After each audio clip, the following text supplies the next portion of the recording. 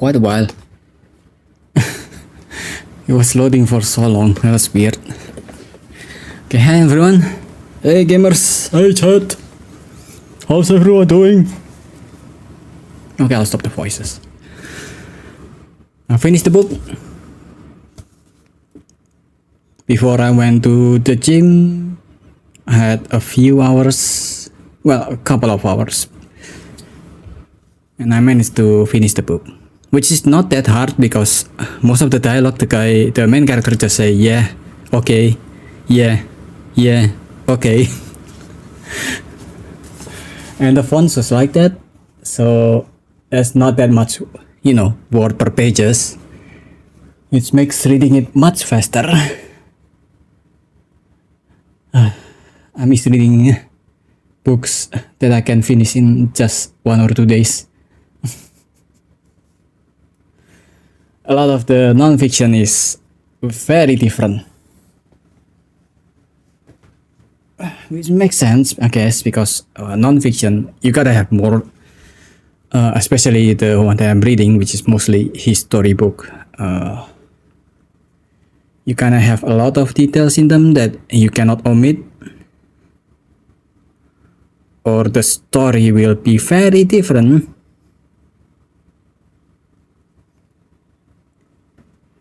Like the current one I'm reading, for example, which is forgot the title, The Triumph of Evil.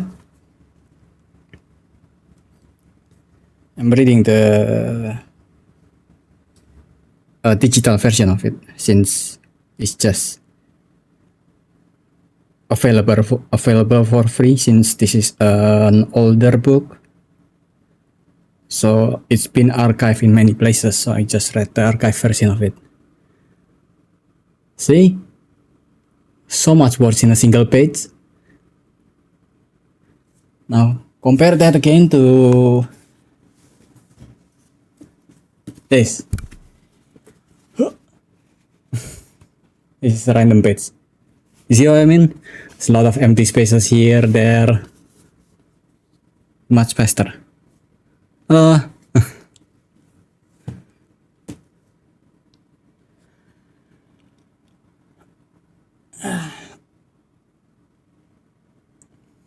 Okay.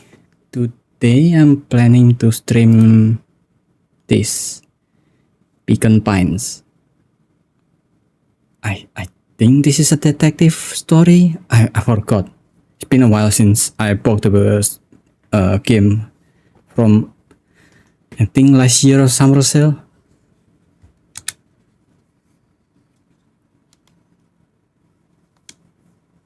Oh, where's my headset?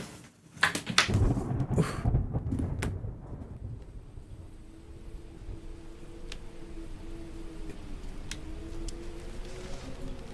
Dear reader.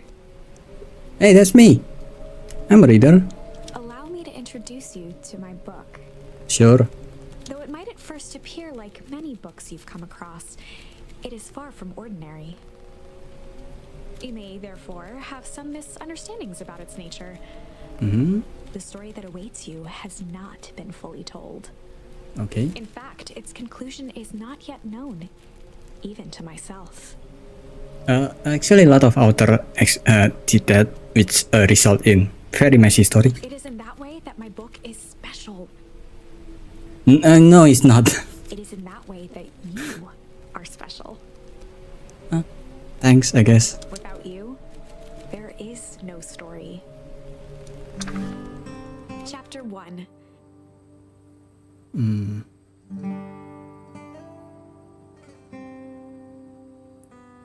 That's nice. The song is nice. Normal isn't what it used to be.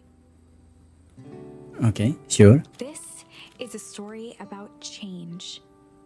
Nestled in a shallow valley is the town of Beacon Pines.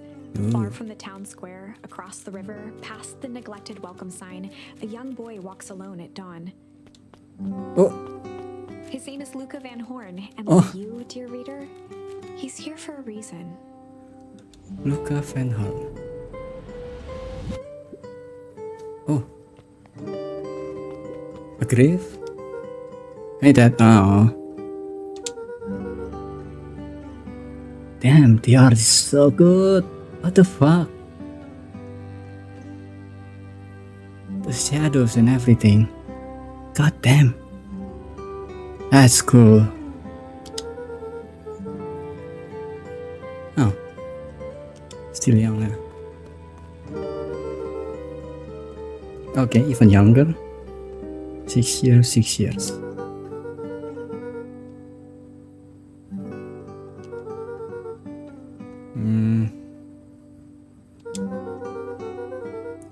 It could be not.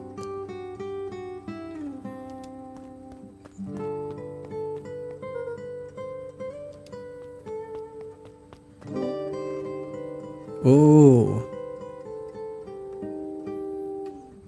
Damn, the art is so good. Can't get enough of it. Rollo was Luca's closest friend. Okay. He possessed Rollo. many fine qualities, but subtlety was not one of them. Ah, you're one of those, Rollo.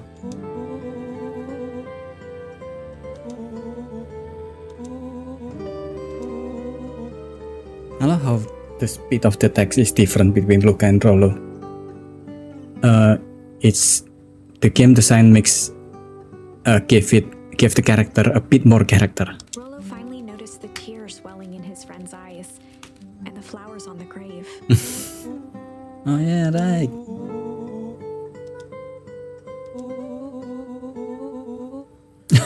Your mom's got that. What the fuck, man? Missing. Huh. Okay. That's gone. Mom's missing. Was like childhood friend drowned or something?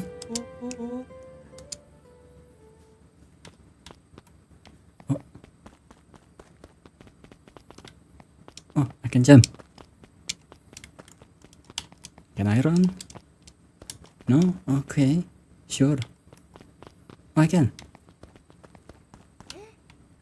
Oh. Find a jump. Tickle. Wonderful!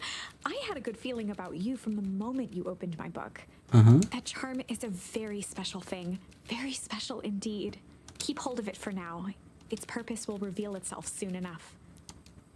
Okay, cool. Tickle. That looks nice. It looks like a happy memory.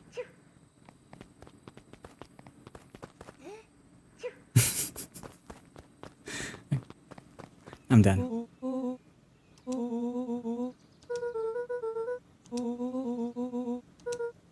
Rollo looked to the side suspiciously. They? The CIA?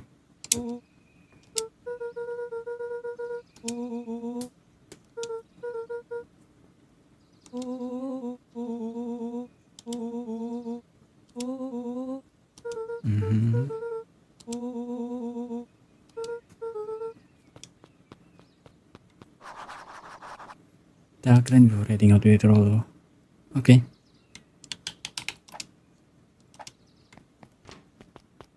Dear reader, forgive me for this interlude. Remember that charm you found in the dandelion patch? There are more of those special charms to discover throughout Beacon Pines. Okay. They've been known to reveal themselves to those who are willing. Some of them can be found in this very house. Some of them? So there's more than one? Just some dusty knickknacks. Since Gran had moved in, the house was more peaceful, more orderly, and more covered in Gran flowery moved in, fabric. so it used to be just a house for him, father and his mother then. And Gran is a new entry into the house, I'm guessing. That looks so comfortable. God damn. That looks so nice. Oh yeah, that's the spot. Oh. I love that. Gran had already lit the fire. She kept a warm house, as if by grandmotherly obligation. I like Gran.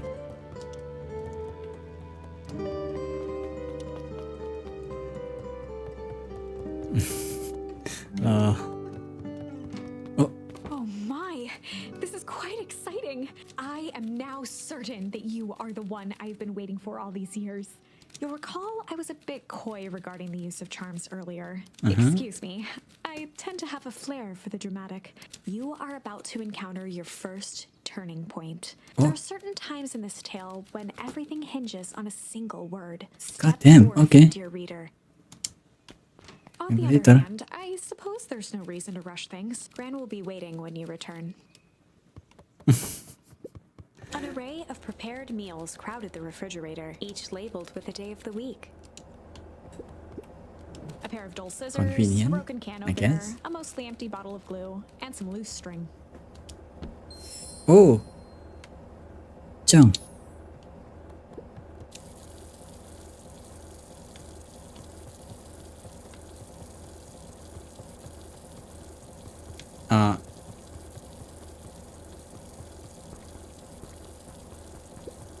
Should I turn that off? The only piece of furniture Gran had brought when she moved in was an old hutch. I can't turn it off. What the fuck? Also, the fridge is open. Come on, man.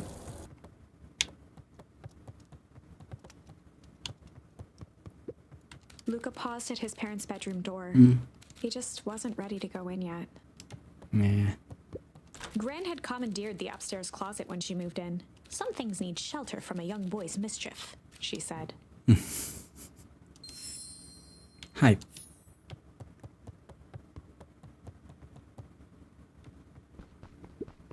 Luca tossed on his favorite old sweater. Even though it was the first day of summer, a chill still hung in the air. Chill. Gran's moving in meant that most of Luca's things had been crammed in the corner.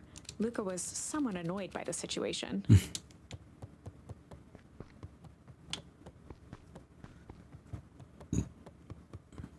Still nice that Gran moved in though. So, you know, the kid doesn't have to be Gran's alone. bed was undisturbed.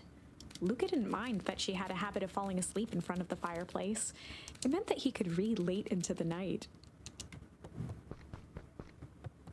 I love the narrator's voice. It's very cozy.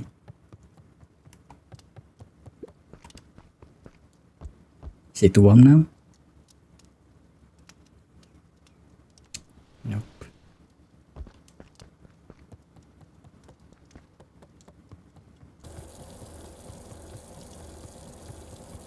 Bro. Come on. What a mess. A sturdy old wheelbarrow. Young Luca would spend hours hiding in the bushes, waiting for a chance to jump out and startle his mother. She always enjoyed humoring him by feigning terror.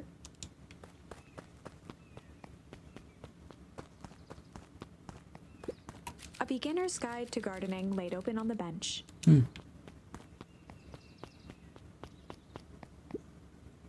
Hey, Graham.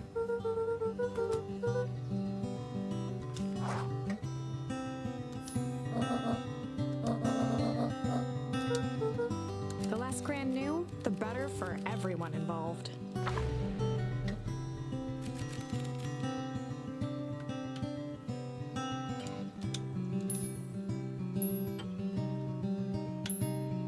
Chill.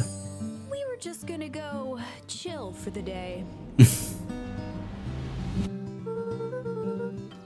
The best lies are built on truth. I was in a hurry to do nothing. That's a good sentence. We stick to what you're good at. Easy. Impressive. You've managed to Thank you, thank navigate you. this turning point without too much of a mess. That is the power of charms. A single word can change everything. I think it's time to introduce you to the Chronicle. Oh. The Chronicle is a record of the decisions you've made. Uh-huh. You can see the turning point, which has been revealed. At any time, you can use the Chronicle to go back and invoke different charms, What the? creating new branches. Luckily for us, this is the one and only turning point where the charms won't dramatically alter fate. Okay. It's the perfect opportunity to experiment with rewriting things. Okay. Uh-huh.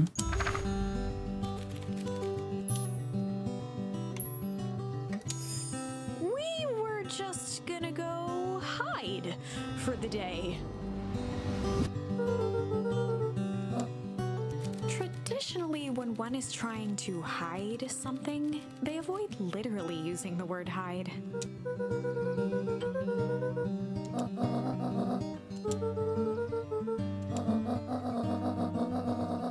All's well that ends well. Okay. Cool.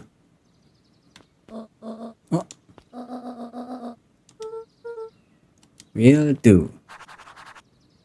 Get in trouble with Rollo. Ah, that really bothers me.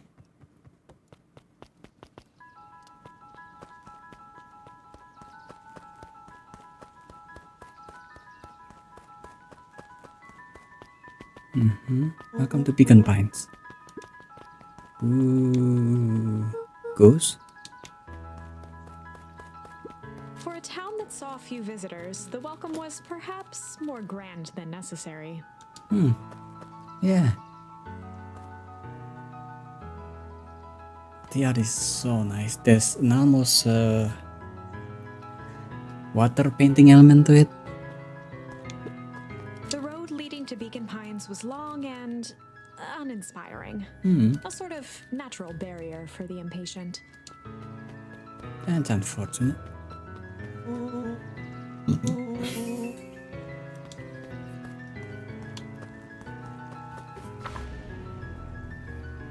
Two. Welcome to Beacon Pines. Goddamn. For many years, this valley had been a small mining outpost. It wasn't until Sharper Valentine built his fertilizer company that Beacon Pines was established. Over the next 30 years, the town had grown and prospered. Until the foul harvest and his sudden death. In the 6 years since, everyone was simply trying to get by.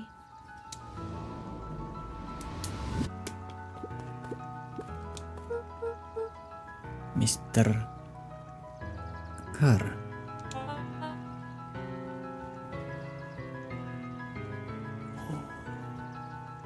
Wow. The detail is so nice. William Kerr was the CEO of Perennial Harvest Company. He had become a fixture around town over the past few years. After the failing of Valentine fertilizer, the town was hungry to welcome a new source of employment. I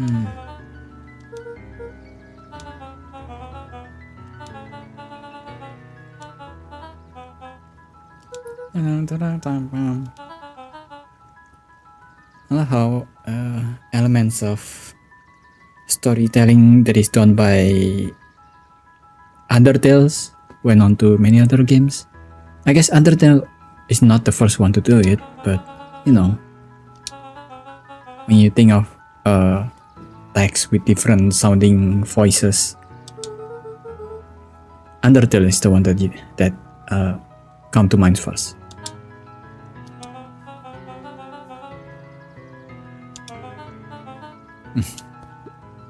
Oh no, the left side a little low.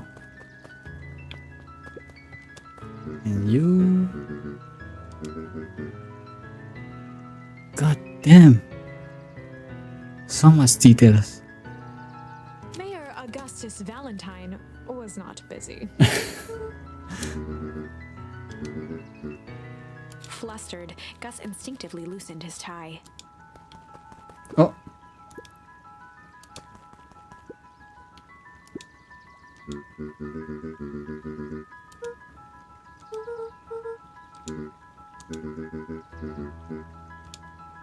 Thanks. Is this done okay? Oh, pickle spawn. It doesn't look that secret.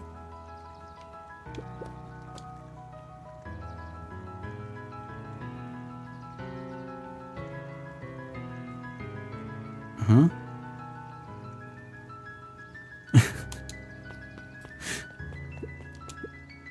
Okay, I guess that's just the spot for the panoramic view or something like that. Continued snoring and lifted one eyelid just enough to see who it was. Oh. A tactic he often used to avoid undesirable conversation. Come on, man.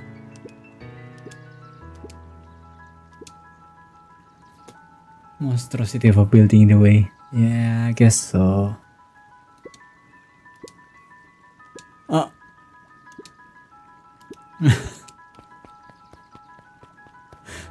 That's not how it works. Oh.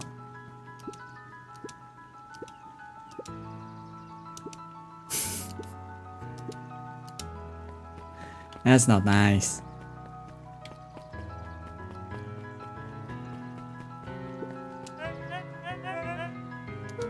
Sure. He pulled a pen from the pocket of his sweater vest and began to frantically jot something down on a clipboard. Oh.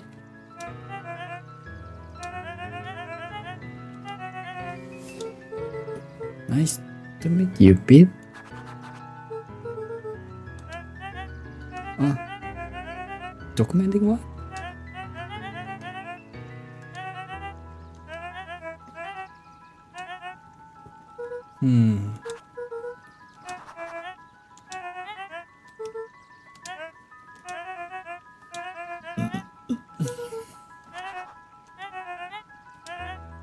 Sorry, I also just had lunch, so you know. Oh. Oh, what?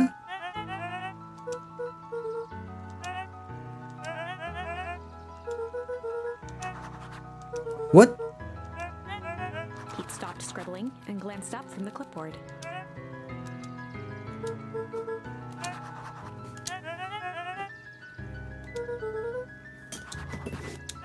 I guess so.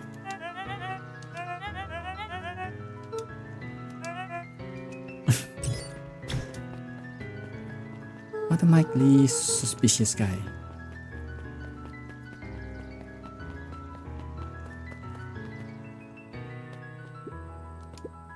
Mission control, authorized personnel only.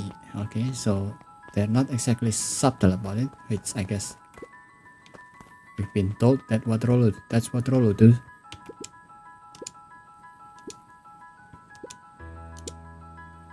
The Lions playing any tunes today. That's a good way to word that.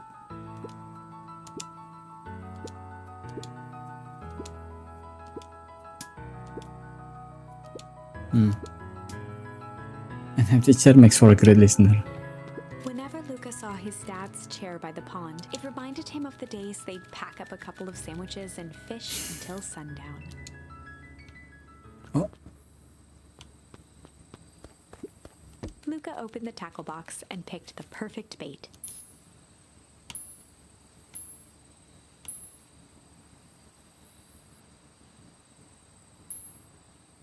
Luca gently baited a feather onto the hook, good for skimming the surface.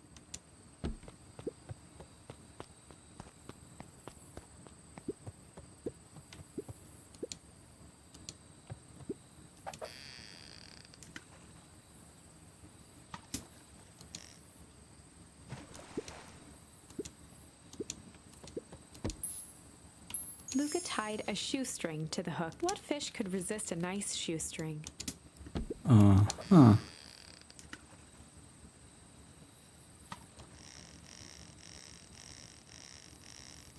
Oh.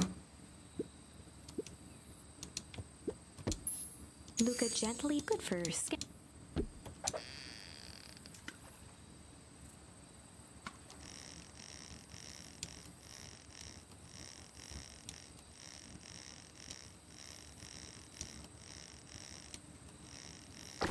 Oh, got it.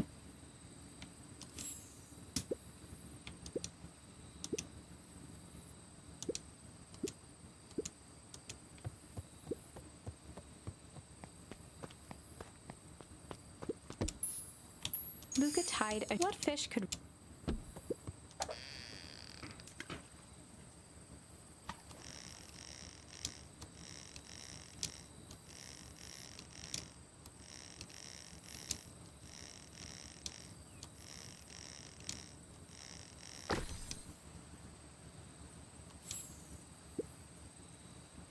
A shoe for a shoestring.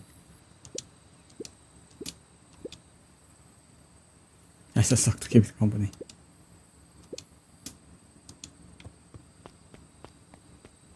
Okay, that was second. Okay. Okay. Got it. The boys had a good thing going. As long as they kept old Jeff happy, they had an endless source of precious materials to add to the treehouse.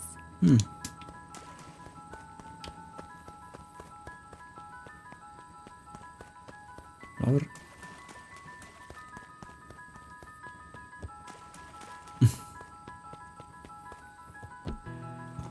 There's so much charm in After the game. Luca's father had God passed, damn. Rollo became obsessed with them building their own Hank atomic star scraper.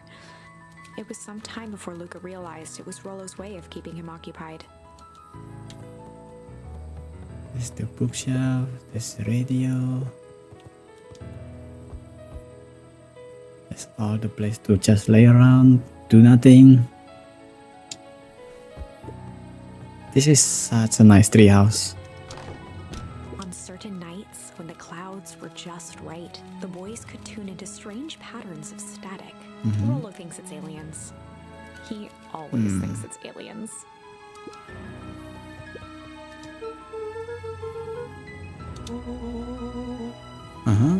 Sure. Who doesn't have one?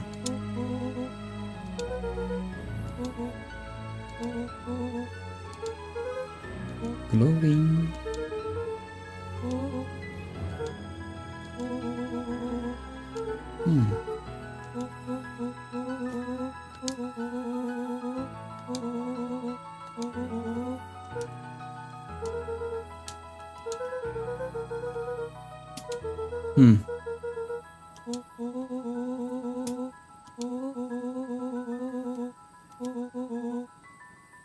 Flaming chicken coops are the deal.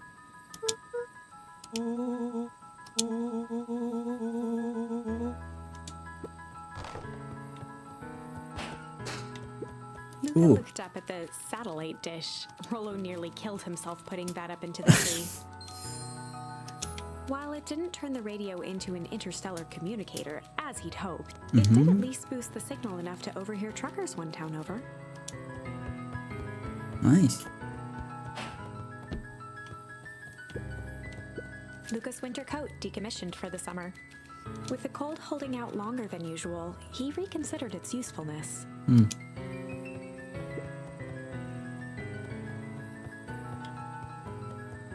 There's also a bucket of paint there. That's such a nice detail to give color into the place. Keep out. That's what the bucket of paint for.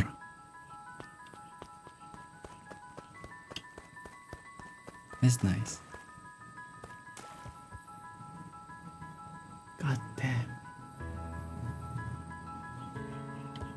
Such a good looking game. Do I have more bait? I have. Luca tied a small magnet to the line, fishing with the law of attraction. Okay. Sure.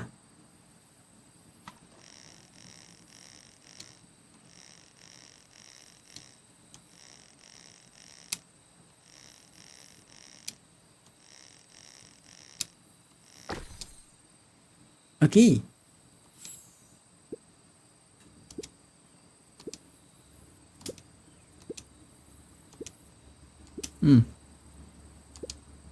Cool. No, not really.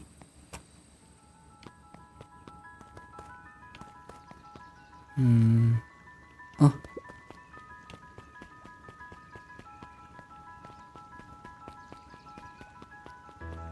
Wait. I want to go back to the graveyard first.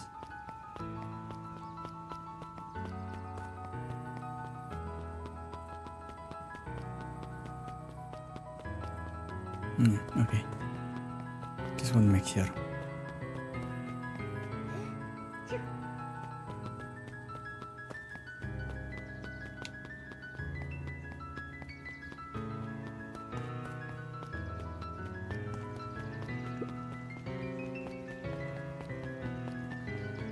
Hello. You don't have to run. Oh, cool.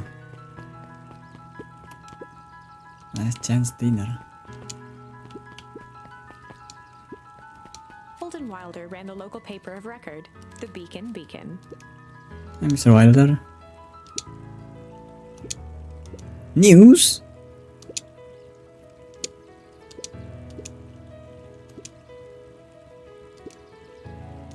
The wind of change is... and change is a dangerous animal. Oh! Last chance diner.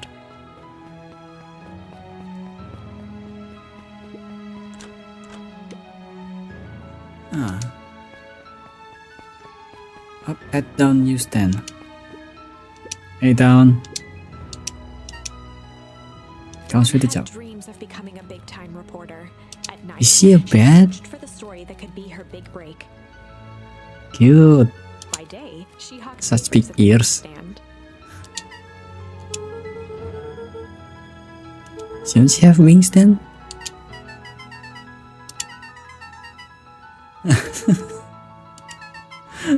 Her voice is so high. I guess she's a bat.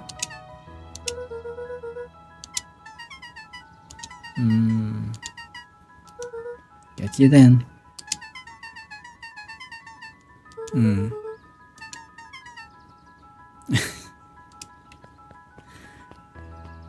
Thanks, down.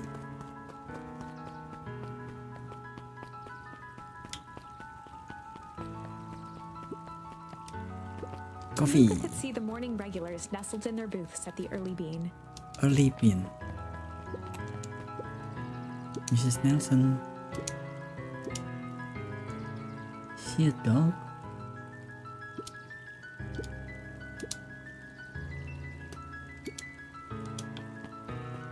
A dusty warehouse is exactly where I need to be. Hey, Piper. Is he studying?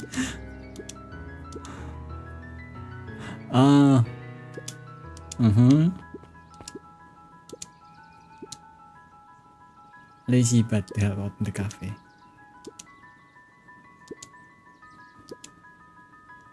Oh.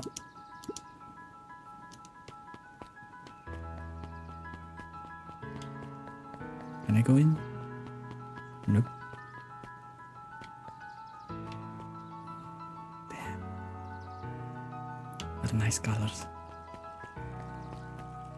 See the little details there? The trees and then the bright purple flowers. That's nice. Miss Hatch could often be found near the fountain, too absorbed in a book to be distracted. Hey. What's up?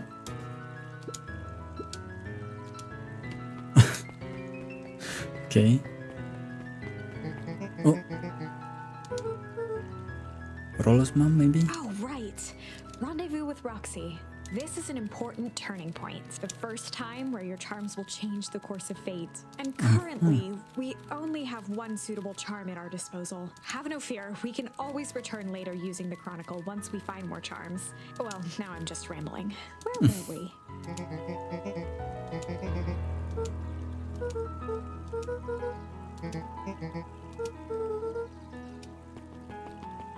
Oh.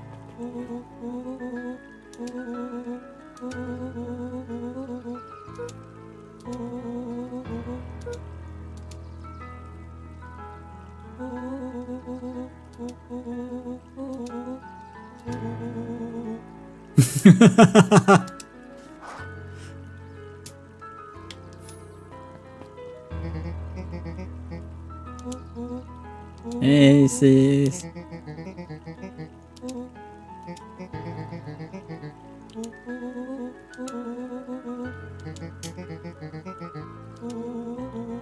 Fall harvest. Hang atomic string array.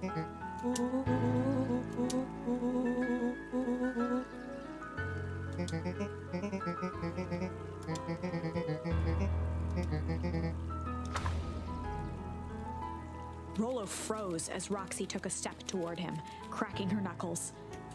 The voice is a bit low He had if one I lower chance to the save his friend volume. from being dragged home. Has to be a little chill. In No. the past, he found the best way to deal with an enraged Roxy was to be a little chill. That cannot be the right answer.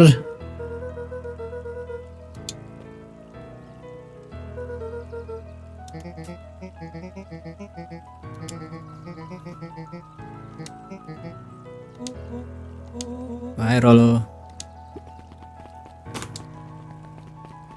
Okay, so I can do some time travel then, and then fix what happened there. In a way, I think.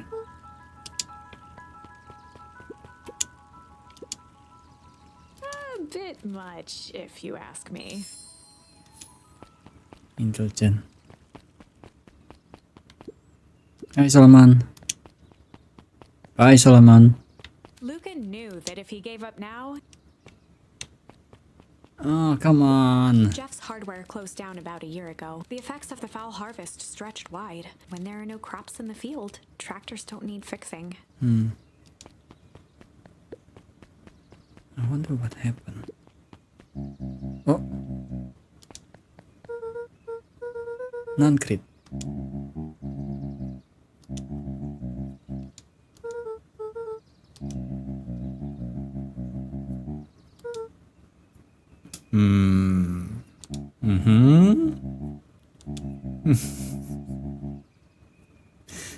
Ow. A promise Gran regretted the second it was made. No.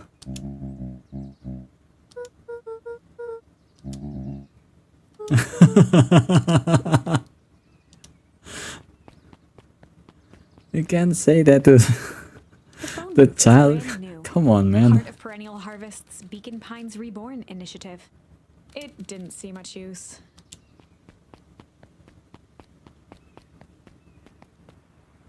Ooh. Hey.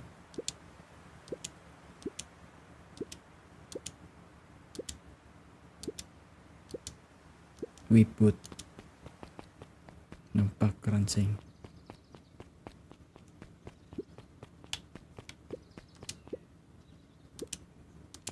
Okay, I'll check back later. Cannot go back yet. I can use the chronicle if I want to. Let's not. Luca peeked up at the beehive. Oh. It appeared to be deserted. Huh.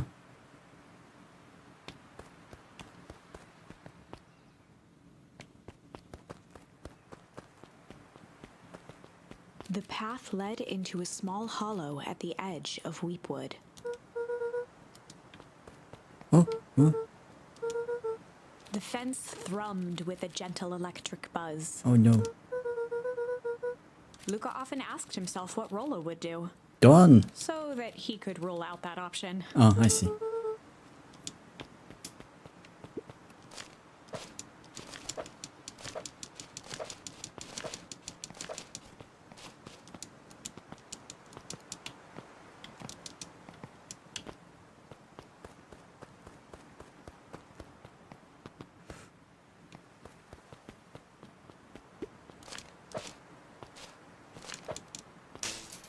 As sparks flew from the fence, the light atop that section shut off. 2 bulbs remained. Huh.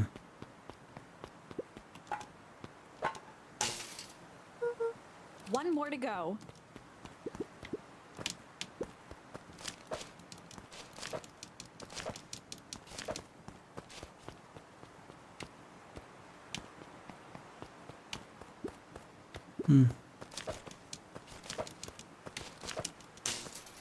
The fence's buzzing gave way to silence.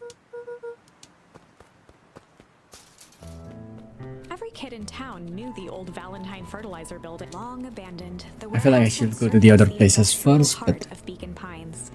accidentally stumbled upon the right paths and I cannot go back. Things left behind. The dormant building showed strange signs of life. There was only one way to find out. It is weird. Oh.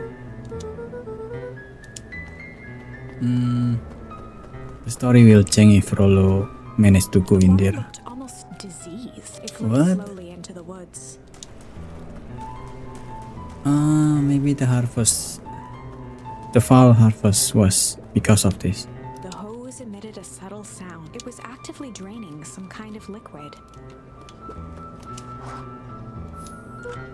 Luca thought he heard faint sounds coming from the other side of the door. He pressed his ear against the cold metal to hear better. The sound of footsteps grew louder.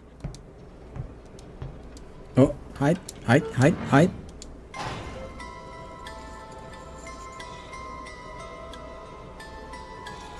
Oh, hello? Oh! The heavy steel door knocked Luca to the ground. Disoriented, he looked up to see an imposing figure silhouetted in a green glow. It lunged toward him. What He the tried fuck? to scramble away, but felt a gloved hand latch onto his ankle. Luca watched his fingernails leave trails in the dirt as the hand slowly dragged him back. That's horrifying. The door, into the lab, into... Oh. This is a story about change. It was far from the sort of change Luca imagined for himself. But change is, after all, a dangerous animal. The end?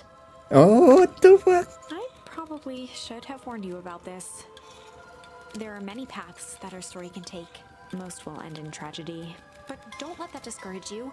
We will find the ending that this story deserves. I just know it. From here on out, a charm will have a check mark when it's been used to its full potential at a given turning point. Now, let's try something different.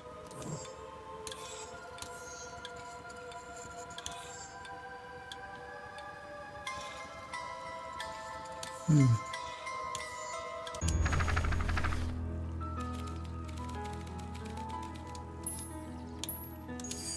the past, he found the best way to deal with an enraged Roxy was to be a little shit.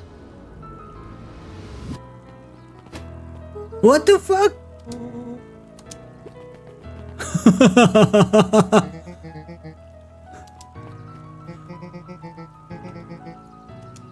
Okay, I think she's going to kill me.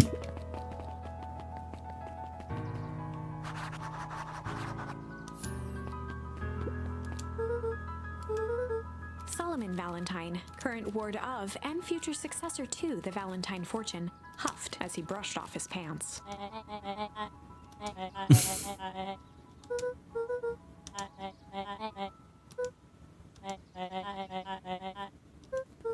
Oh. That's nice.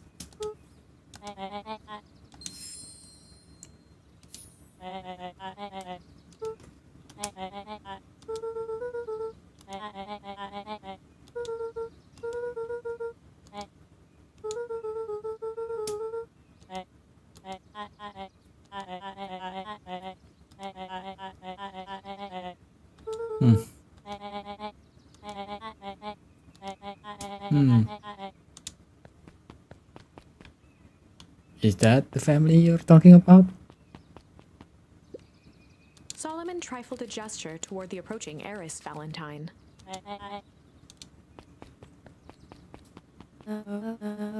Speak of the devil.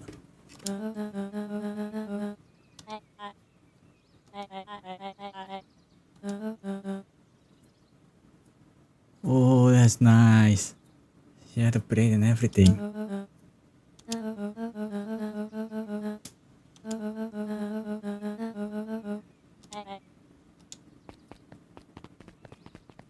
It's cool that the animals, I guess, animals design have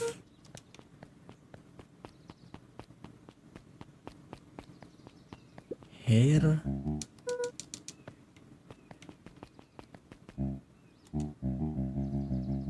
Oh.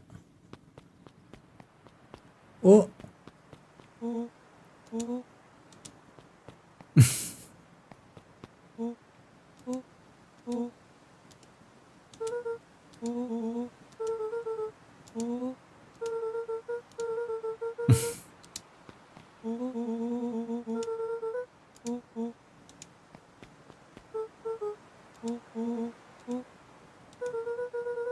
I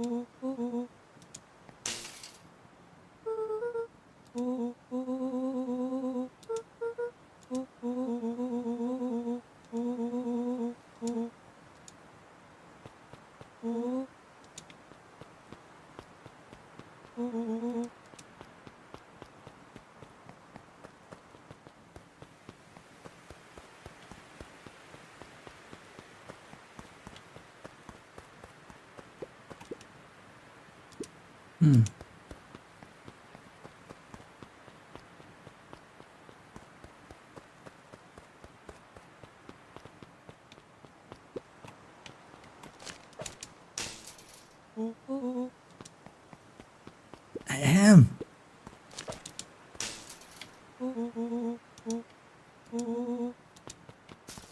Thank you, thank you.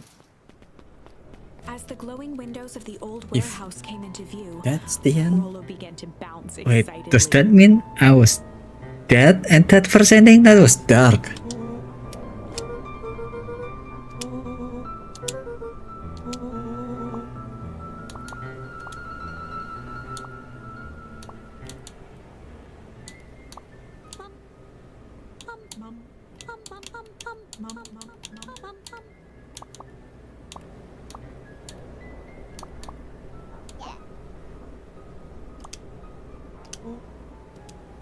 Two is detective. You mean one is detective? Rumble.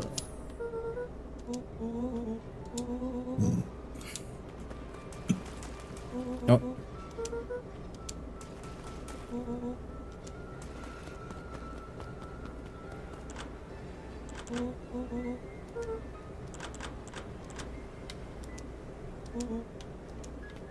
Yes, the trash. Yep.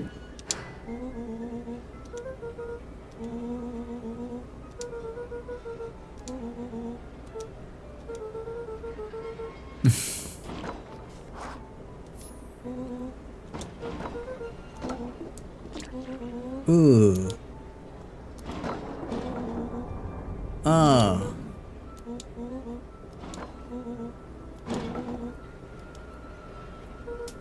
Walkie-talkie. Yeah.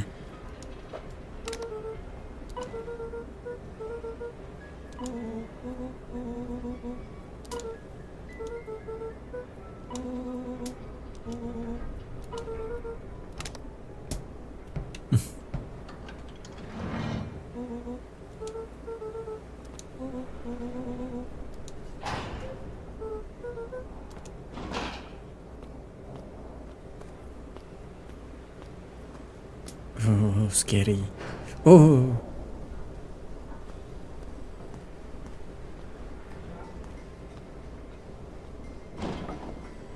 Okay.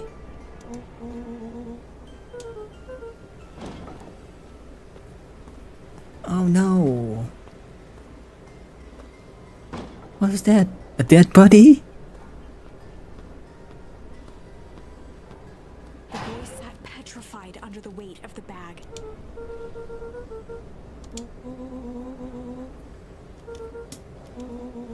Ridiculous sad.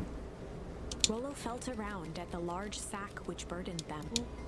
He snapped off a tag from just within a small zipper opening in the bag. Some sort of bat. Rollo held the badge up to a faint shaft of light within the dumpster. Dr. Prescott, Deep Engineering.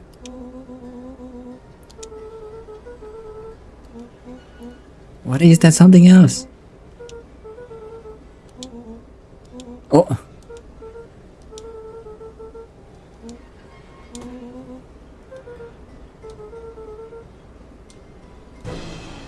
Ah!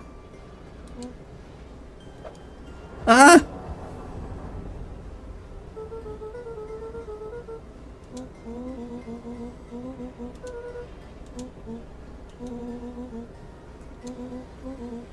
Also, did that guy just throw a body in a dumpster? How have no one found out about this yet?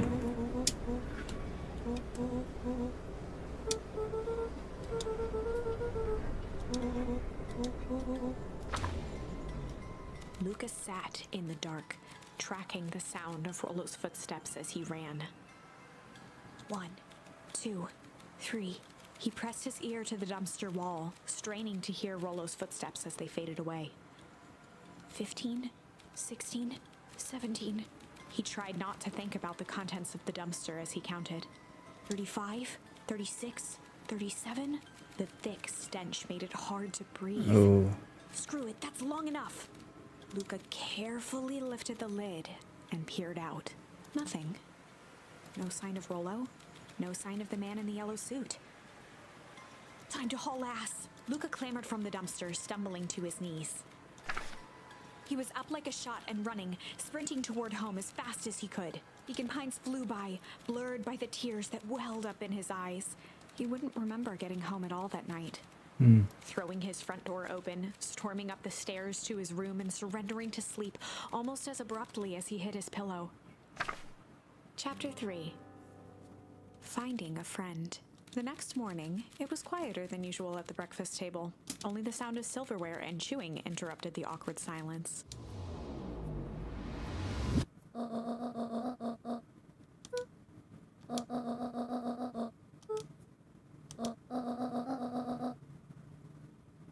She is pretty.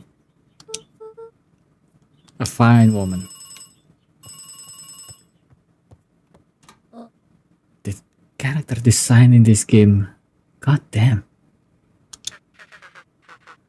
Oh. Uh-huh.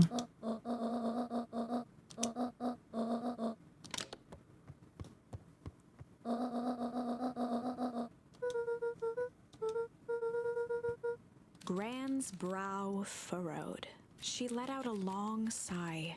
Her voice was quiet and even.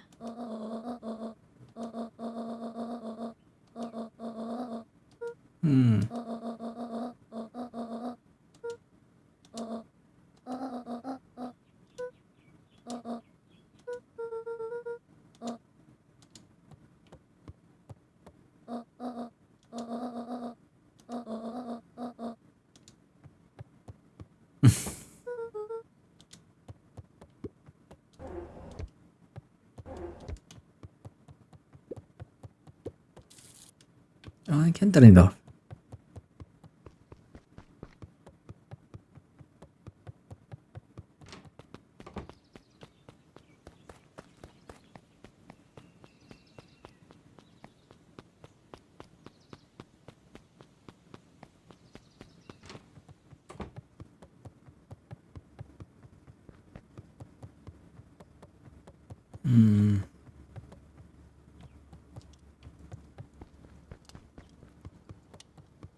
A faint electronic sound floated in the air. Ah, the walkie-talkie.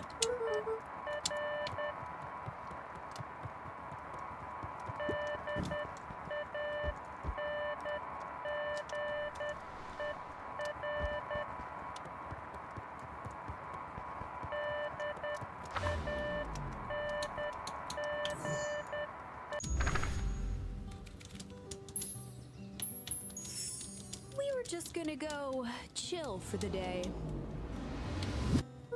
The best life? Easy.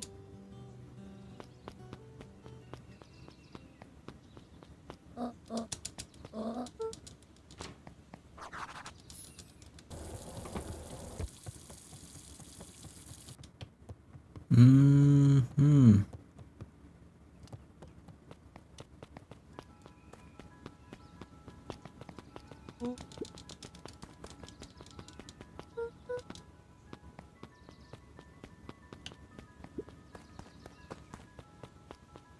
Can go there.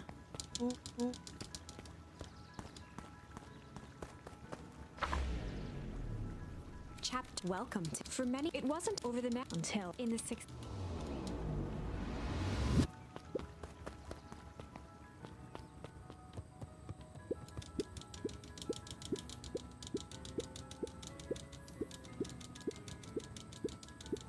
Whenever Lucas, it reminded.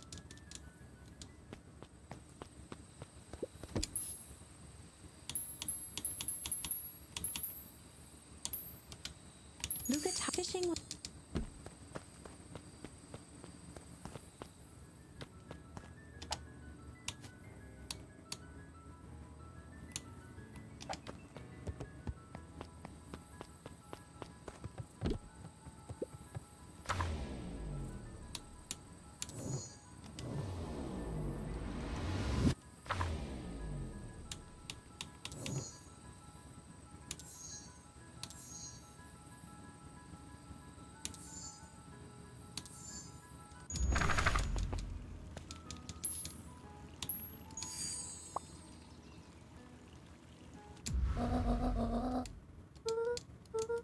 Grands, she let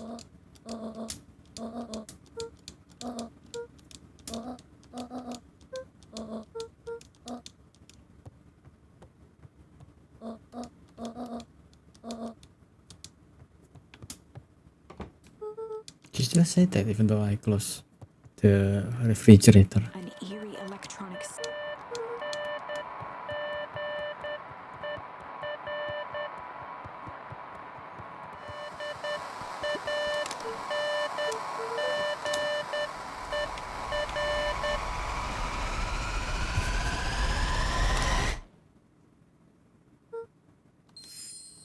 Oh.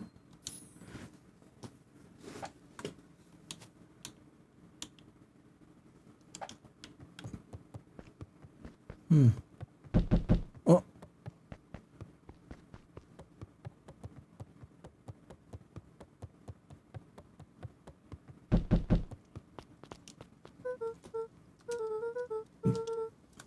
Uh.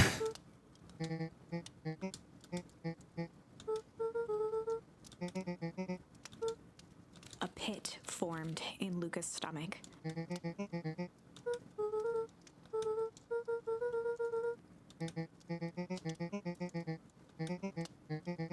Luca's mouth felt dry.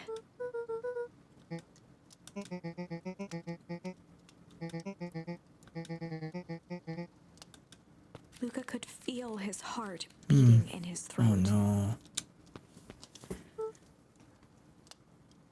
Throw that.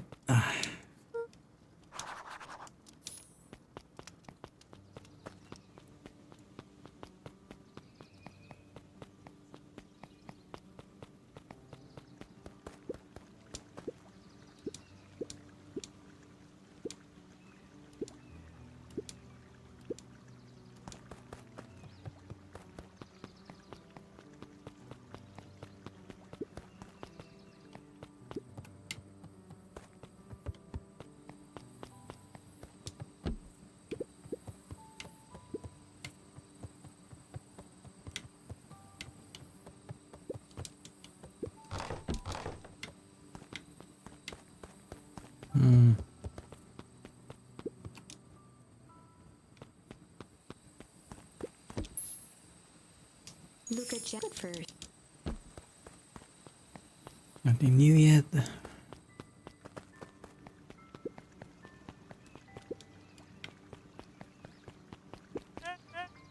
Howdy. Oh.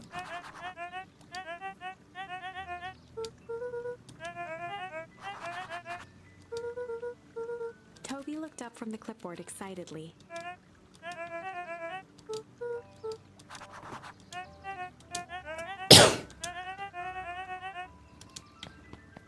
Okay, Toby is a psychopath.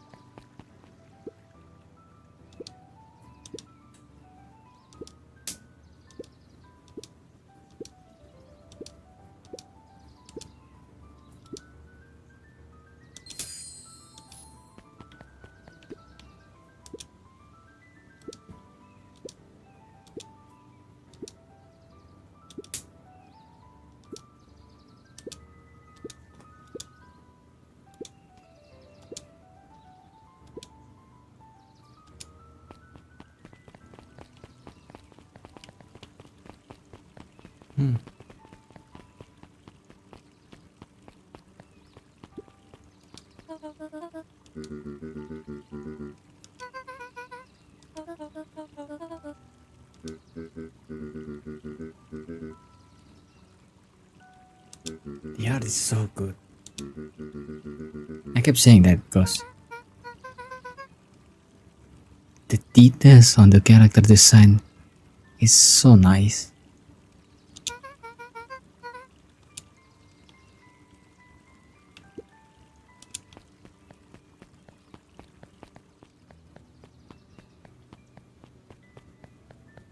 Hi, Don.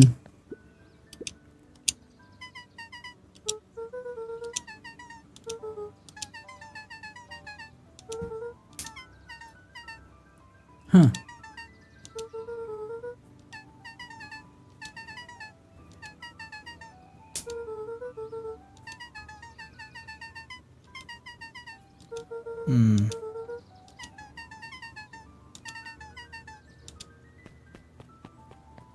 She is a pet.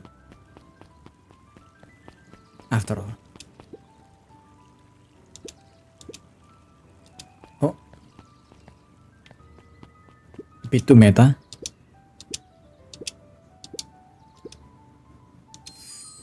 Cling.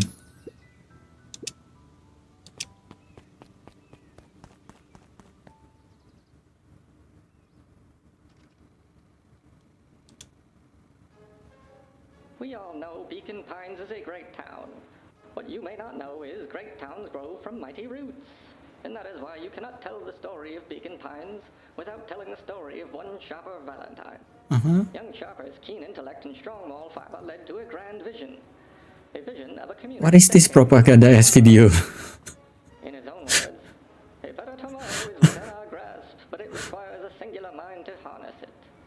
Lucky for us, he decided to grow that vision here in Beacon Pines. And how does one grow a better tomorrow? With fertilizer, of course. Fertilizer, of course. Became the lifeblood of a town yearning for purpose. But then tragedy struck. A scientific experiment gone wrong. An accident which took Shopper away from us far too soon. To this day, we struggle to pick up the pieces. But one foul harvest isn't enough to stop the people of Beacon Pines. The spirit of Shopper Valentine lives on. Oh. It lives in the hearts of everyone Lives on. for a better tomorrow. Together, we will follow his Together. example and grow a bountiful future. So fun. Paid for by the Valentine family and the Valentine Fertilizer Company. Of course, paid for by my family. Okay, so it is propaganda then. God damn.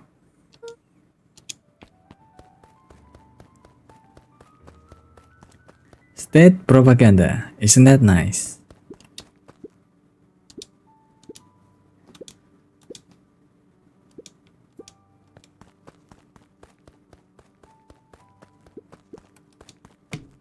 Oh.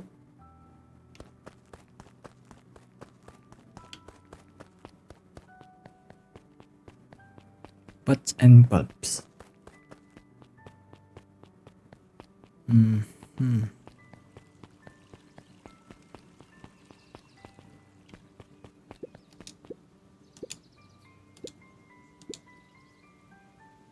Oh, I see. Caffeine is a bit too much for him.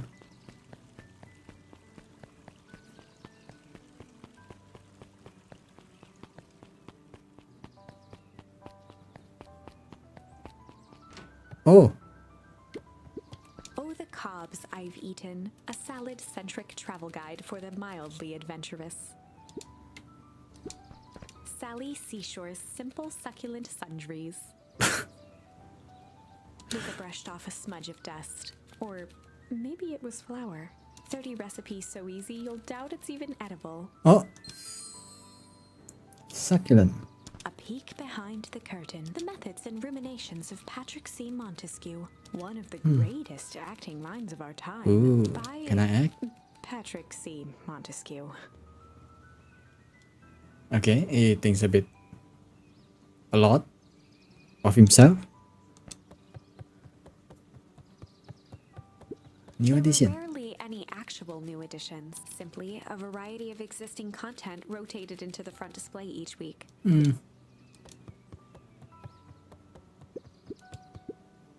Hey Jesse.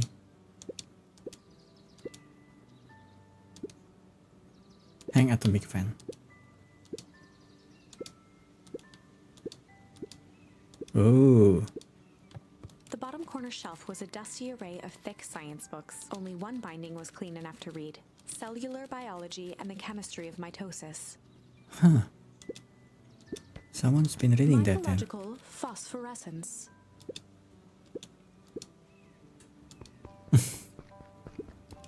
The entire top level of the library was devoted to comics, most of which were Hank Atomic and the myriad of lesser revered spin-offs. Nerd. God damn, I got an achievement being called nerd. For checking the books. Volunteered at the library during the summers. He Come was on, books are fun. So he'd dedicate each summer to becoming an expert in a single subject. I swear. Making him a reliable source of very particular knowledge. If you were to ask Kato something he didn't know, he'd escape into the dusty old bookshelves and return with just the right thing. Kato was lost in his reading. Luca crooked his neck to see the title, Introduction to Melitology. Oh, He gestured to the shelves. what a nice voice.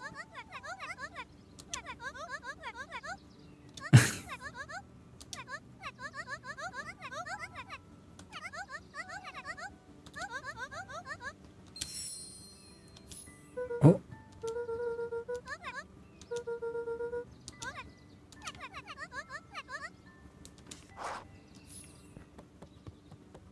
Good.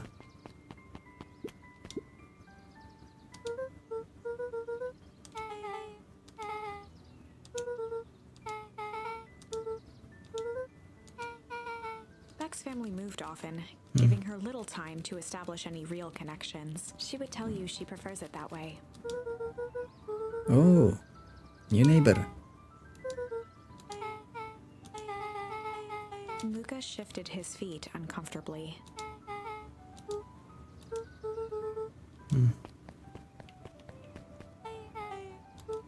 Beck pulled a coin from her pocket. You're giving me that? Oh, did she just head or tails it?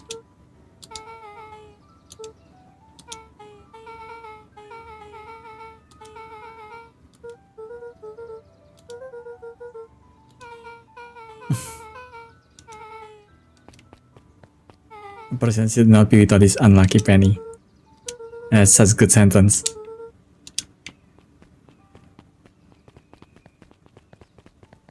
Okay, I got a friend. That's nice, I guess.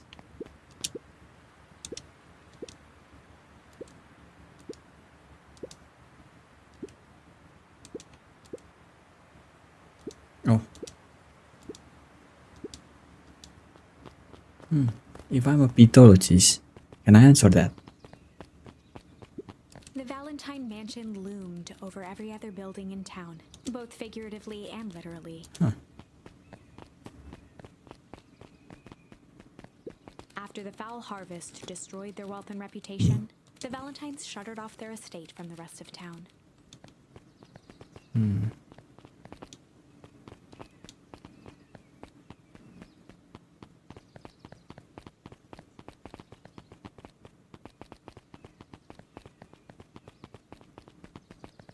Okay. Cool. What the fuck? That's not cool. Huh. Luca felt a chill as he approached Beck. Her eyes different. locked on the strange green liquid. The nearby grass was coated in a fine layer of frost.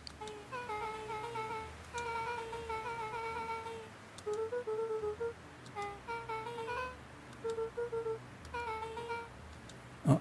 Luca watched as Beck dipped a broken tree branch into the goo. Beck's eyes widened as flowers grew from the dead wood.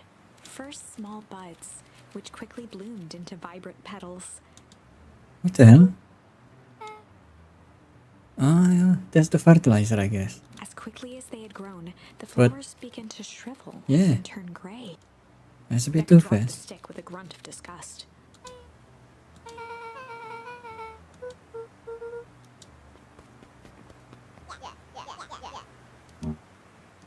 Ah, the bullies.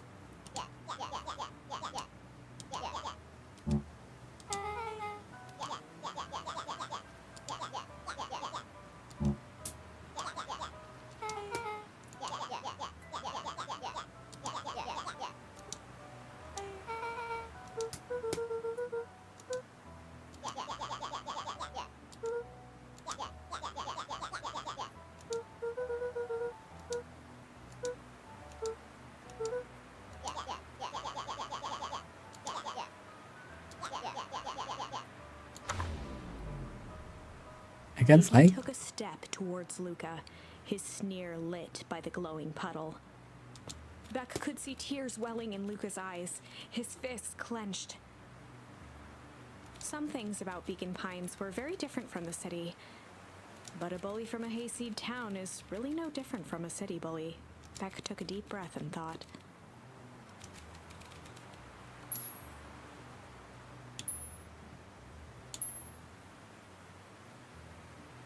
Tickle?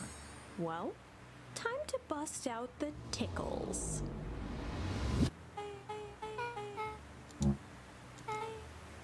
Beck lunged forward and began to tickle under Tish's arms.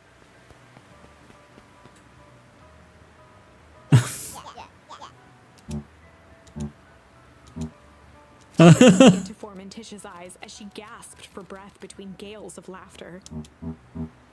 Beck redoubled her efforts until Tish finally had had enough.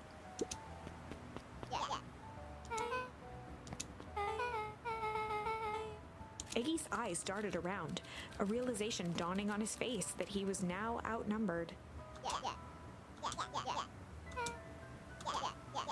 Iggy kicked at the puddle before making his escape. Oh no!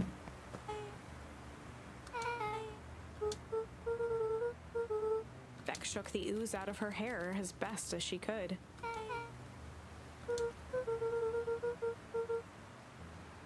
Huh. Oh no, no, no, no, no, no, no, no, no, no, no. The best policy. Luca paused for a moment, catching his breath. He'd only just met Beck, and somehow he already managed to drag her into this mess. Hopefully he could make it up to her.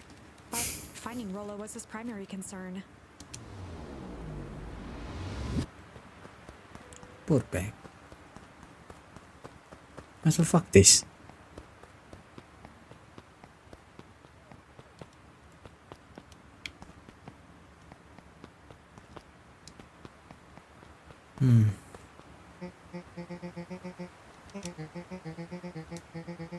Gray hair. Roxy and Fitz looked drained. It was clear they'd spent all day searching.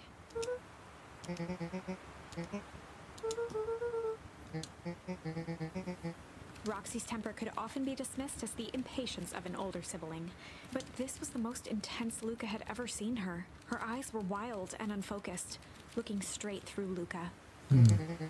In a torrent of rambled words and tears, Luca broke down.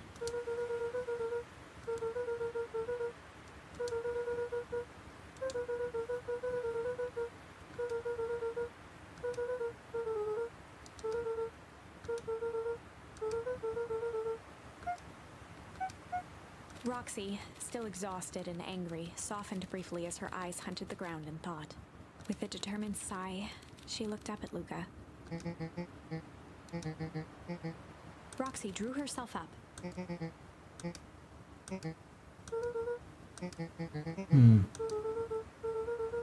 Roxy tried to think of the safest place to send Luca. Luca wiped his cheeks and gave a quick nod.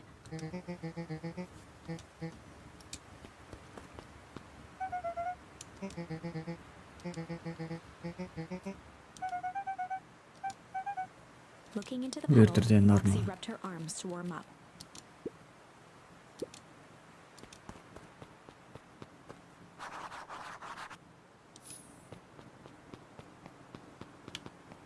Can go there.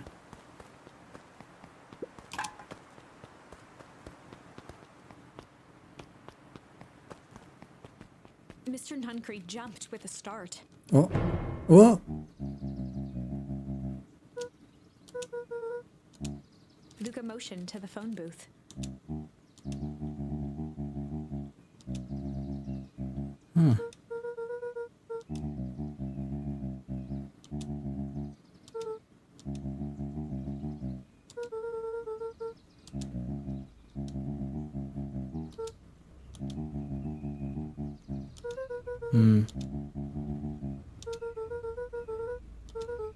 Okay, you cannot meet migraine again. Mr. Nuncreed gently placed one of his substantial hands on Luca's shoulder.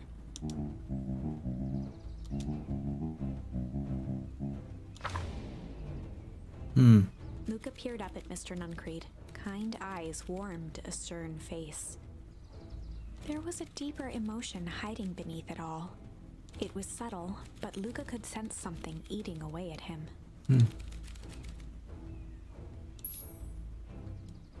Shame? There was a shame lurking behind those eyes. A deep sadness. If Mr. Nuncreed was that worried about Rollo, maybe he could help.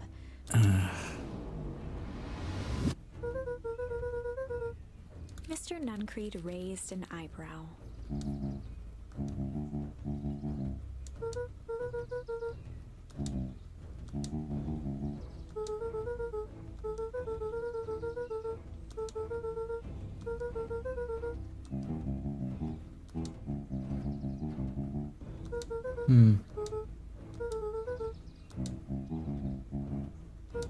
Of course.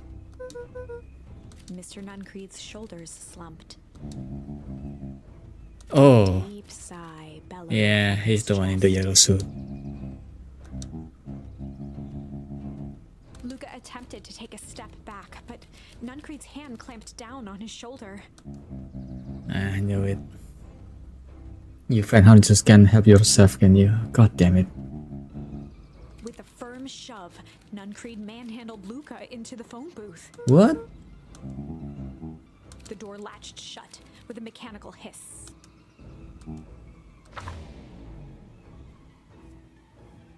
As Luca pounded the glass, the floor dropped from under his feet. Okay. The inside of the phone booth was now a loose capsule, plummeting at gravity's whim.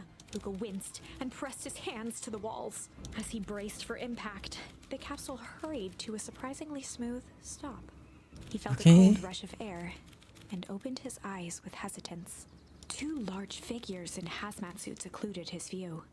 Luca heard the deep, resigned voice of Mr. Nuncreed over an intercom. He knows too much. The end. Oh, god damn it. No.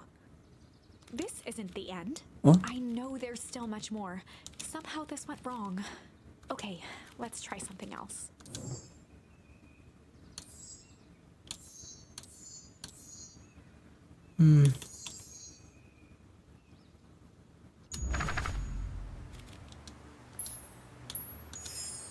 Well, time to bust out the strange.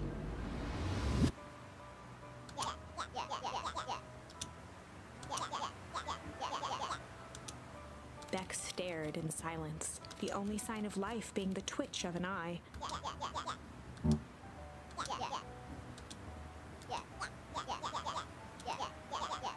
At the sight of Iggy taunting Beck, something in Luca snapped. Iggy's smirk shifted to a look of shock as Luca launched himself into his stomach. Oh. Iggy's clothes were drenched in the glowing ooze. Iggy's voice began to slur as he struggled to get up.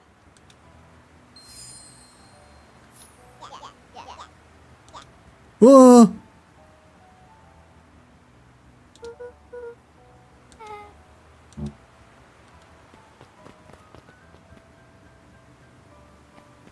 That's not okay. The person at the warehouse, this strange ooze, and what it did to Iggy. Was Rollo caught up in all of this?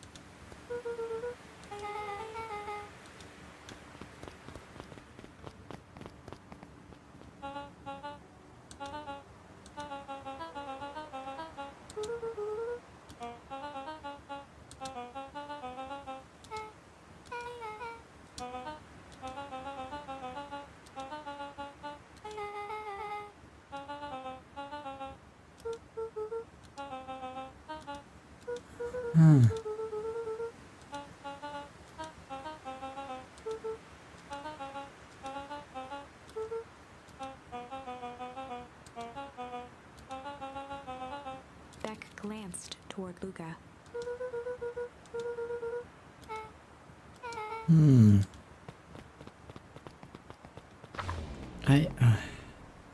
Rollo was safe. A wave of relief washed over Luca, which was quickly replaced by a sense of dread. Yeah, Man is going to kill me. that's not what worried If he me. hurried, he might just make it home before sundown. Chapter 4, Our Harvest Awaits. Luca took a deep breath and gingerly opened the door, steeling himself for Gran's wrath.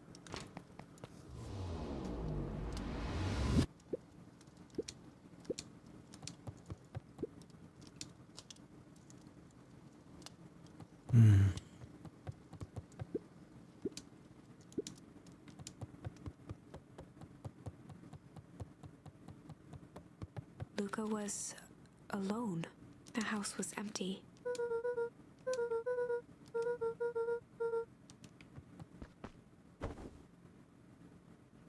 Luca was sitting by the pond, listening to small waves lap against a rock. His father sat in a folding chair in front of him. Without turning, he spoke. "Why don't you grab me some nice bait?" "Sure thing, Dad." Luca hopped over to the tackle box and popped open the lid. Inside was a rolling, buzzing mass. "We're fishing with bees?" Luca's father gave a warm chuckle. "Well, you catch more fish with bees than honey. Pick us out a good one." Luca closed his eyes and plucked out a bee. He could feel its wings struggle between his finger and thumb. Holding it at arm's length, he hurried over. His father deftly baited the hook and examined his work. "Interesting choice." With the lightest flick of the wrist, the line buzzed in a graceful arc. The water accepted it without a splash or ripple. "The wrong choice." What the But fuck? I respect it. The pond began to freeze over. "Sometimes we gotta make the wrong choice before we can make it right." Pallid ice propagated across the still surface with an alarming speed. Luca scrambled back as the ground beneath him turned cold. "Dad, Okay, what a I dream. don't understand." "Sorry, kiddo. Understanding isn't always part of the deal." The relentless ice shot through the fishing line toward his father. "Dad, look out!" His father casually wound the reel. "None of it's your fault, you know. Never was." "Dad, we have to go." Luca grabbed his father's shoulders, trying to pull him away. "Please, you have to run."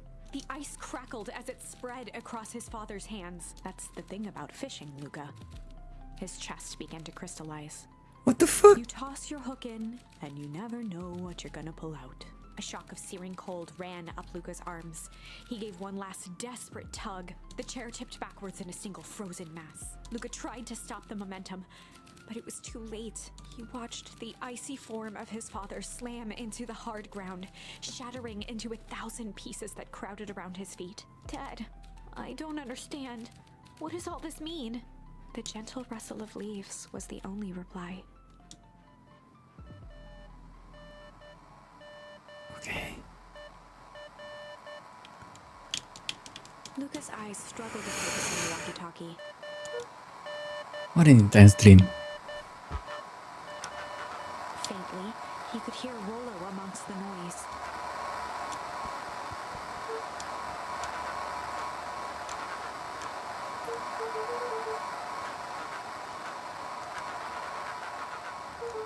Rollo's voice was coming through more clearly now, but some words were still just static.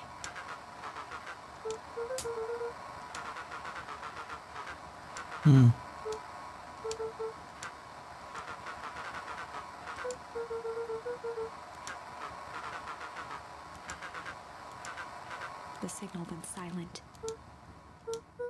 Luca held still, waiting for a response, his pounding heartbeat marking the passage of time. Lolo's voice began to fade. Mission control. With that, the signal died for good. The satellite. Yeah, antenna. Luca grabbed the walkie-talkie and sprinted to the treehouse.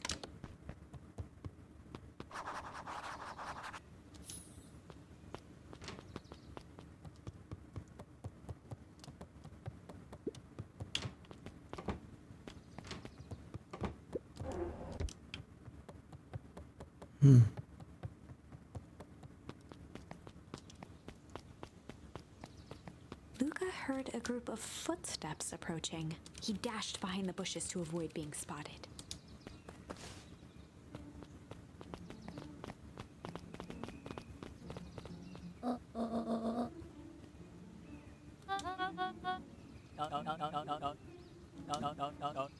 Mr. Tolliver paused, shifting his eyes to one side.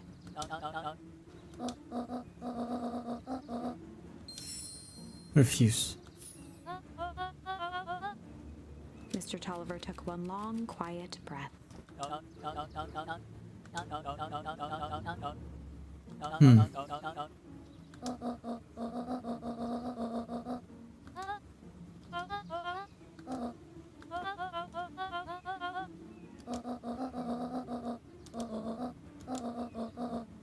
Operation Spark Plug.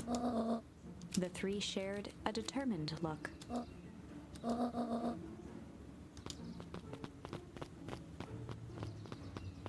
Yeah.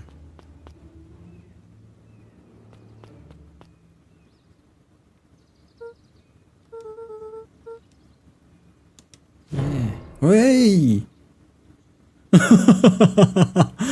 That's a good art.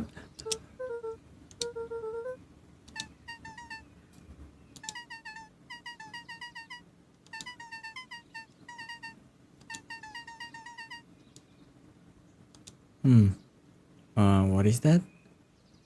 Ear? A time.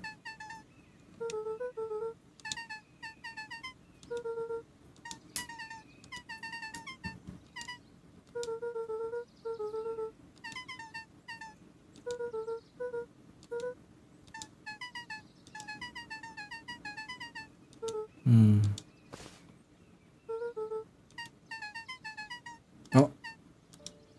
See you then. She's stealthy.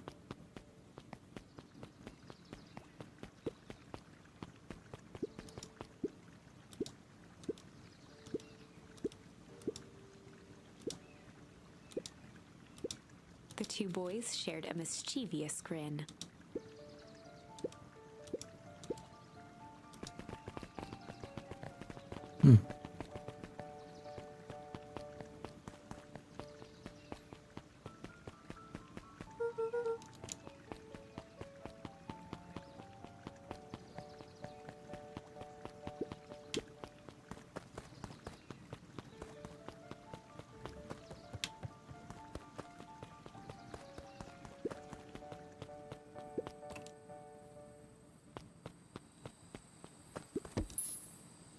Ooh.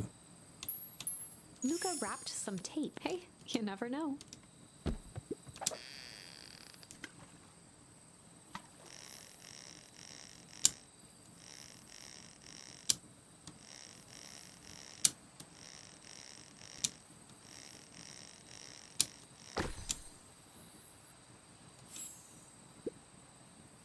Big words. We regret to inform you that your application for property rights with respect to the Beacon Pines PCBD and surrounding area has been rejected. Application Valentine is dead. Huh? Luca placed a sinker on the line. Sometimes the best stuff is at the bottom of the pond.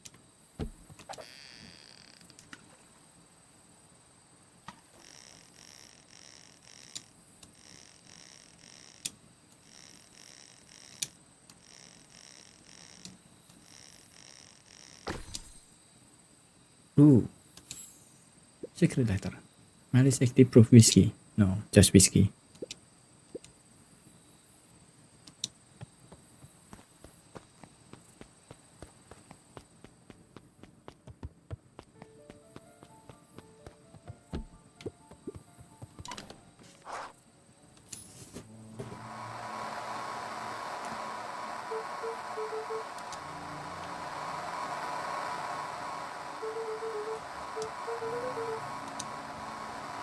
Oh no, I just said where I am.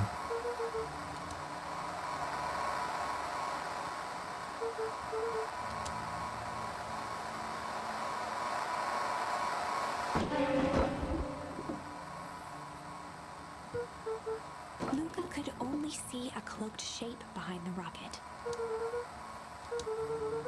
He strained to hear as a muffled voice began.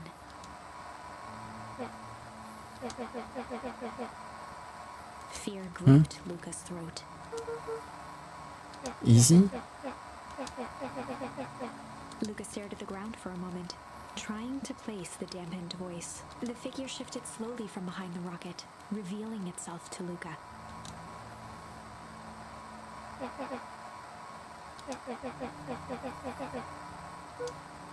Iggy, I mean, Reached yeah. over empathetically. The His tone jolted to dejected anger. my jacket is gone. He's wearing my jacket.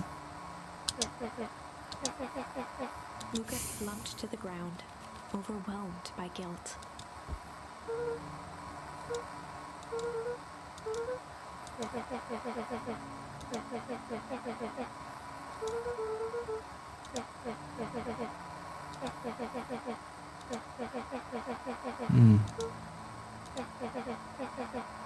Iggy, you kinda did this to yourself.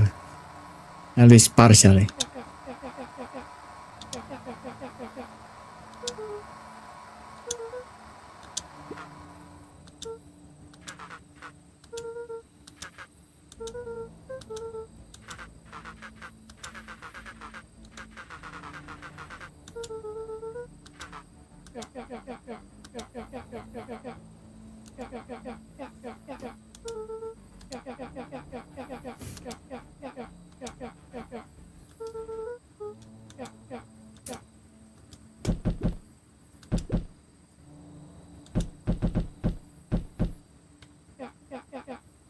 I don't think so.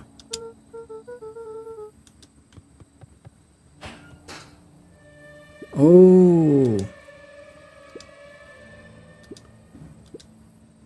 What the oh.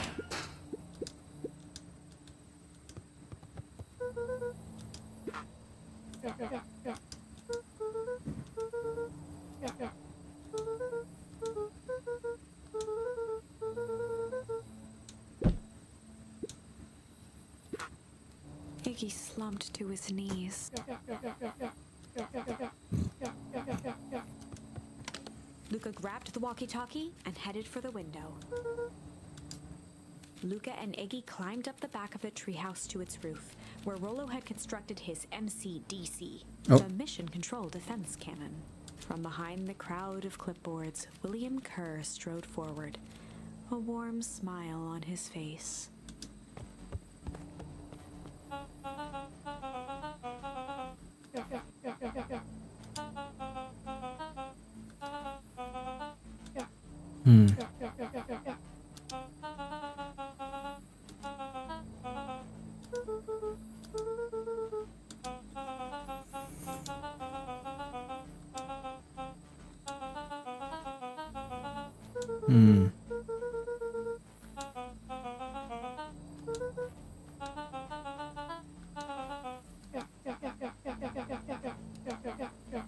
Kerr's smile faltered.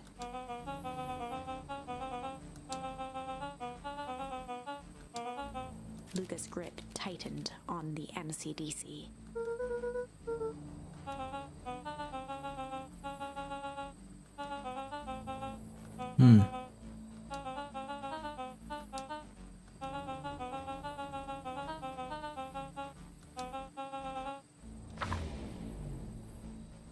Luca's mind raced. He was caught in a trap. What do you do when there's no hope? Iggy wiped his cheeks with a sleeve. What are you gonna do, Luca? Oh. Luca drew himself up and decided to take the only option they had left. Fight. He swung the Mission Control Defense Cannon around, aiming it confidently at the smirking face of William Kerr. Isn't that just water? Luca summoned his most insolent demeanor. Oh.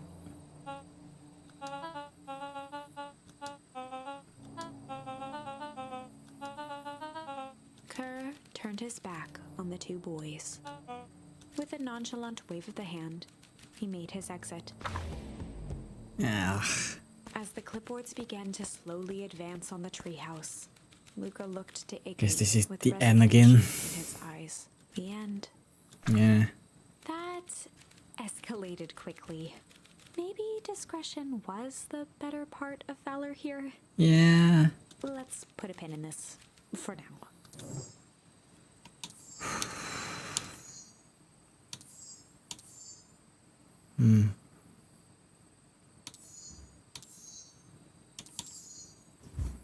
Let me go to the toilet for a bit. I need to pee.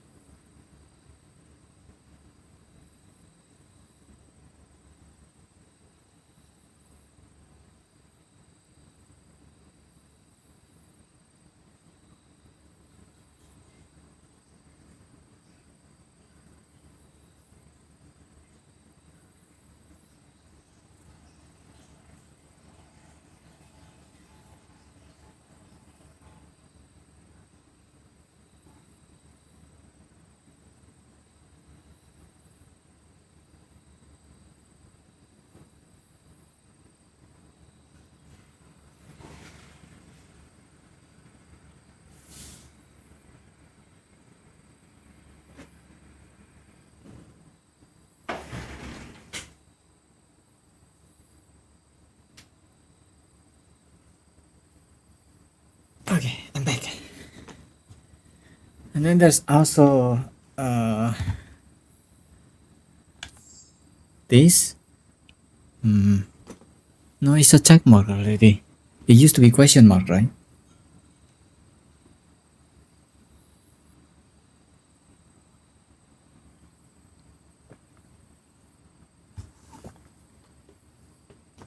But there might be something more there. I guess not.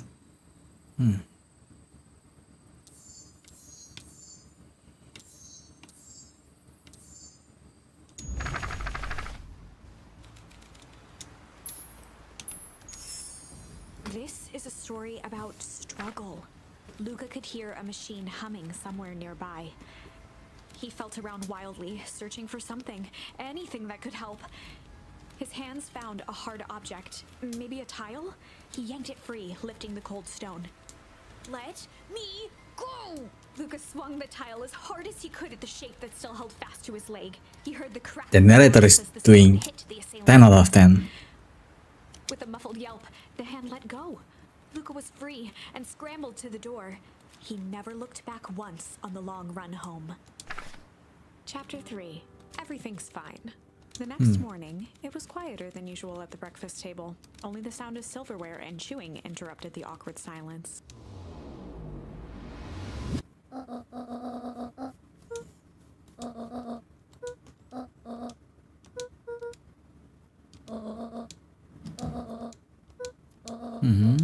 Mr. Tolliver at the back and wife.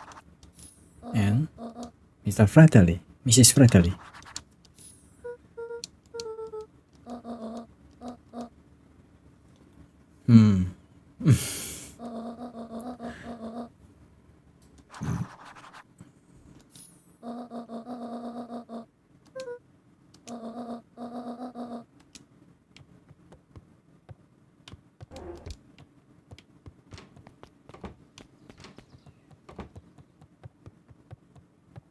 Oh. What the fuck?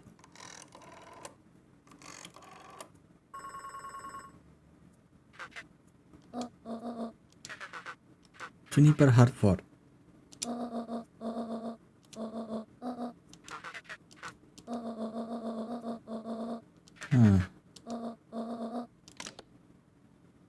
Okay.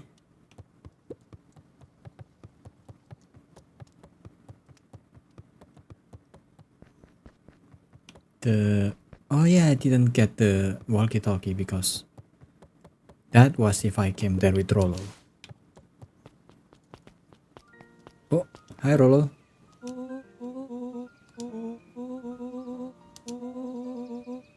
But at least Rollo is safe now.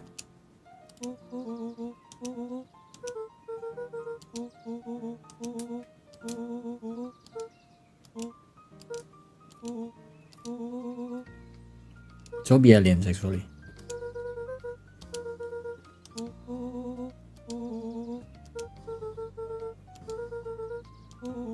Treehouse.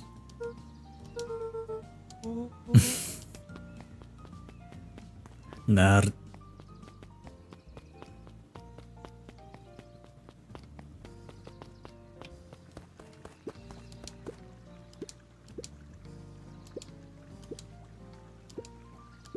Luca checked the soles of his sandals.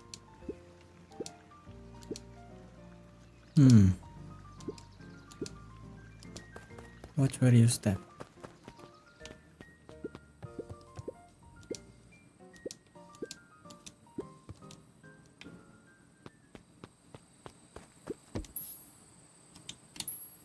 Luca checked first. Nothing new yet.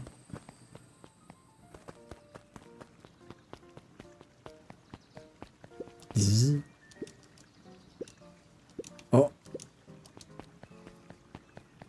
Awesome.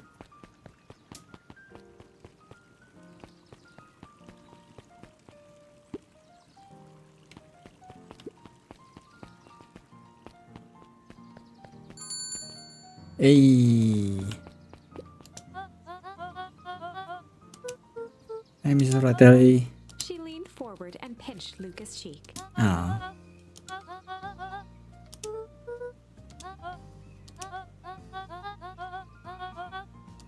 Really?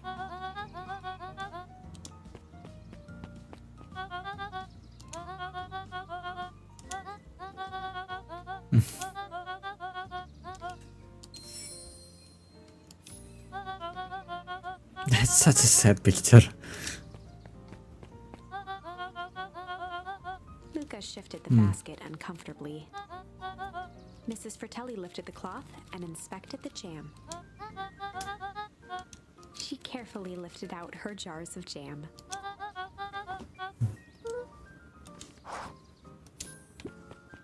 It's weird that Luca squinted at the faded photo of him and his mom at the time. Memories of that day I wonder came if- flooding back. what is it with the gem? Oh,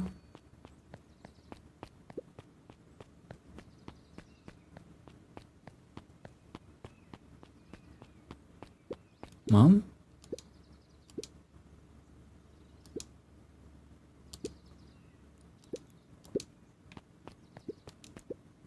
Hi Roxy.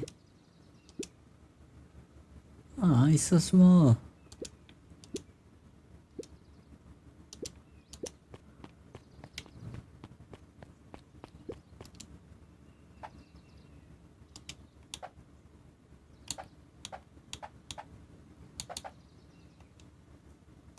Oh no, I forgot. No, no, no, no, no, no, no, no, no. Come on.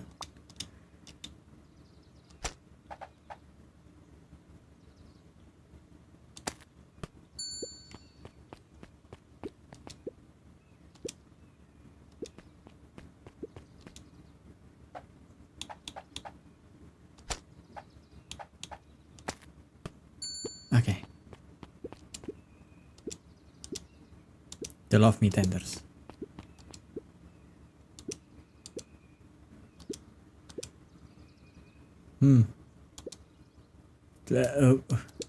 Child labor? Luca glanced at the empty seat across from Gus. Ow.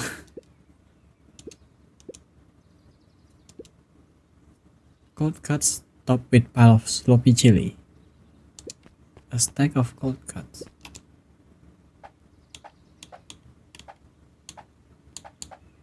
This one? And this one, I guess.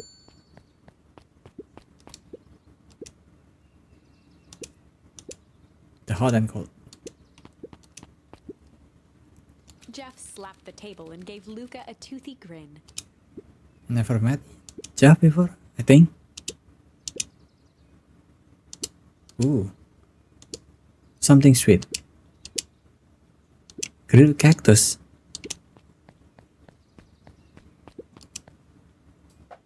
The hell?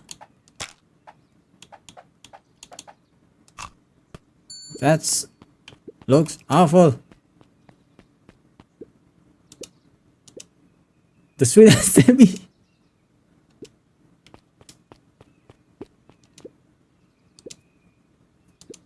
Okay.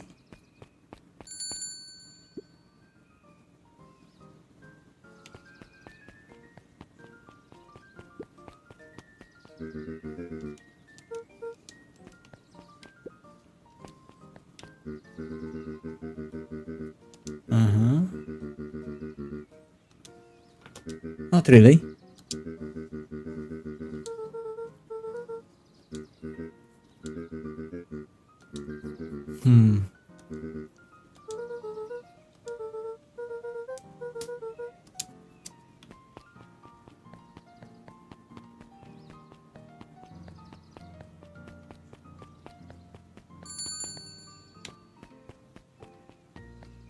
Head down.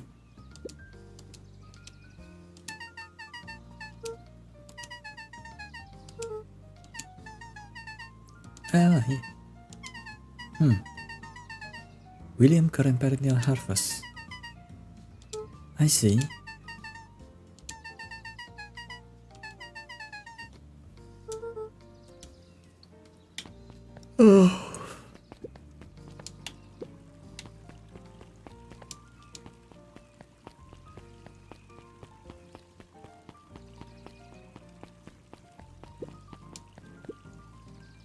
Eris Valentine, oldest of Sharper Valentine's children, and heir to the Valentine fortune, had a way of making questions seem like demands. Mr. Wilder had learned to assume that if he was hearing from Eris, it was because she had taken issue with something he had put in the paper.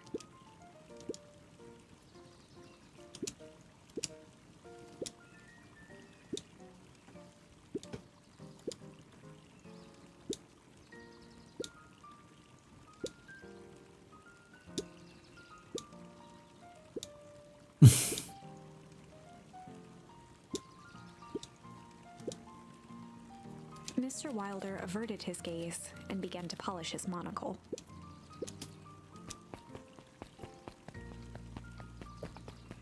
Nicely done.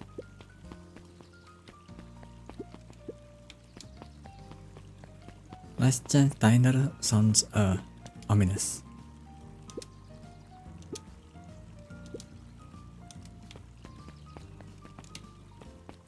Okay, cannot talk to you. Cannot talk to you too. I cannot talk to you guys. I cannot go in there.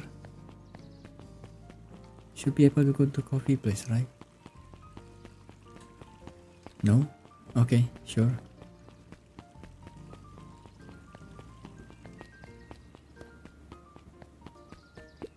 Huddled at his counter, Hiram Tolliver was meticulously shining apples. More accurately, Hiram Tolliver was meticulously shining one apple. What?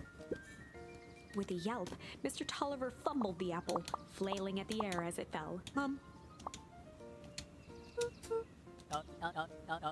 He leaned forward and lowered his voice. Yeah. He leaned in a bit further. Uh-huh. Mr. Tolliver leaned back, speaking loud enough for anyone to hear. He reached forward and snapped up the jars of jam, giving Luca a little wink. Not suspicious at all. He leaned in for a final whisper.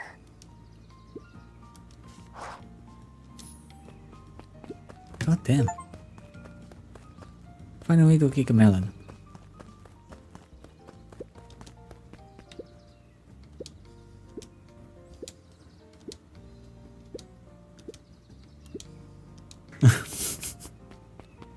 Thanks, Bert.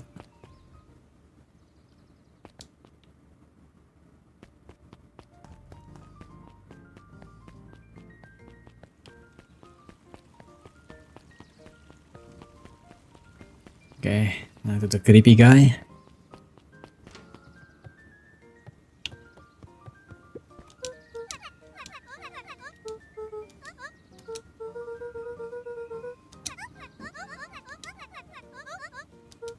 Kato motioned to the book in front of him.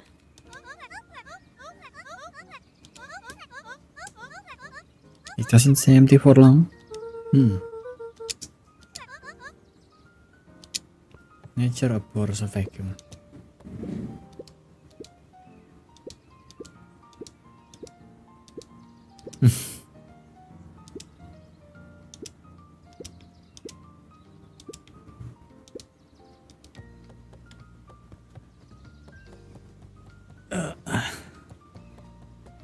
It's hard to move with this basket.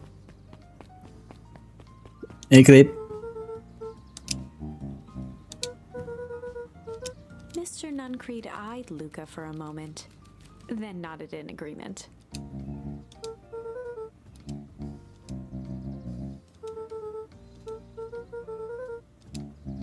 Nuncreed snatched the basket from Luca. Oh.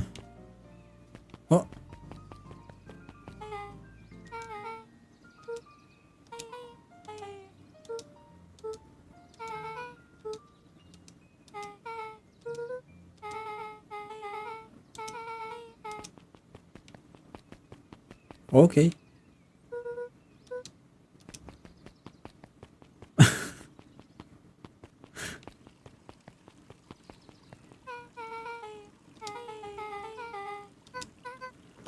Ah, thanks.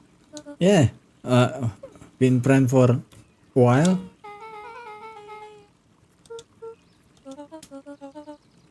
Beck locked eyes with Luca. The look on her face was equal parts expectant and desperate. Beck gave Luca a quick nudge.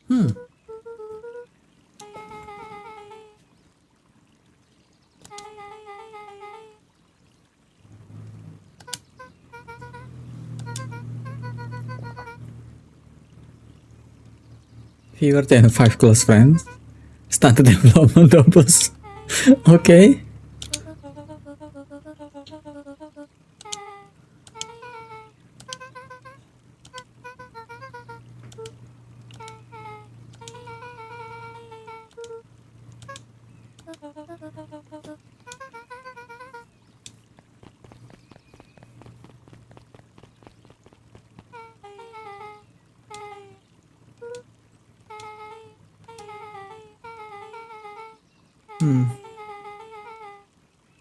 Ah, that place. Okay.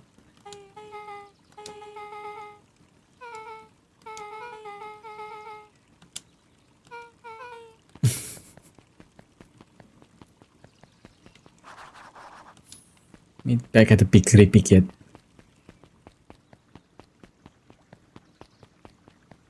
Oh, okay. Can I talk to Grant first?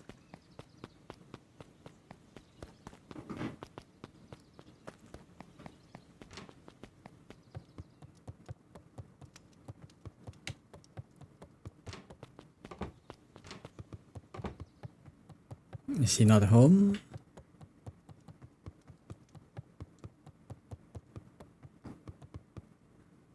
God damn it.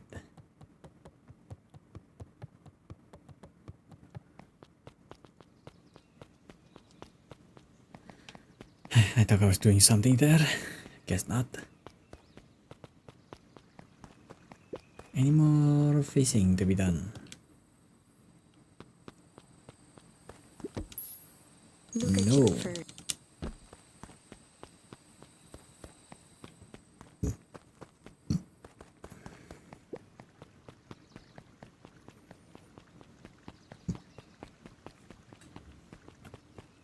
So that means there's 2 mini games to be done.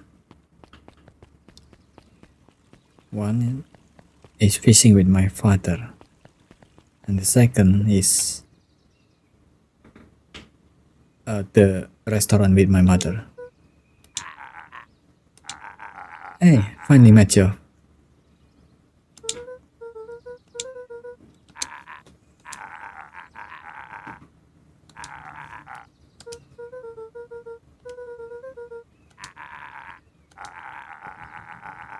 Jeff dug through his pockets for a bit.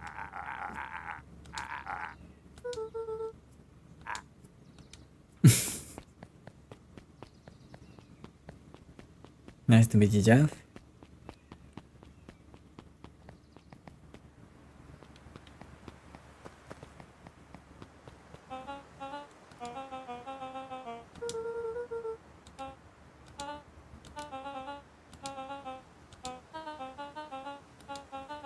Mr. Kerr winked with a wry smile. He gave Luca an energetic thump on the shoulder.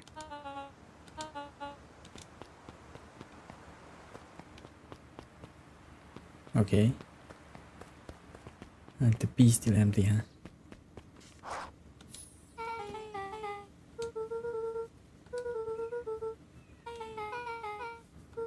Creepy little kid in the face.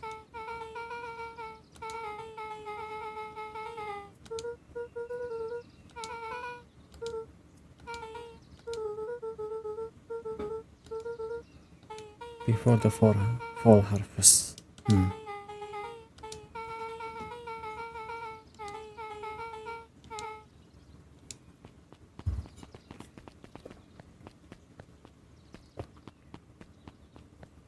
Is it night already?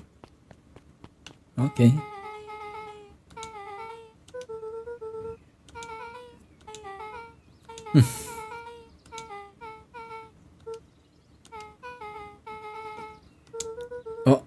took a long breath, then gave a firm nod. Chapter 4. Dinner with the Moodwills. Ilona Moodwill was worried about change. A gardener Moodwills. at heart, she understood the necessity of change, relied on it even. But there was a difference between the controlled world of her plants and this cluttered cottage in a strange town. Almost done. Nellie was a blur of activity, digging through boxes. Sorry, love. Couldn't find the dishes. We'll have to make do with paper plates. Dinner went by without much conversation. Okay. As she watched Beck and Luca finish up their pizza, Ilona let herself relax into the chair. The things she cared about were still here. Nellie finally had the job of her dreams. Beck was beginning to take root. Ilona's task was simply to tend to them. She could do that. She could do that.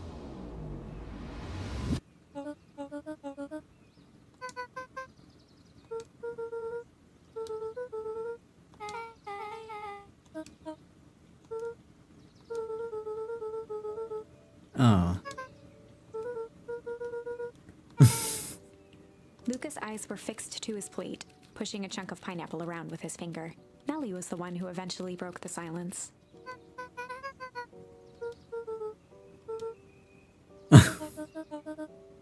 Ilona nervously gestured toward the boxes.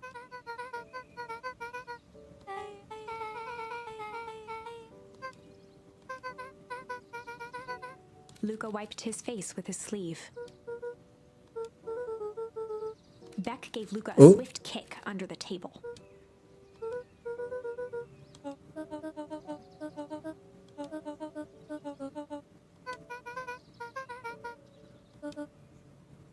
So she's Iona then.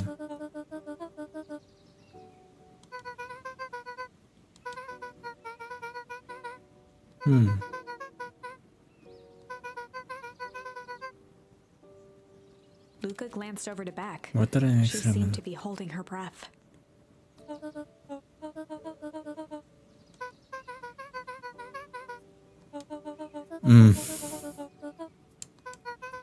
Beck slammed her fist into the table, perhaps harder than she intended.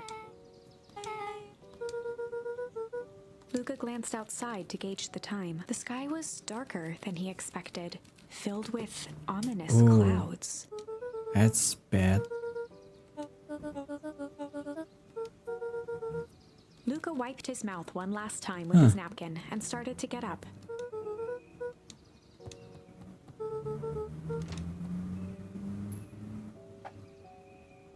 Oh, she decided if she wants to join, yeah. Surprised, Luca turned around. He knew Rollo could be prickly around new people, but Beck seemed cool. Rollo would warm up to her eventually. I doubt it Probably. because it's Rollo.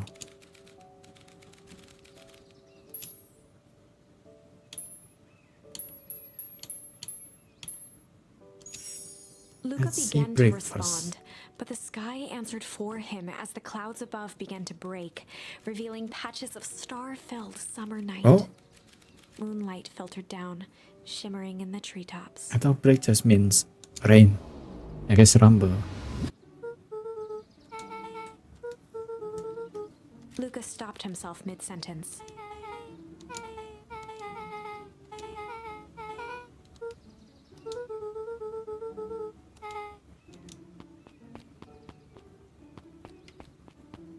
Luca saw Beck skulking by the gate.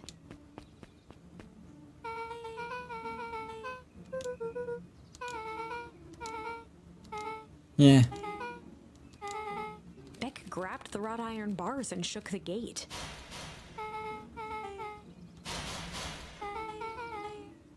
Oh.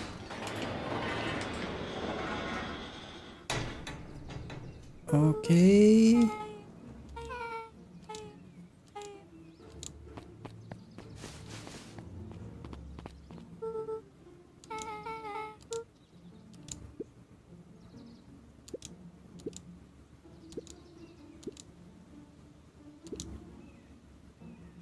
Huh. Beck's voice was an excited whisper.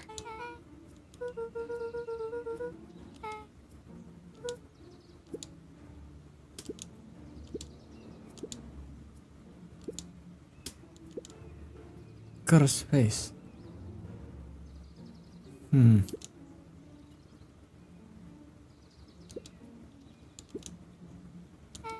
Change is painful. That's the guy with the from the newspaper. The mysterious figure retracted their mask, hair pushing out from all corners.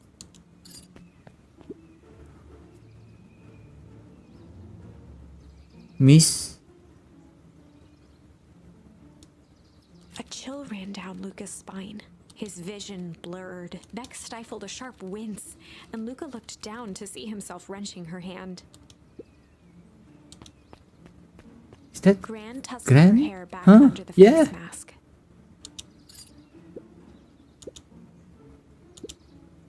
Gran gave Eris a curt nod and disappeared into the night. Oh no. That's the I don't think the first one who grabbed us is Gran.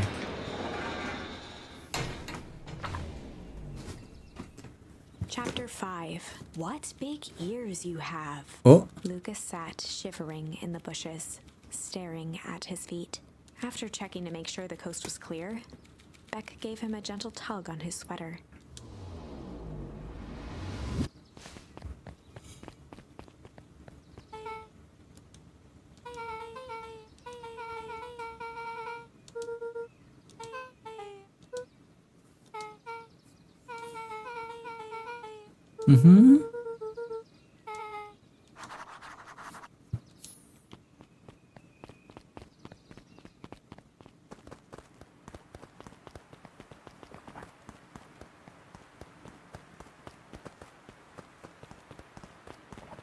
still no beard. Oh, yeah, these guys. The clipboard finished writing with a scratchy clipboard. flourish and looked up. Mr. Nuncreed, arms crossed over his paunch, gave an exhausted sigh. With their question and answer and noting everything down. He snatched the pad and scribbled his name so hard the pen nearly snapped. The clipboards looked at each other for a moment, almost pondering the possibility, then broke into laughter as they walked away.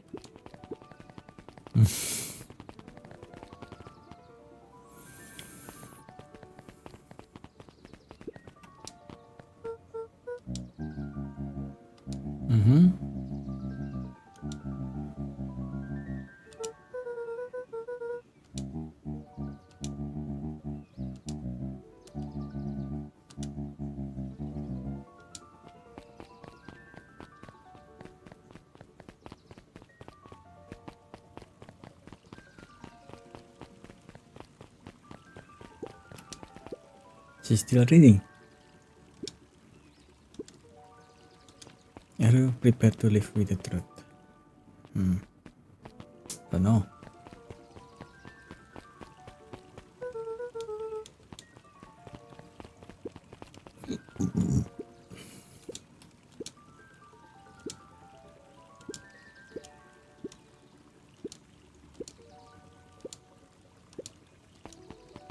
Can't wait.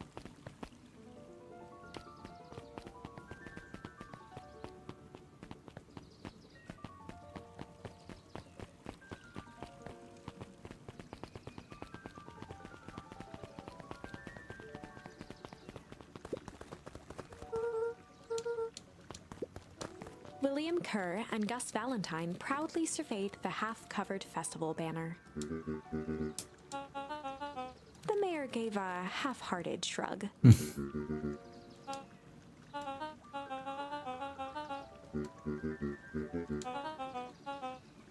No.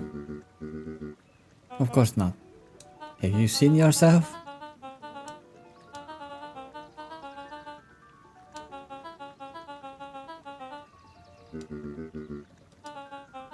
Kerr lopped his arm on Gus's shoulder.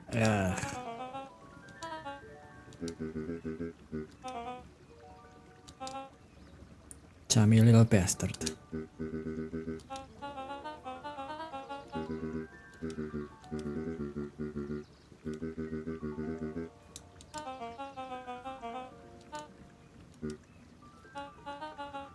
With a glimmer in his eye, Kurt gestured grandly toward the horizon.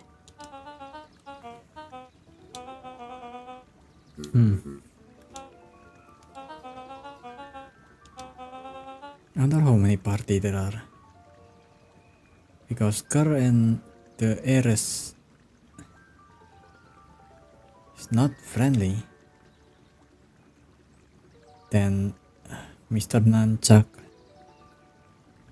and our family also something different. And he also worked with the clipboards, and the clipboard worked for Kurt.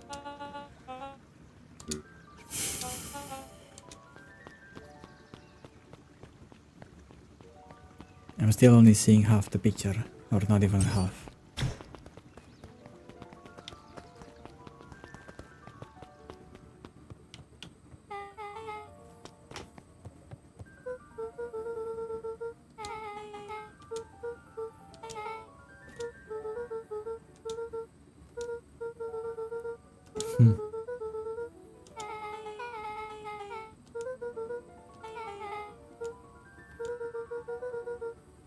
Mm-hmm.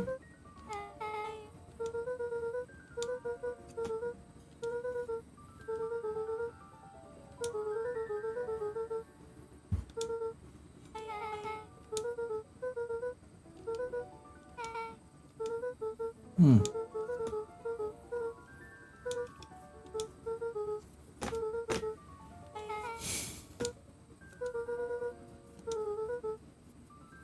Hmm.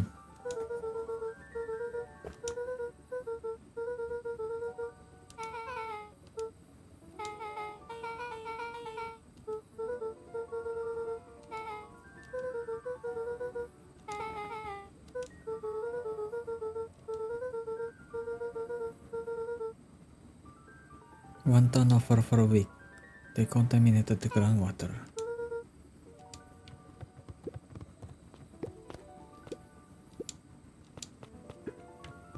So suspicious.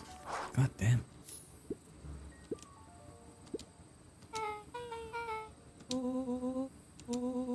Rollo waggled his head with pride.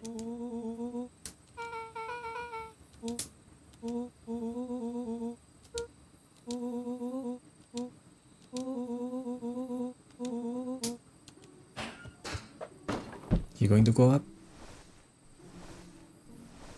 Oh.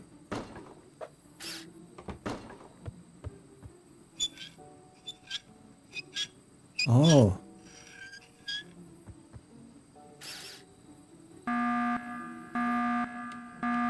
A bit loud? Rolo? A bit loud?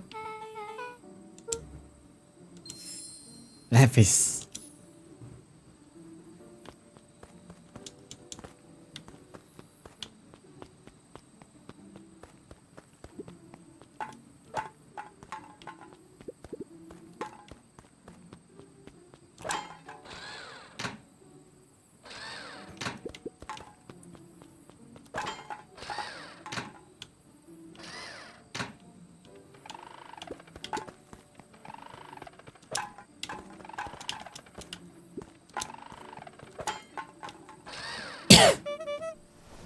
Doo-doo-doo-doo.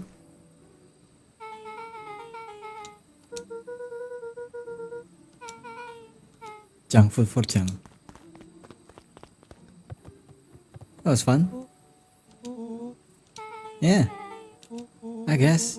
But people can just throw cans at them.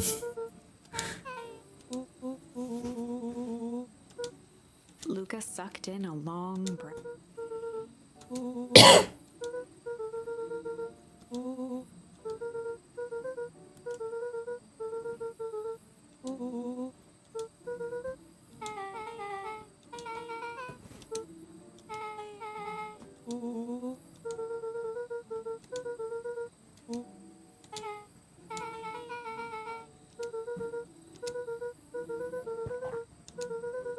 Rollo let out a low whistle.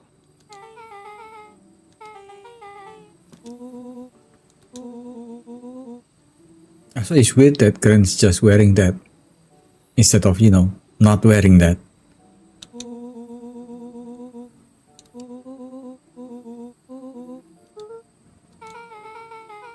Rollo and Luca shot back a look.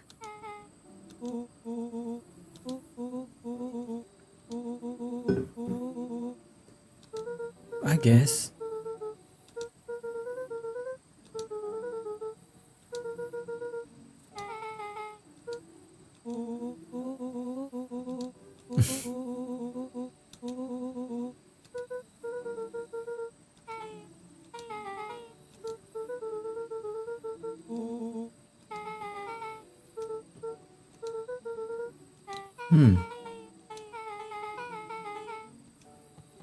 Luca gazed out the window.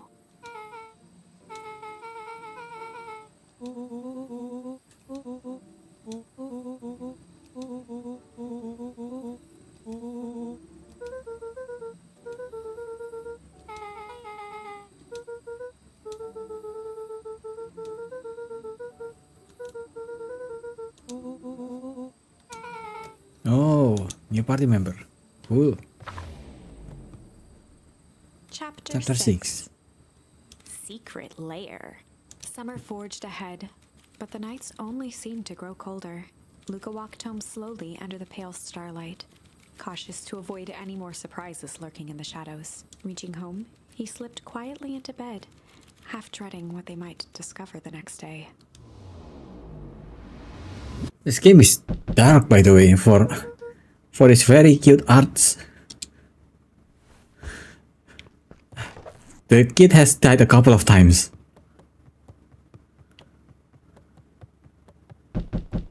Oh. Calm down, I'm coming.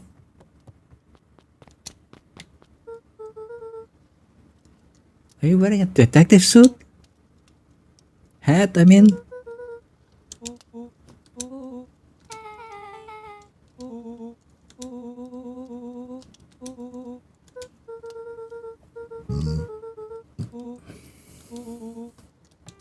The game is afoot. Luca and Beck rolled their eyes as Rollo strutted across the room. The fire. She's been lighting the fire ever since he came here. Confidence. He coughed as a veil of dust hit his face.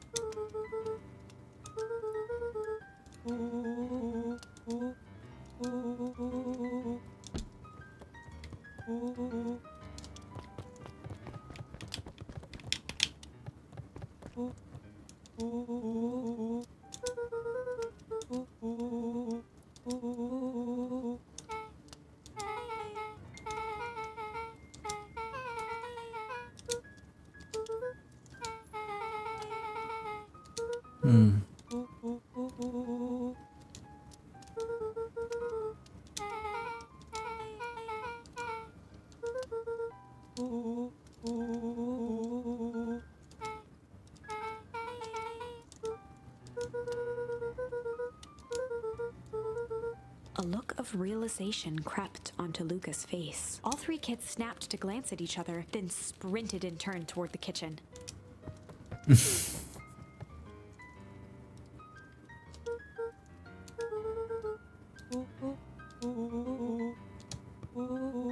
Before he could finish, Luca scrambled up Rollo's back.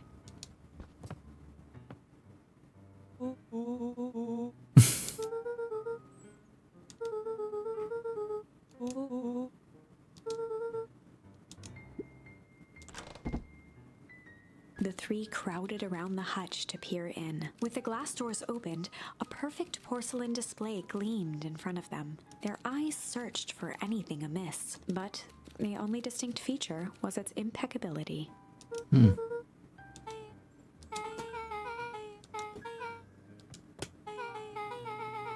As Beck pulled on one of the teacups, it slanted forward with a hollow. Okay. The entire That hutch began works. to rustle and slide under its own power. Secret door, of course.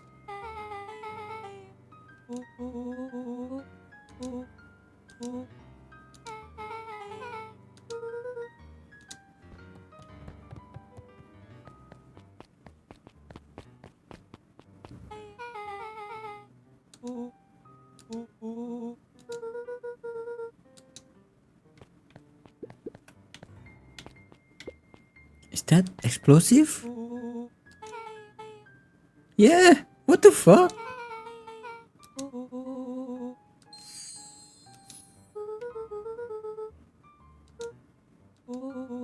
Rollo No, no, no, casually no, no, no, spun no, no, the no, no, no, no, no, no, no. with his finger. Oh, He smacked his lips. Rollo ink? plunged his hand in the jar, fishing out a soggy slip of paper. Rollo offered the slimy note to Luca and licked his fingers clean.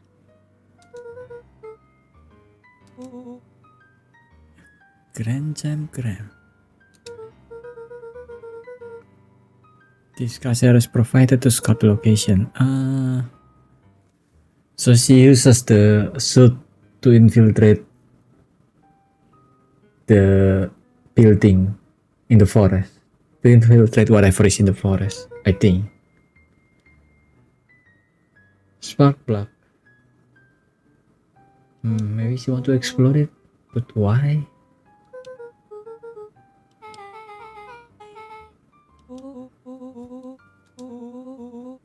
Oh,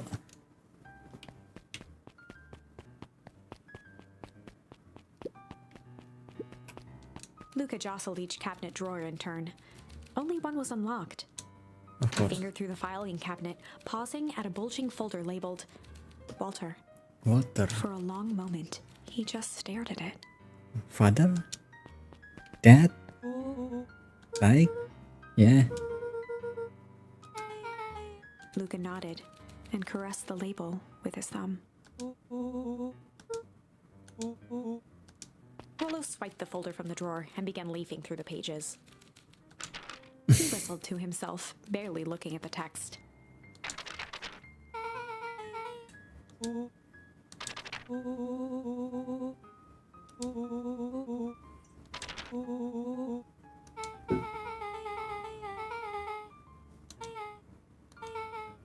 He stopped at a page and mimed, holding up a monocle.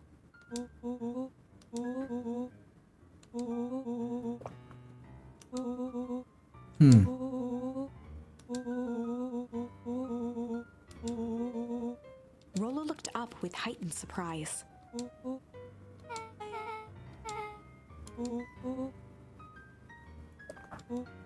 Rollo's finger traced across the page.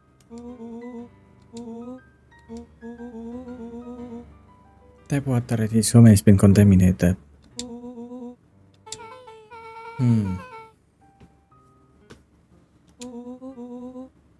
Rollo scanned through several more pages.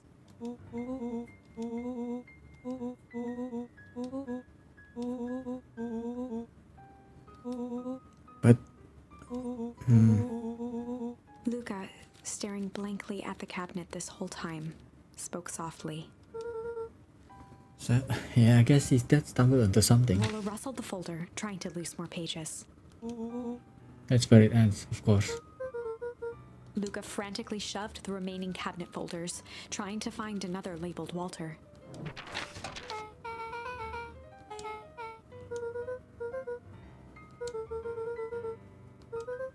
Luca slammed the drawer shut. Also, she's been training.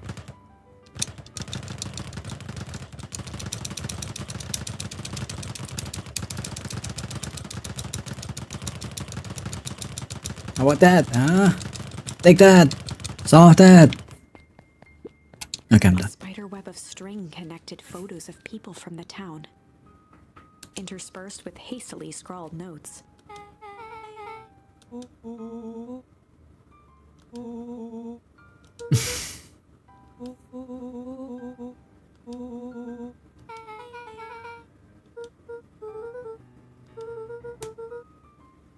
That's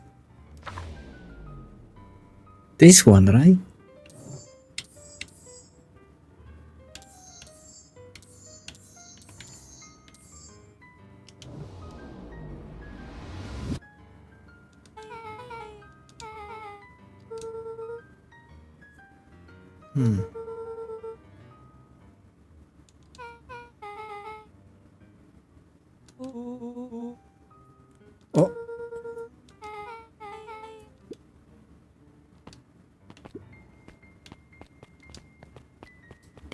around a worn-down old map of Beacon Pines.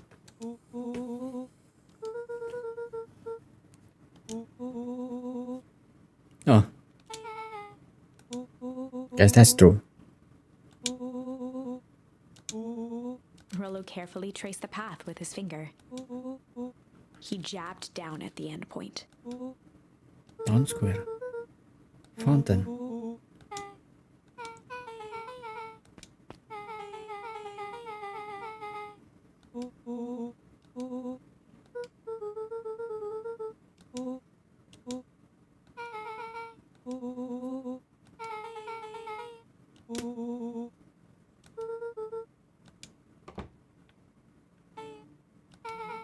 Luca looked up from the map.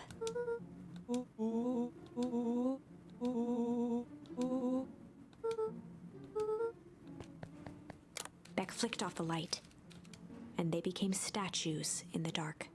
Overhead, creaking floorboards bent under slow, deliberate steps. Isn't the secret room door open? The kids looked up, the tilt of their necks following each footfall.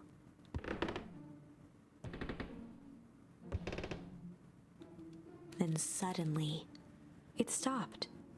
Without realizing, they'd been holding their breath. All three exhaled shakily and glanced at each other. A muffled male voice broke the silence. Ah, Mr. Tolliver. The final few footsteps reached the entrance above them, and the voice now echoed down the stairs. The three kids shuffled to the corners without a peep. As he began to descend the stairs, the man's voice punctuated every new step. Thump. Thump. Thump. Thump. At the bottom step, the man paused, squinting to search the room for signs of life. Rollo shifted suddenly. Luca gave him an intense, chastising look and whispered through clenched teeth. It was too late. Rollo was already inching toward the stairway. He screeched as he charged toward the shadowy figure. Oh. With all his weight, Rollo tackled the man to the ground. From the dark corner, they saw something move.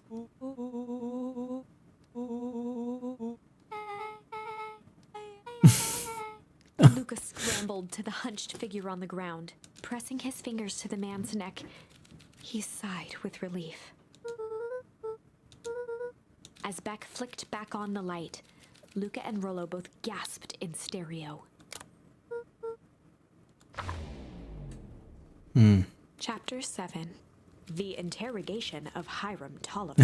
What the fuck? Still unconscious, Mr. Tolliver slumped heavily in a shoddy old chair.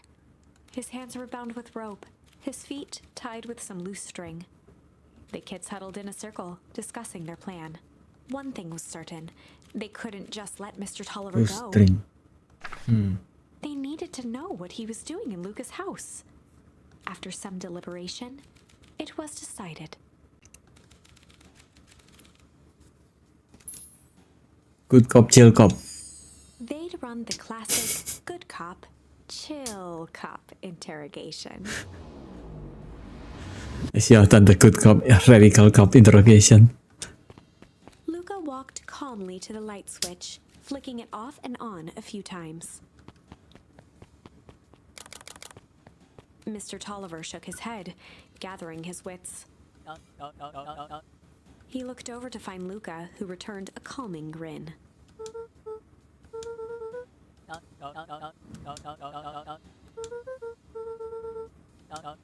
Rollo and Beck emerged from hiding to give a timid wave.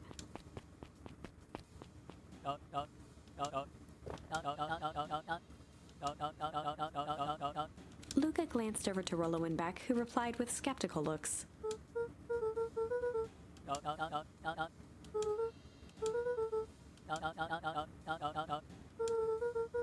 Mr. Tolliver exhaled with disappointment.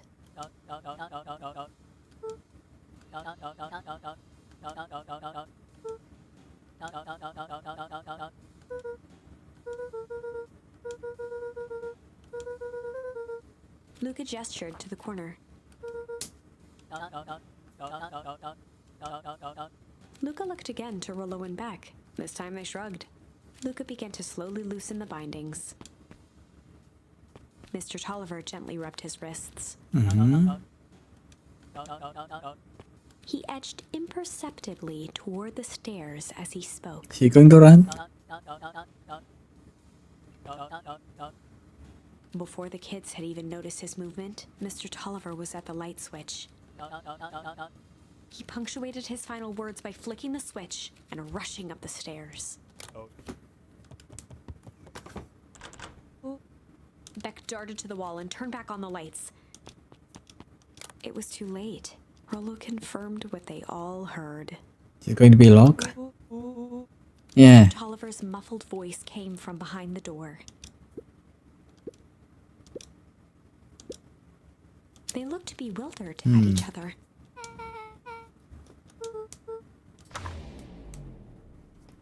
They heard the staccato Yeah, thump I of guess. quick steps exiting the house. The kids looked down in resignation. This isn't how it goes in Hank Atomic. For some reason, they'd always assumed it was up to them to save their town. Luca opened his mouth, hoping to conjure some magical words to make this right. Only a hollow croak escaped. The end. Yeah. Well, we certainly aren't going to find a grand resolution to our tale locked in a basement. We could, Back to the drawing board. but not with the way you told it.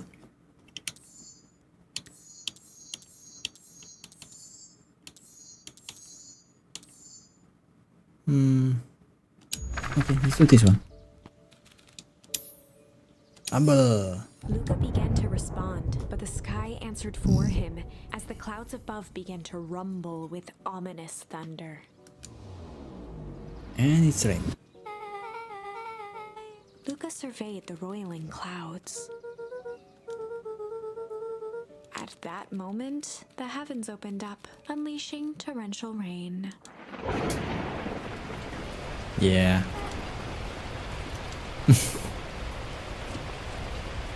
Oh. Guess we cancelled the meeting then.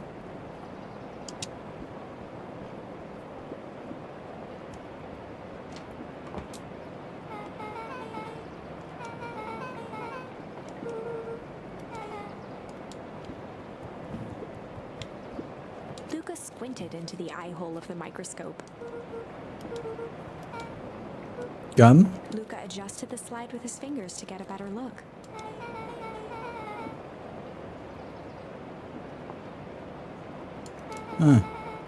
Oh, Luca wiped his hand off on his sweater and gave a nervous laugh. Beck looked down, timidly tapping the ladder with her feet.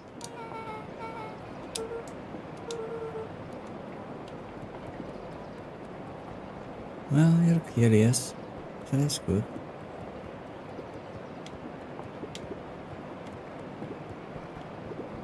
Luca bent down to examine the bouquet of wilting flowers. Judging by the odor, they were well past their prime. Pungent. He flipped open the attached card. Coach Walker.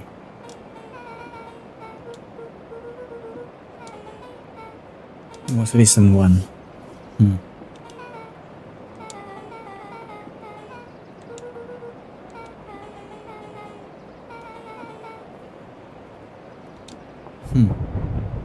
Oh.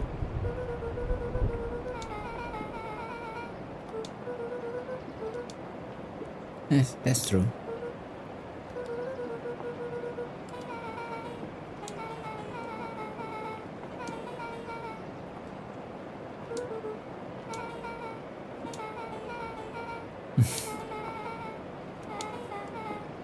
Luca flicked at one of the toggles.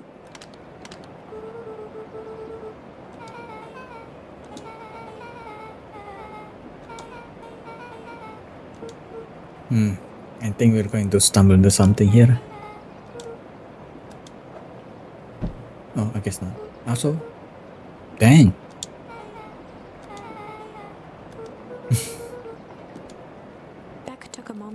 watch the rivulets of water running down the window.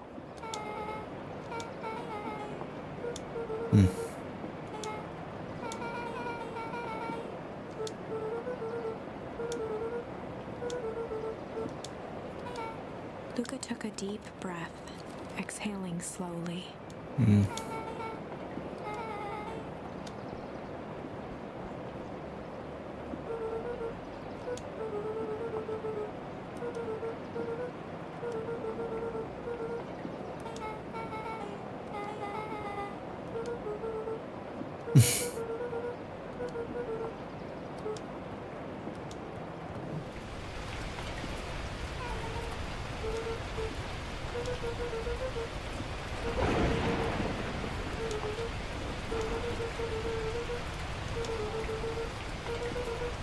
Luca let out a feral scream that echoed into the night. Oke.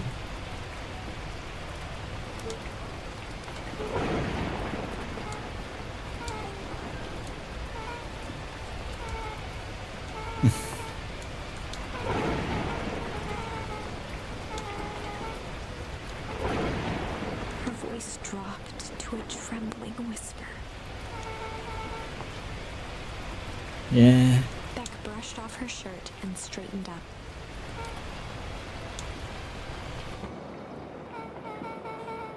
As abruptly as it began, the storm abated.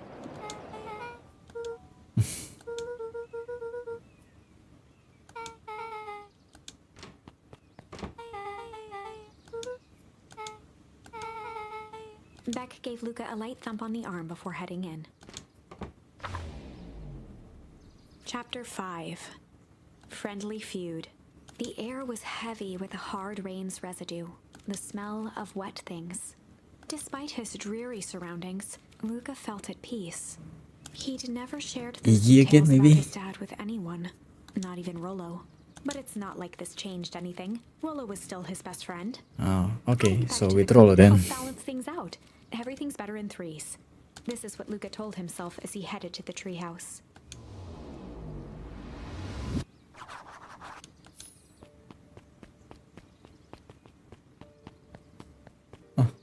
Hi, Don.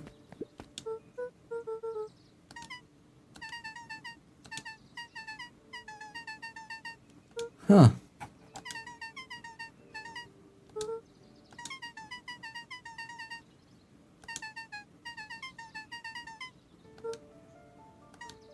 What the fuck?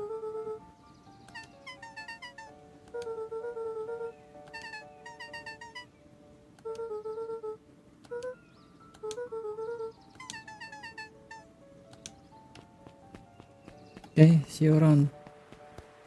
I guess. Down.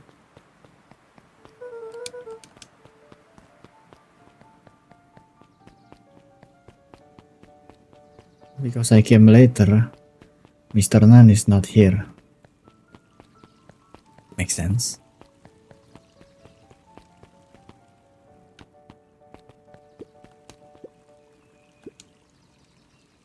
Oh. Spoiler. Ah.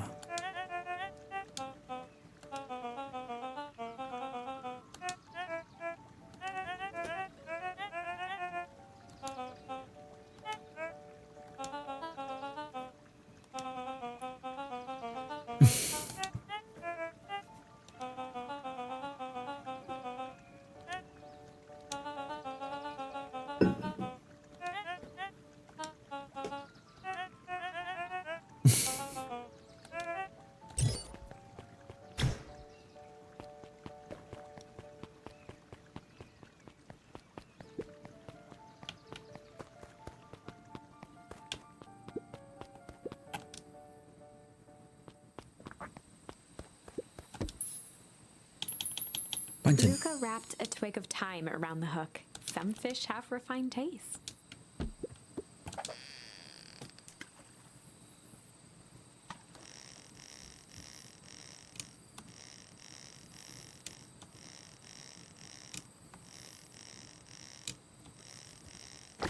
Okay. Broken one? What? Property of Sharper Valentine.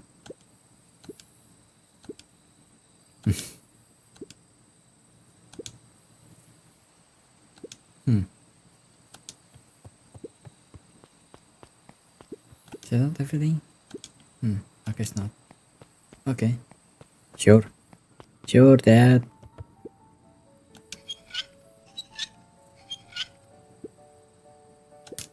Luca had only ever heard him speak in this stiff yet gentle tone a few times, and it always meant one thing.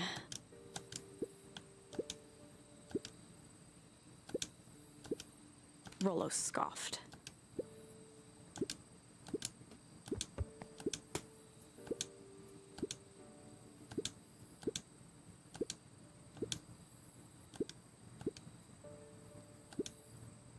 Luca stumbled on his words, knowing he'd said too much.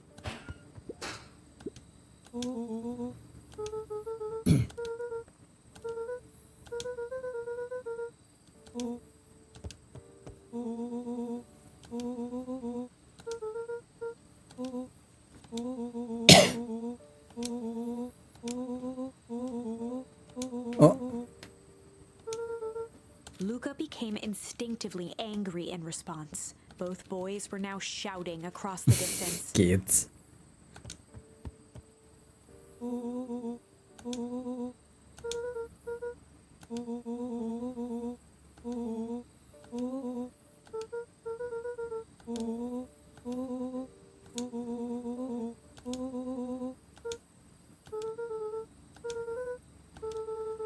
Rollo's tone changed to a calm, yet more intense anger.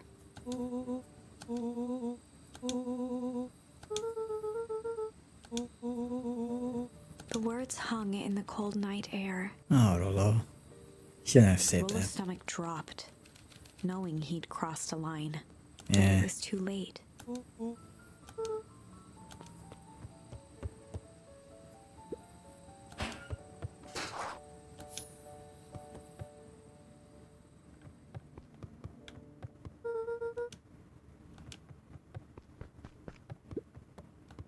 Luca dug through his old stuff, not even sure what he was looking for.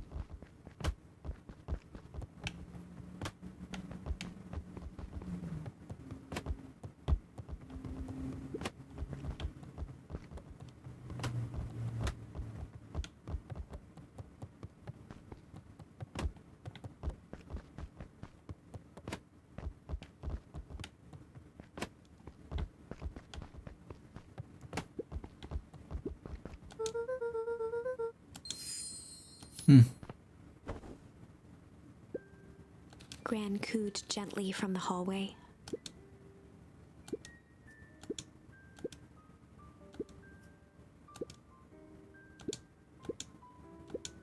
Luca just wanted to be alone. He waited to hear the sound of the front door closing. CTN. Guess not.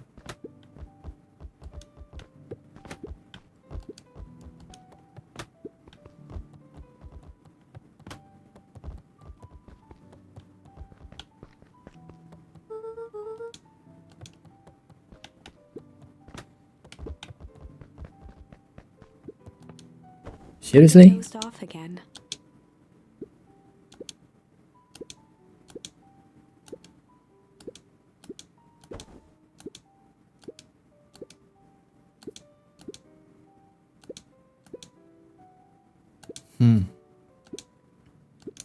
Lucas still couldn't bring himself to go out. Besides, if he ran into Rollo, he'd have to actually confront the situation. Kids. Okay, finally. I was trying to aim for that for the longest time. The Adventures of Hank Atomic. Hey, nice. Luca carefully opened the cover and began to read. Rollo had received it for his birthday, a special hardcover edition with behind-the-scenes commentary and bonus art. That's nice. Rollo cherished it, but asked that Luca keep it at his house. Luca wasn't sure if it was because Rollo didn't trust himself with it, didn't trust his sister around it, or just wanted an excuse to come hang out at Luca's more often. Whatever the reason, Luca didn't mind. But it had stayed right there where Rollo had stashed it ever since. Now, at the foot of his bed, Luca lost himself in the pages. He'd read it all before, but at this moment, it somehow felt sentimental. He was well into issue number 5 when he heard soft footsteps from the hallway.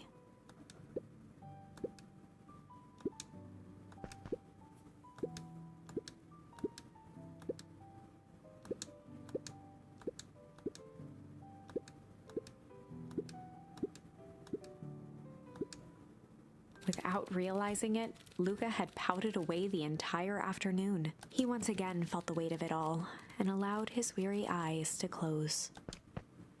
Luca stood in a vast black expanse. He looked up at his father standing beside him. Walt was working Another a straw dream. at the bottom of a fountain glass, trying to collect the last bits of milkshake. What? Dad, where are we? Taking a final loud gurgling sip, his father peered up from the glass. He jangled the straw playfully with a warm smile, then lifted the empty glass as if to point into the darkness. The source. Luca's eyes followed his father's gesture. In an instant, he was sitting in front of a blazing campfire. Across from him sat a large figure in a yellow hazmat suit. The figure's voice was a scratchy echo. Okay. Well, if it isn't the man of the hour, make yourself comfortable. Luca held his shivering hands over the flame to warm himself. It doesn't work that way here. Their yellow-gloved hand pointed to the base of the flame. It's a cold flame. See? Luca peered at the base of the fire. It wasn't wood that was burning. It was Beacon Pines itself. Tiny buildings, freezing and crumbling as they were consumed by flame. Luca could see small shadows moving in the burning city. People. Luca leapt to his feet. Fuck? We've got to help them! The figure gave a dismissive wave of their hand. Why waste energy helping people who can't even help themselves? The figure bent down to examine the panicked crowd as they desperately tried to stop the flames. They only care about what's right in front of them, not like us. Luca's voice was a trembling whisper. Us? The figure slowly stood up, grabbing its helmet with both hands. With a jolt and a twist, the suit emitted a gasp. A cloud of torpid mist escaped, slowly revealing the face within. Luca's own face looked back at him. What the fuck? Older, worn, distant. The sensation was oddly familiar, as if he'd caught his own reflection by surprise in the mirror. The doppelganger smiled. I tried to help once. He gestured towards his face. And all it got me was this. Luca staggered back. You aren't me. Luca felt a hand catch his shoulder. His father was there again, beside him. Every choice sets us on a path. This is the end of one of your paths, son. Luca watched his older self shake its head ruefully, its face twisting into a cruel grin. Welp, Dad. If you wanted him to see this, far be it from me to disappoint. Luca watched in shock as the figure took a confident step forward and plunged into the flames. In a flash of cold light, he was gone. What does all of this mean? Luca felt a reassuring squeeze on his shoulder. Just remember, why we choose matters just as much as what we choose. Luca woke up to see a hazy figure at the foot of his bed, silhouetted in the morning sun.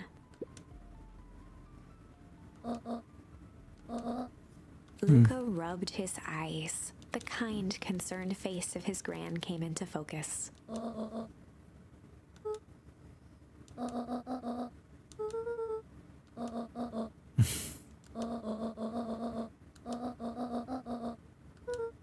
Gran silenced Luca with a gentle pat on the leg.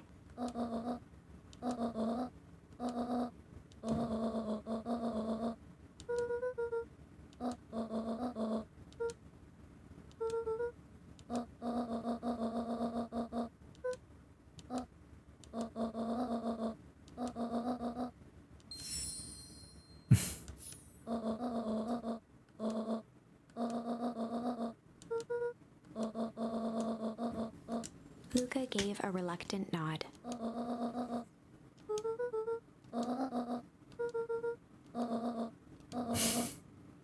Everything better with corn dogs. That's also a good line.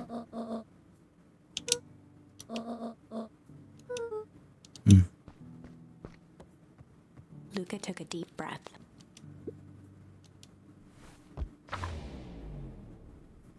Chapter 6. Oh, Through thick and thin. Despite Luca's bitterness, Gran was right. He needed to hash things out with Rollo. of course, Gran is right. A big fight changes the nature of a friendship. Whether, in the end, it is for the better or for the worse, all comes down to understanding. If one is not careful, the same familiarity that builds the strongest of bonds can become the wrecking ball that shatters them. Luca emerged from seclusion, taking in the crisp festival air. But the events of the day weren't on his mind. He had to find Rollo. Find Rollo.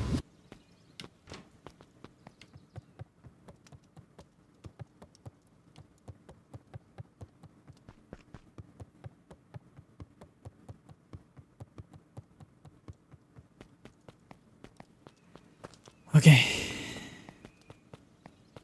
Oh. Hey, Roxy. Roxy rolled her eyes, shaking her head. Oh, he's sorry, I guess. Go somewhere quiet. Luca looked down and kicked at the dirt.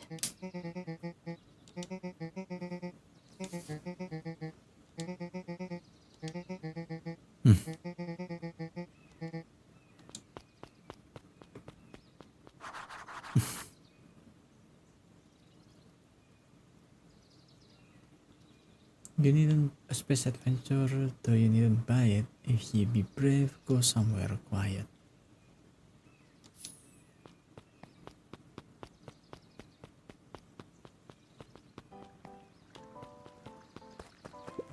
I got unique New York. Mr. Kerr pointed to his grinning mouth.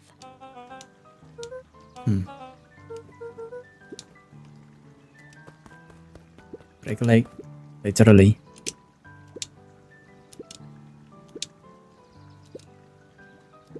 Yeah, that's still weird.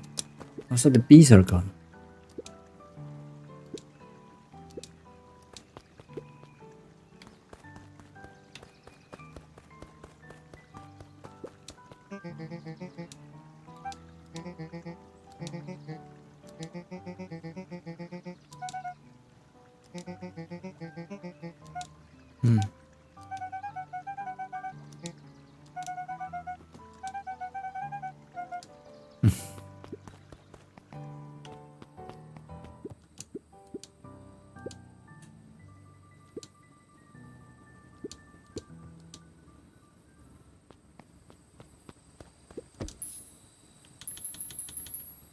Luca, what fit?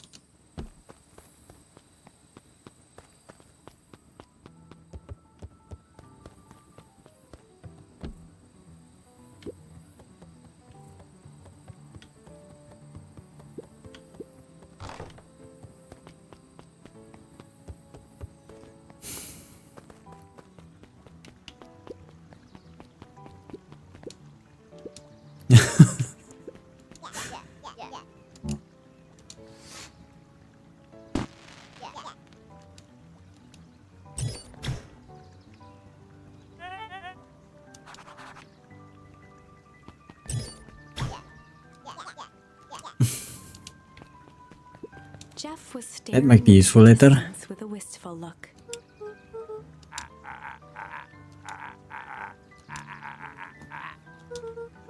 Jeff turned to Luca with a furrowed brow, then gave an understanding nod. For a moment, the two now shared that same wistful gaze.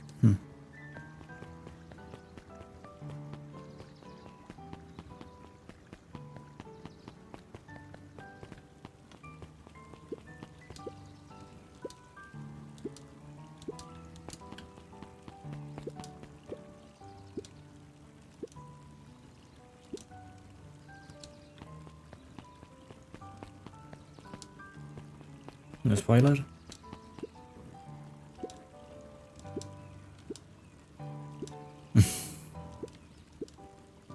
Books, of course.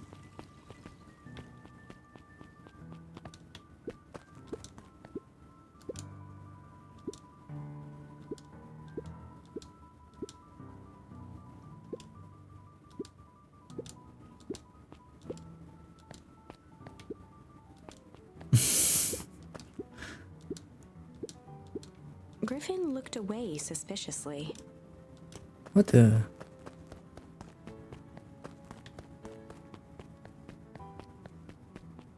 I guess yeah. I was meant to go to the library. The hints up point to that, I guess. Space free. Sariel became flesh.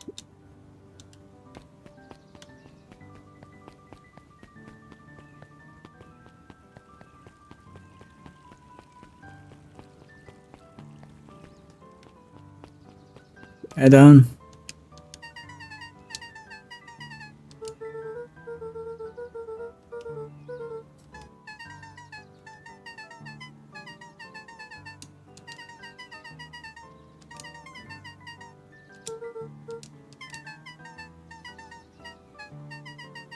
PH things, they're a big deal.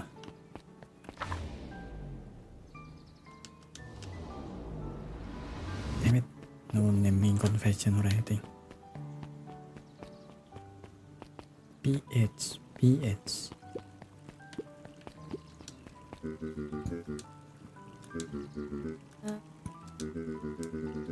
Perennial harvest suit. I guess P could be perennial, right? H harvest, yeah, perennial harvest, yes. Enemy of an enemy. Grand.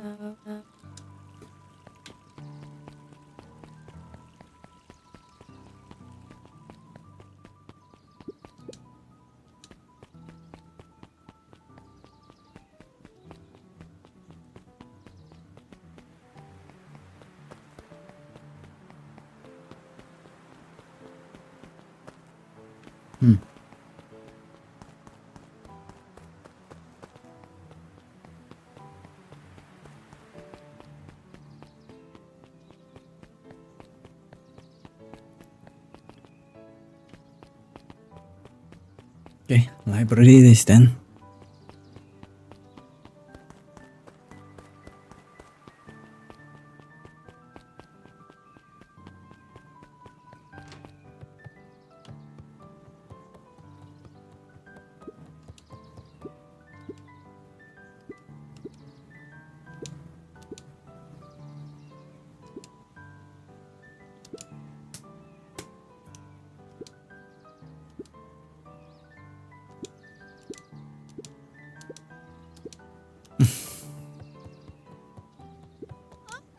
Kato's eyes lit with excitement.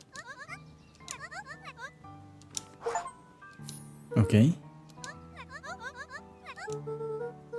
Kato straightened up and cleared his throat as if preparing to sing. Newspaper.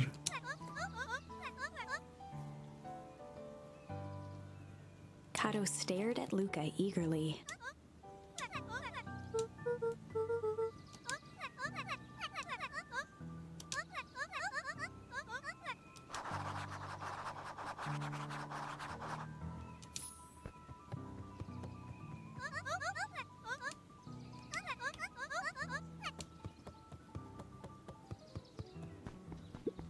Luca grabbed The Adventures of Hank Atomic, issue number 4, from the shelf.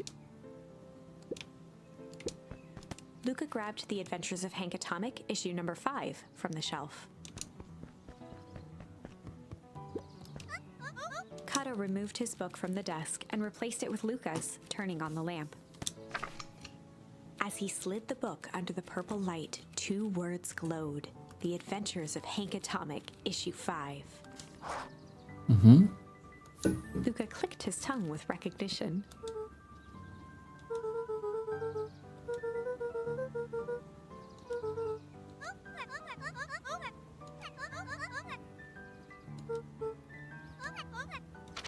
Kato began flipping through the pages, stopping when he hit a glowing word. He continued flipping.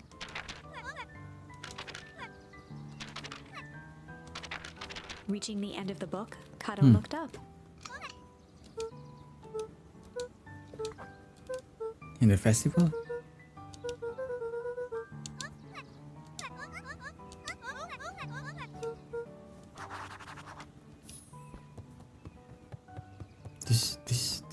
This hint scavenger thing. It's quite long.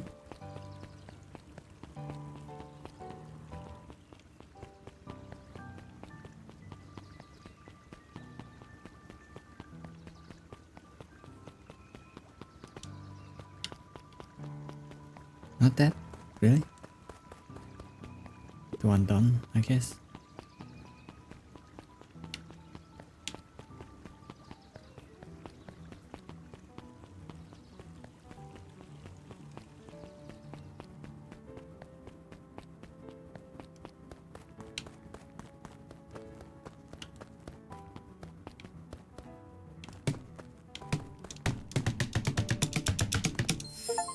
Oh.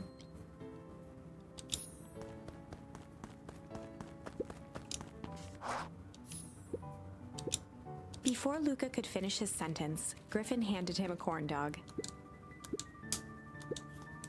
Luca shrugged, taking a sizable bite out of the corn dog.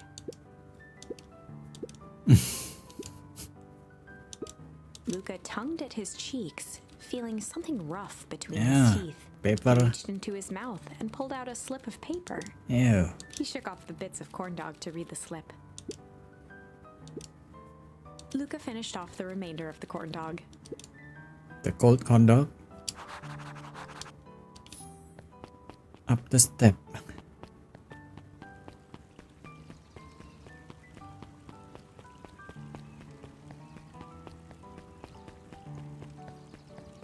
Up the step. Here.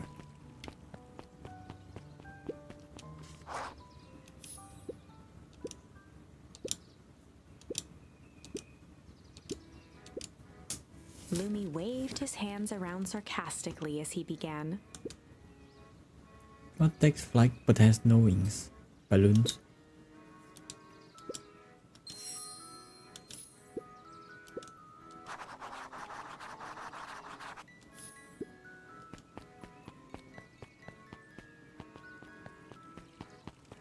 Hello.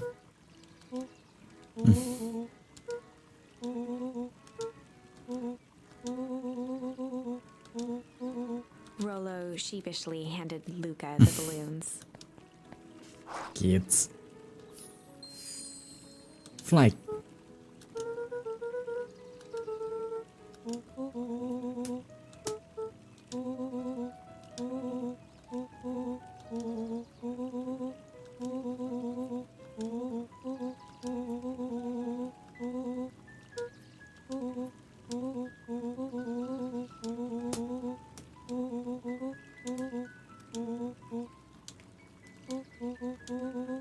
Luca threw himself at Rollo, hugging him as tightly as he could.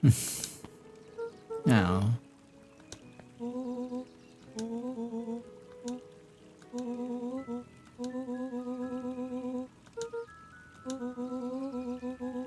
Yeah.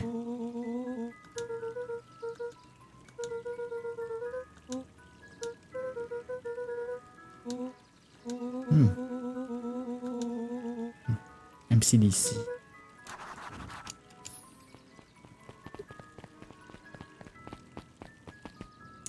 The restaurant is not open. God damn it.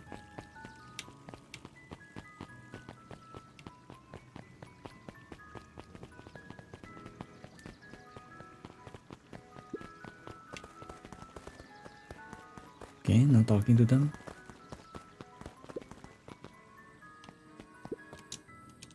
Let's check this again.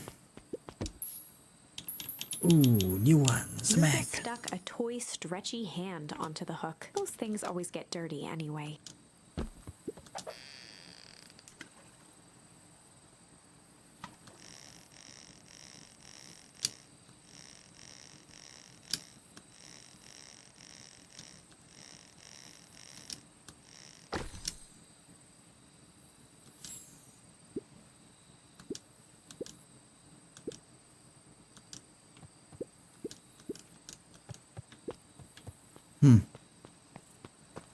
Maybe one or two more things.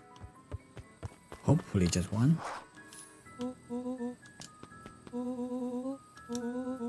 Rollo handed Luca an unopened letter. Luca, some things are going to happen that might be difficult for you to understand. If I am honest, I hardly understand them myself. But whatever happens, I need you to know that I love you. None of this is fair to you. You have already lost so much. We both have. I wish there was a simpler way forward. But if there is, I haven't thought of it. God knows I've tried. Everything I've done, I did for you. I hope someday you can accept that. Love, Gran. I guess he is going to use the explosive, right? Luca folded the paper into his pocket and headed up the ladder.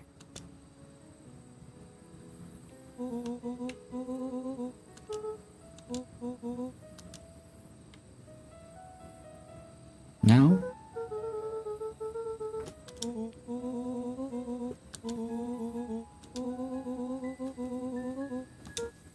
Luca was at a loss for words, but that was fine. Words aren't always necessary.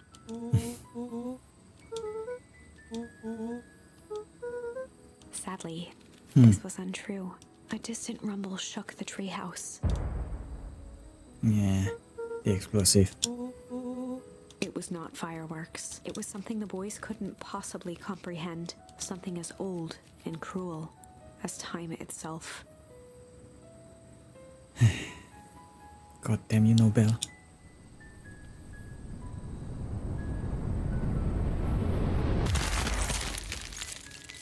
Oh, the big chill. A shockwave of cold tore through the room.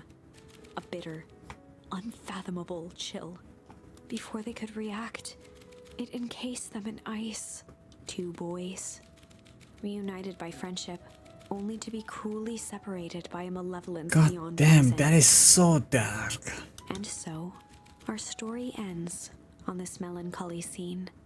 In a silent treehouse turned statuary, in a town brought low by its secrets, sits a pair of friends, alone, together, for the rest of time.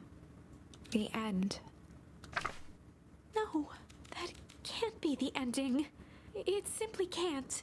I won't accept it. It's and I hope 76 you won't already. either. There are more endings, more possibilities. I can feel it. We are just going to have to sort through them all until we find the one that fits.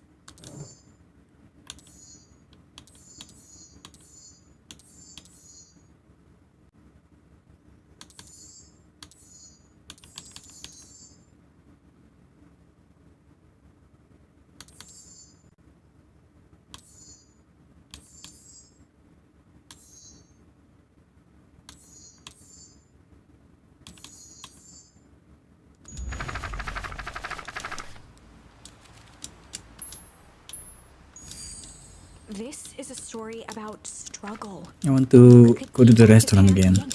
Lucas, he heard the with the muffled. Luca was chapter everything. The next, only this.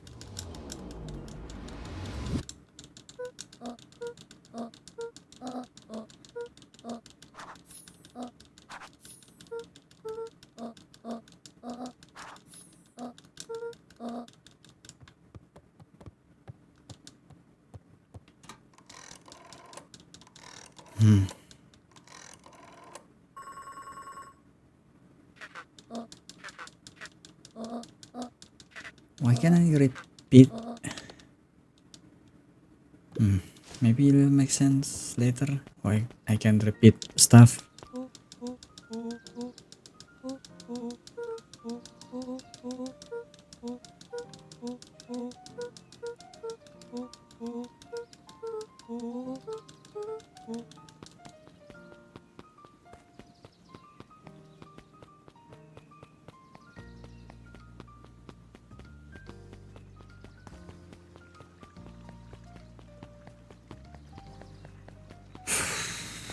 I wish there's an easier way to go to the restaurant and then do the mini game where we make sandwiches.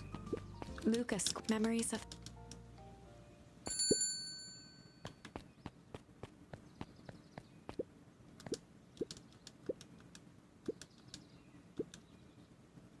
Spoil. Reroute chances. Whatever it takes. Min.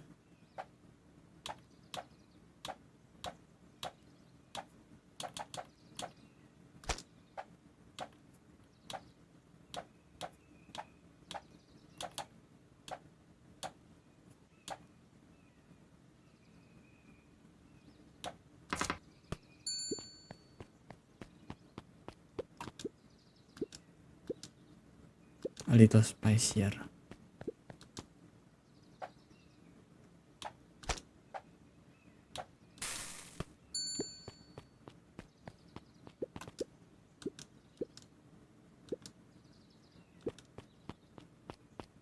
Something that will wake up the senses.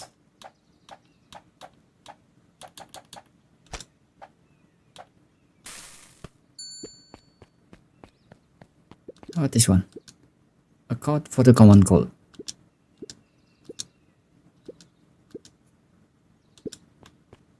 Thanks. Mr. Wilder adjusted his monocle jokingly.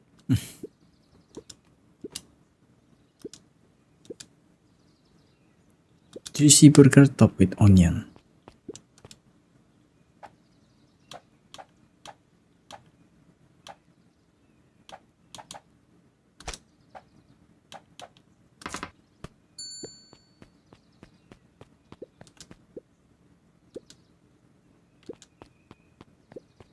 Guess not that one.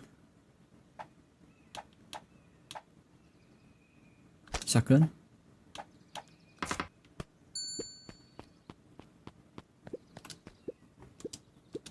The Wilder.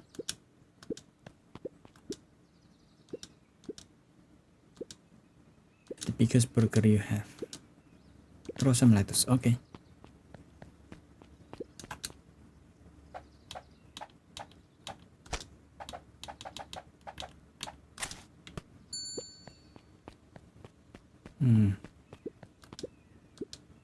The too much is never enough.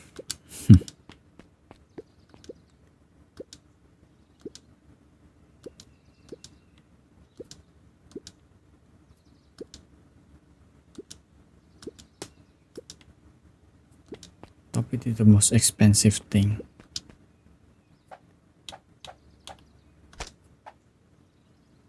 Left fish then.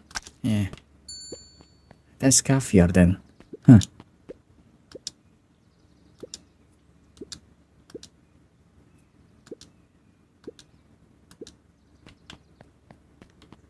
I still like 1, 2, 3. Maybe.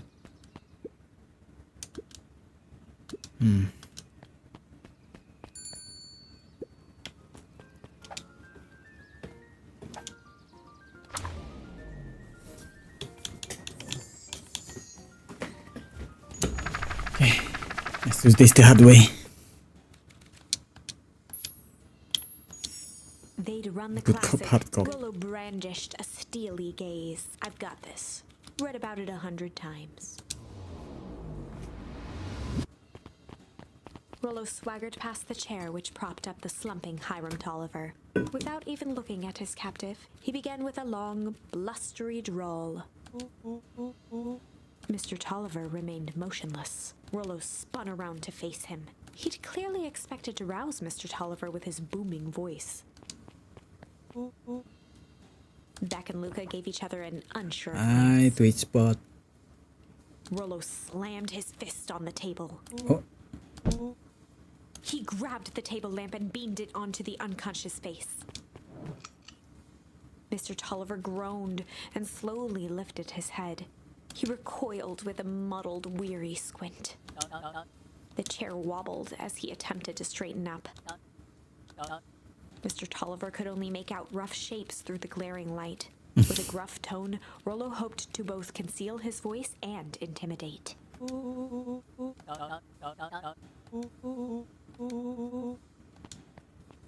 The doubtful expression on Beck and Luca's faces transformed into awe. Rollo, hitting his stride, was now channeling every detective trope his memory could recall. He slammed the table again. Mr. Tolliver's voice became desperate. He was nearly in tears.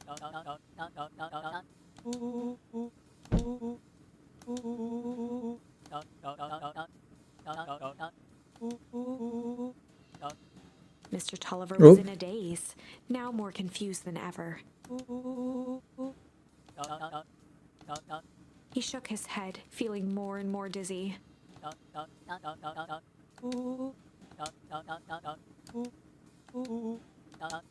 His voice faded to a whisper. Where the town begin? Huh. So the story there. With that, Mr. Tolliver passed out cold. Rollo swung around with a repentant grimace.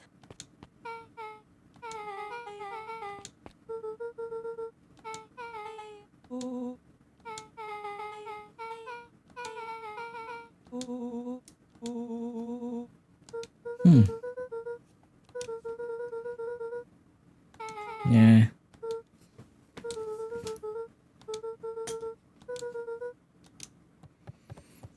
Oh. We go directly here. Any more spoiler? No? Okay.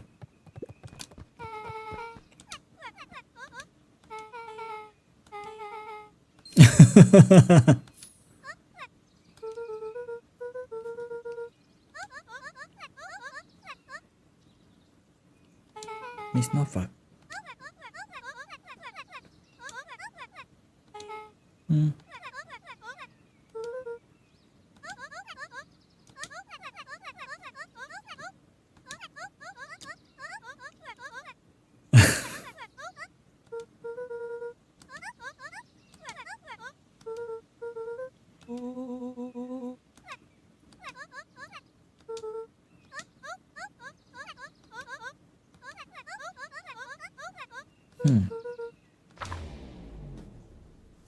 Chapter 8, 6 Feet Under, 3 Towns Over. What?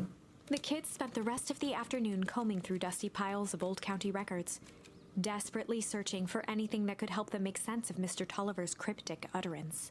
Luca tried to shake the thought of Gran's basement, but his focus wavered. Explosives, messages hidden in jam, dossiers on various town figures, and a corkboard threaded with photos. Gran was the only family he had left. He still couldn't bring himself to believe the worst. But the old map with the symbol of explosives in town square made that difficult. As the sun began to set, the kids were no closer I to don't think the explosive is the one that chilled everything. That freeze everything.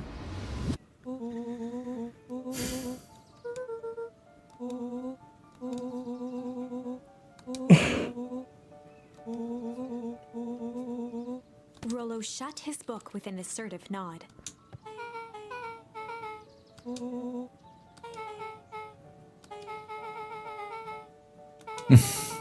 Rollo muttered under his breath.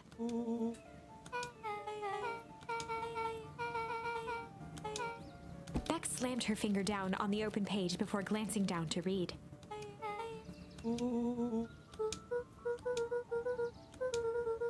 Something tickled the back of Luca's mind. Yeah. Hartford.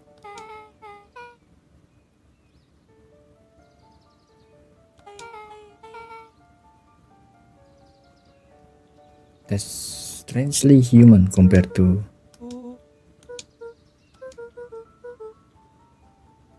Juniper. Huh? What?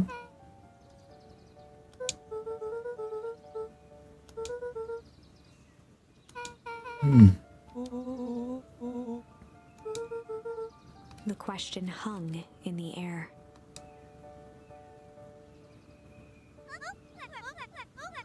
Beck rubbed her eyes. I'll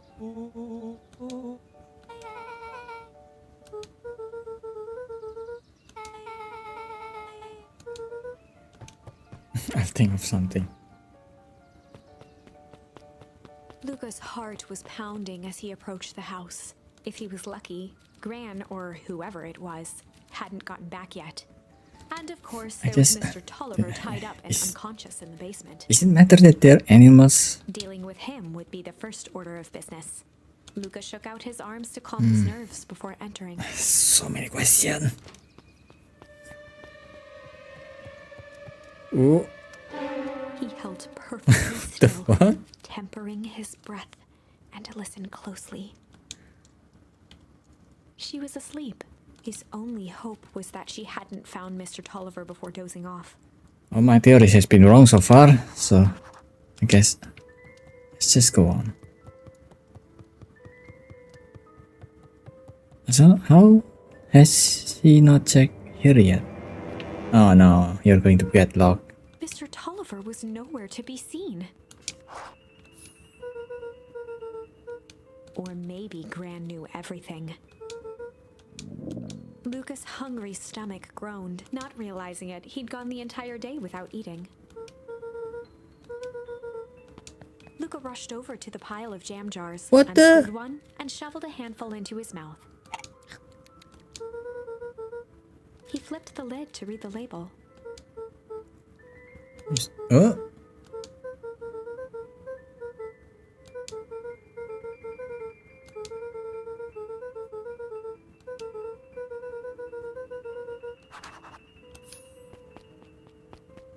Ah, no.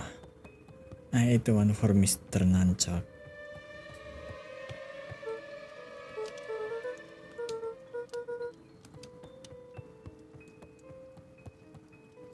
As Luca climbed the final stair, the emotion of the day dragged heavily on him. With each consecutive step, his legs weakened. His stride began to falter. He tried to grab for the railing to steady himself. Something was wrong. Luca groaned and tried to move. His limbs might as well have been bolted to the ground. Through numb lips, he mumbled just before falling asleep. Am I dead?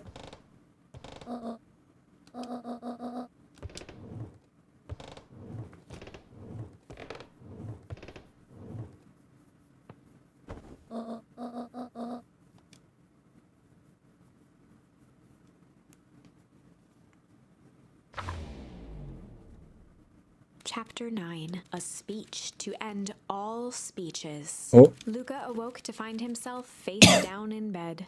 He moaned into his pillow. Why would Gran drug him? Or rather, You drug yourself. why was she trying to drug Mr. Nuncreed? Mr. Nuncreed, I kept thinking his Shaking name the was questions Nunchuck. from his woozy head, Luca snapped back to the matter at hand.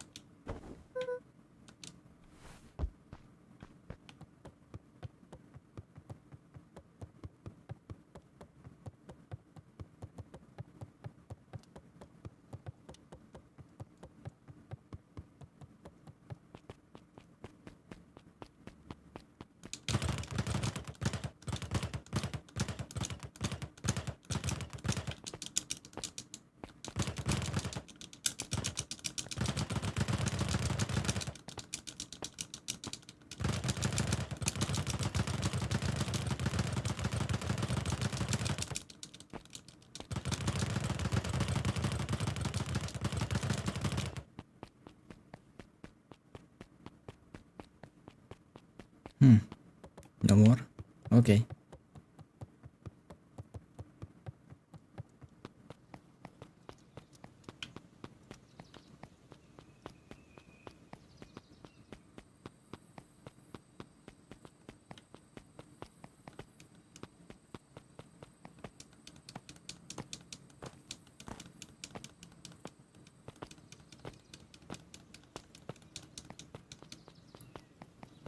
Hey, the gang is here.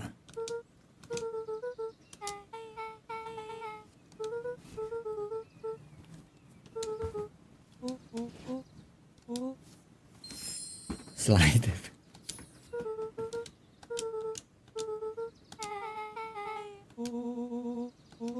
Well, Mr. Nuncreed is a creep.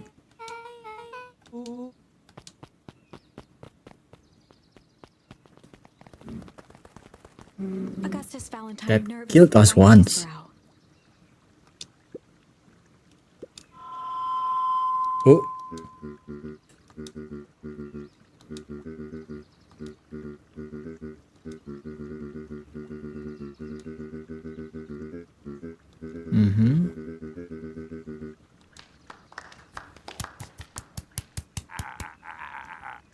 Gus cleared his throat and awkwardly loosened his tie. William Kerr bounded on the stage with the energy of a preacher at a big tent revival. He gave Gus a hearty slap on the back and motioned him off the stage.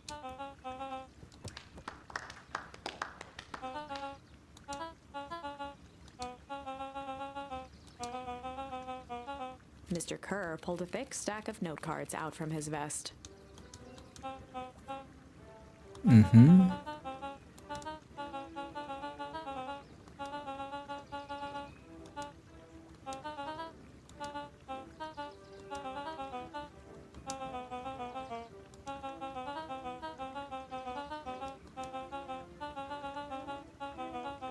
Mr. Kerr took a moment to survey the crowd. He wiped away a single tear. Oh.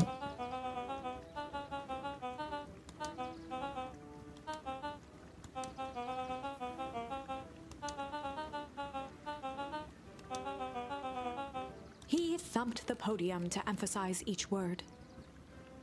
I guess some of them did move from out of town, like the new girl and her parents.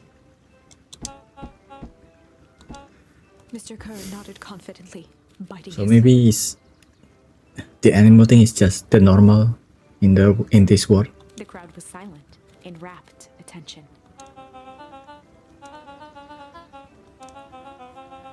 Mr. Kerr methodically made eye contact with each section of the crowd.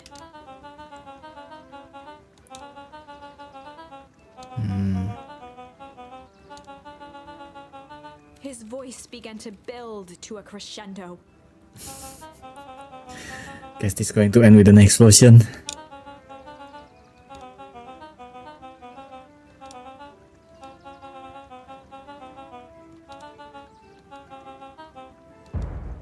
Yep. The crowd began to look around nervously. Mr. Kerr quickly flicked through his note cards.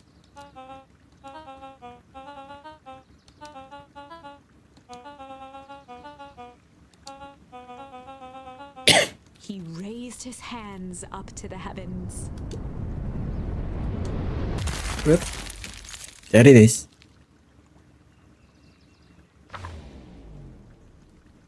At that moment, a merciless wall of impossibly cold air ripped through the crowd, instantly freezing everyone and everything it touched.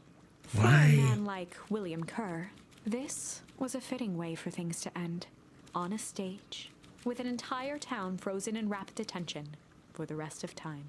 The end. There's that ice again! Whenever I think we're getting close, it comes along and ruins everything! Maybe we should just... Yeah. Maybe you should just close the book, walk away, and never think of me again. No, I don't mean that. We got a little closer this time. We just need to try again. Please. I can try the sly one. But I could do this first flight.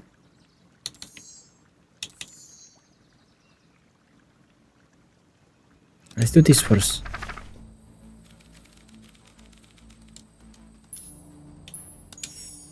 Luca drew himself up and decided to take the only option they had left.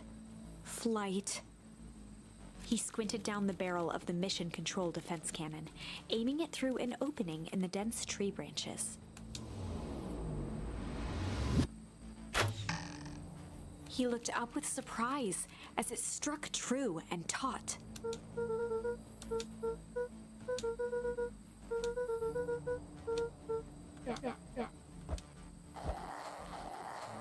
With their hands,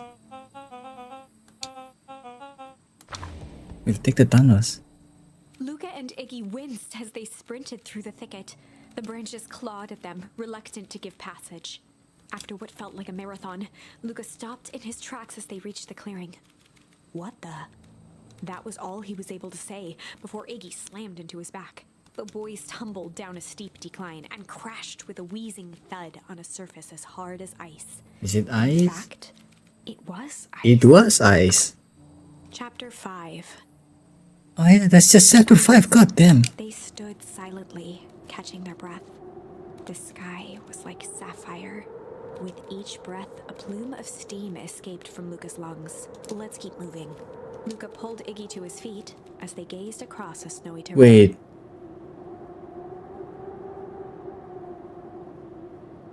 That's Beacon Pine. I think this is Beacon Pine.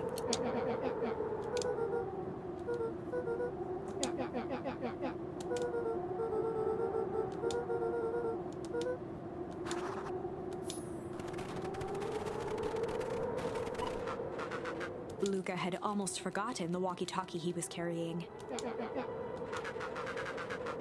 Luca looked at Iggy with hesitation. With a resigned sigh, Luca responded.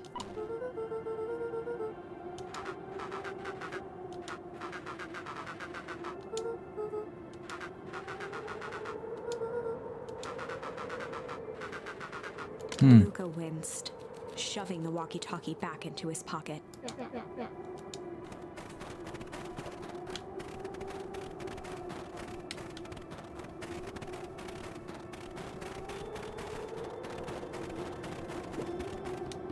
A disc of smooth metal was lightly covered in snow. 2 faint seams were visible along the surface.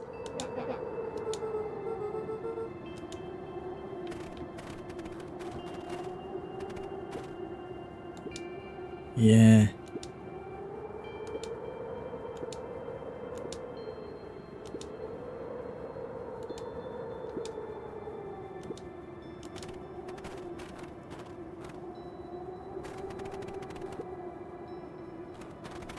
Beacon Pine, right?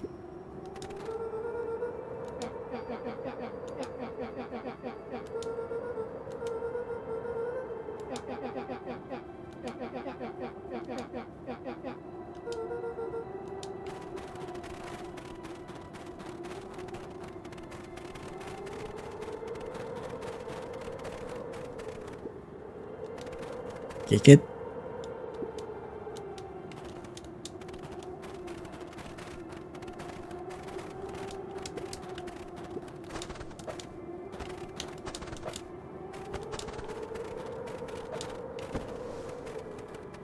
Yep.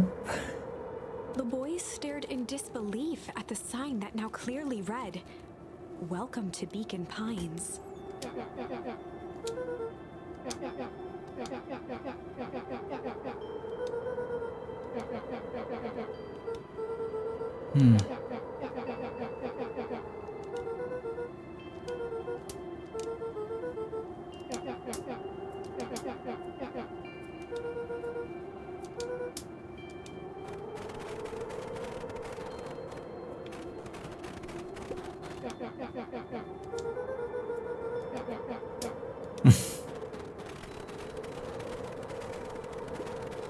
The fencing listened, each chain link encapsulated with a translucent layer of ice.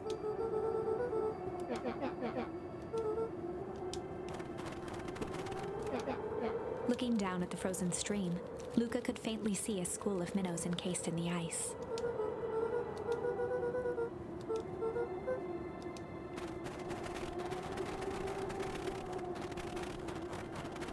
The crunching of footsteps trailing Luca went hush. He looked back to see Iggy's face twisted with confusion.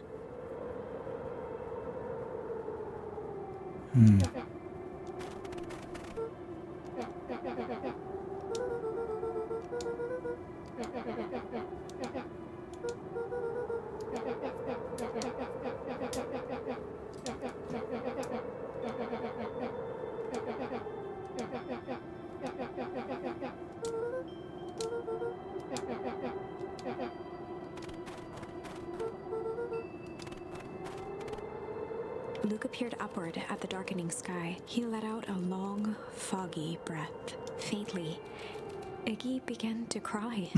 Seeing Iggy in such a pathetic state gave Luca a sense of compassion and more than a little guilt. Luca allowed himself to collapse next to Iggy.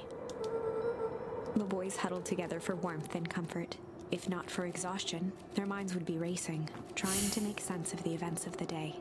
As it was, all they had energy for was to sit in silence, numb. They're going to get captured, aren't they? God damn it.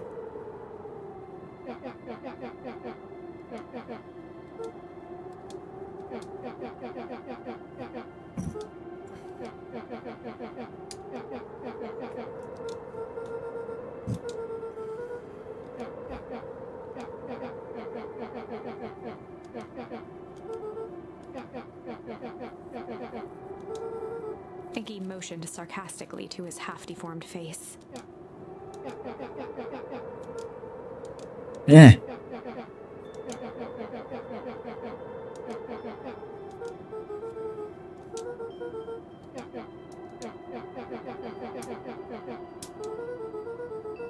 Iggy shrugged.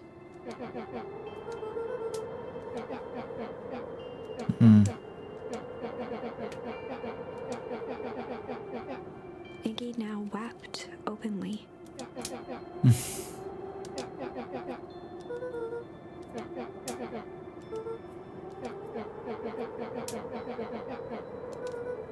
He wiped his nose with a sleeve. Luca gave a warm chuckle. Iggy cleared his throat as he wiped his eyes. Iggy arched into a wide yawn.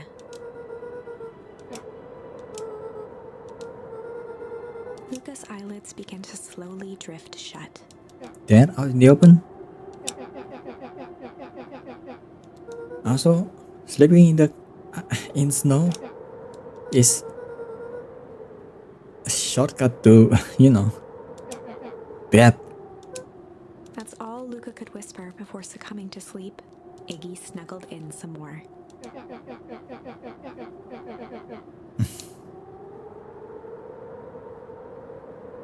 The house smelled of warm bread. Luca was playing with toy blocks on the living room Another rug. dream. He looked up to see his parents on the couch. His mother held his father's head in her lap.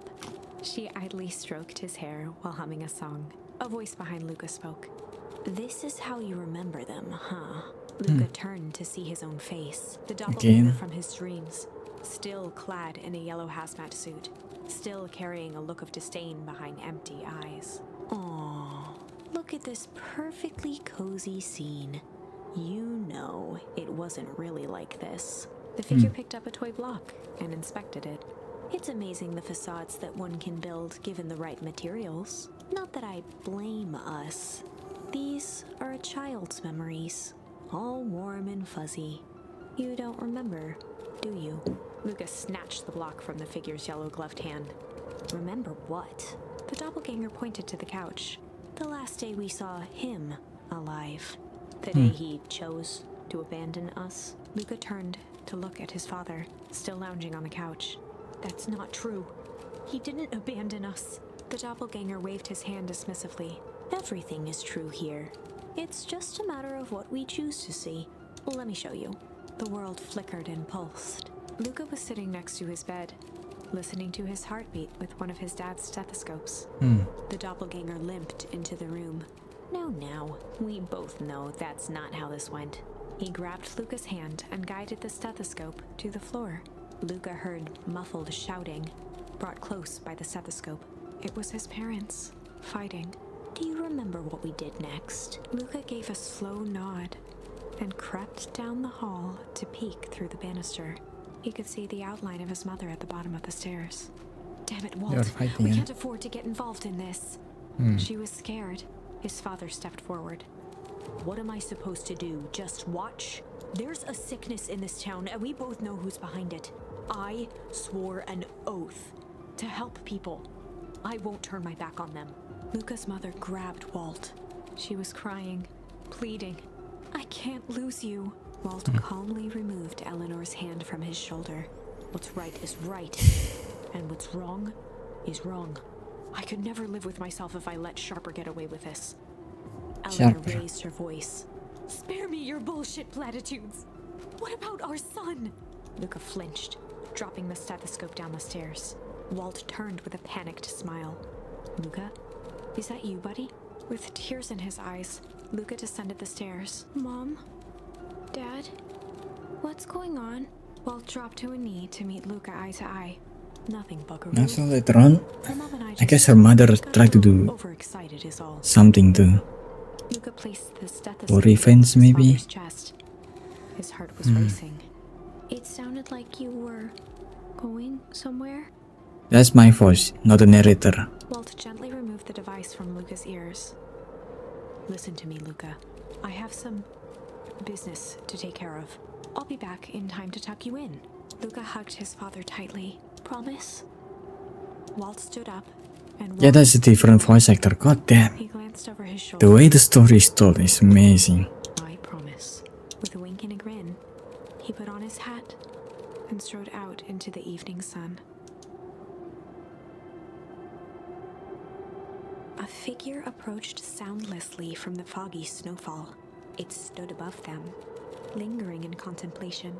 Slowly raising one Mom? hand above Iggy, it snapped out 2 brisk raps on his head. No.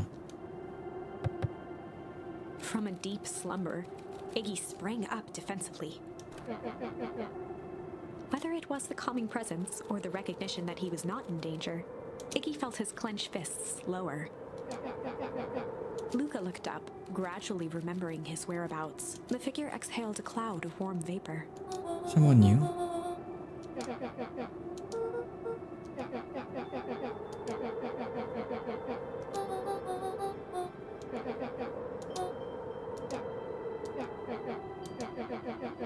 When it came to complete strangers, Iggy had trouble cobbling together an insult.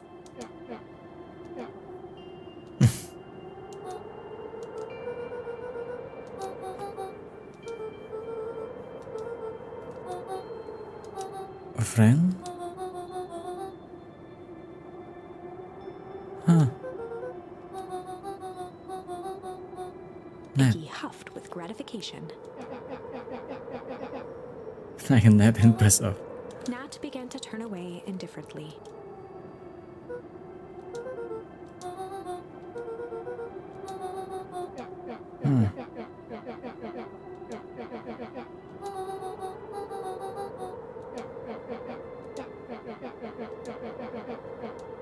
Iggy turned sharply and began to stomp off.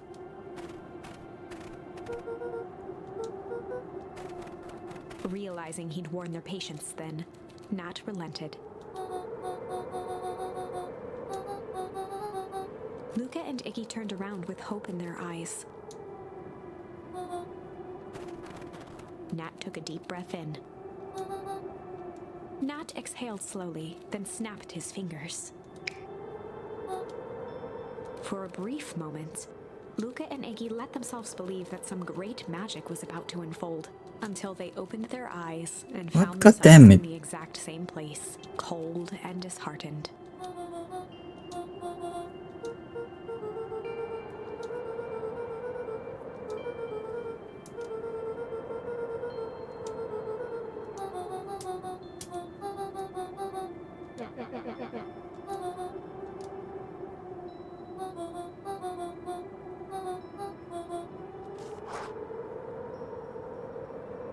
Okay.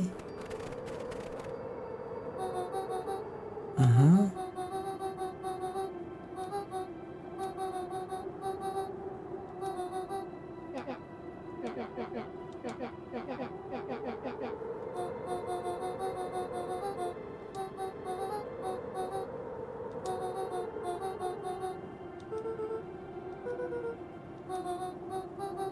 Why though?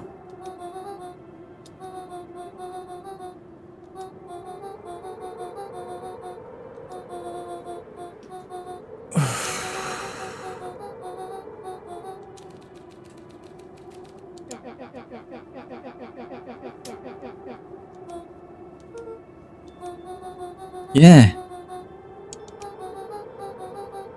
Nat narrowed his eyes eyes, furrowed his brow, and uttered. The source. Luca began to laugh uncomfortably. He looked down at his feet. His eyes started back and forth in contemplation. With a sudden pain, a thought struck him. He sprinted off into the pale distance. To the graveyard, As he right? turned to follow, Nat called out. Simply head west through Weepoot.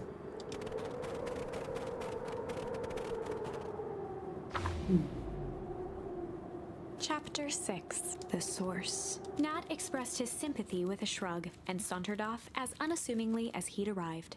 He'd The given Luca fuck? and Iggy what they needed, and nothing more.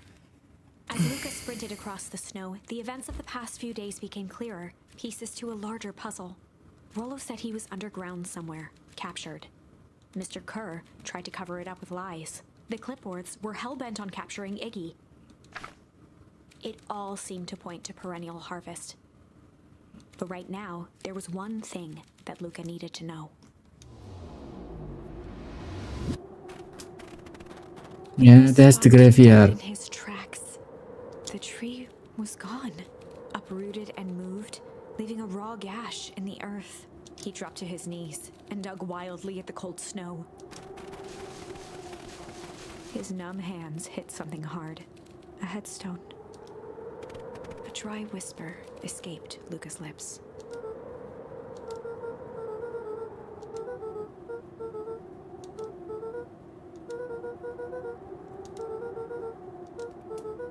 There was no reply, just snow-covered silence.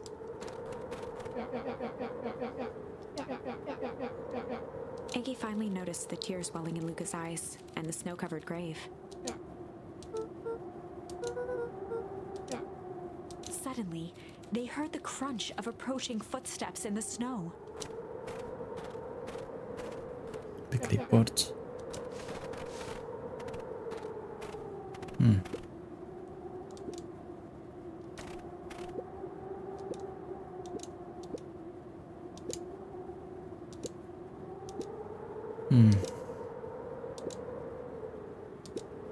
He bent down to scoop up a snowball and lobbed it playfully.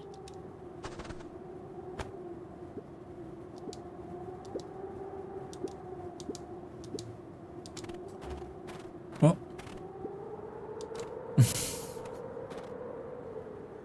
Is that?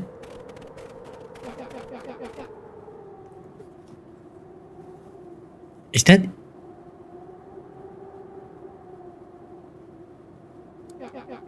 Is that me and Rollo? Luca stuttered through heaving sobs.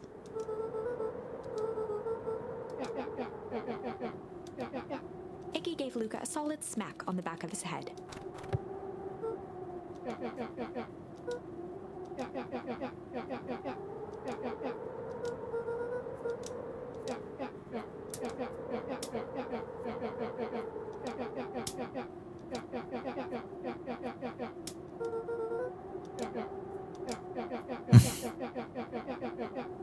I guess he is alright.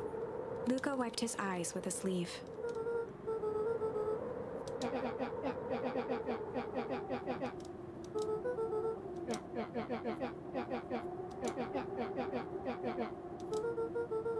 Iggy flashed a mischievous smile and cracked his knuckles.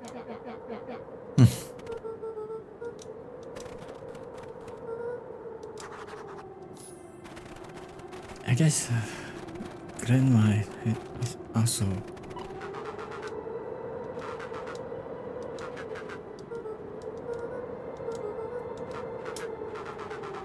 Iggy and Luca shared a skeptical look. Want to get rid of the sauce, right? In a way.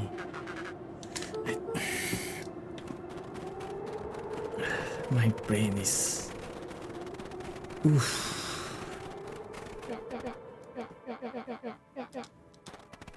Iggy darted behind a large pine and began digging furiously. He emerged holding a shoebox with a crude skull painted on its lid.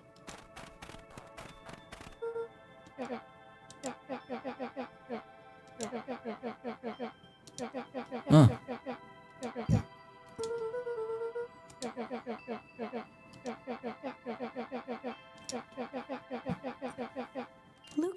rolled his eyes with realization. Iggy stifled a chuckle.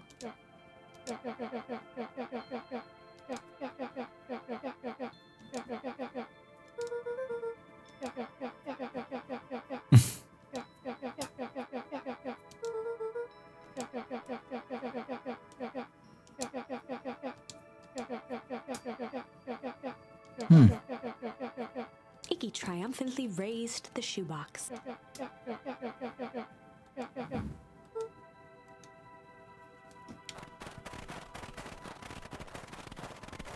Damn, okay.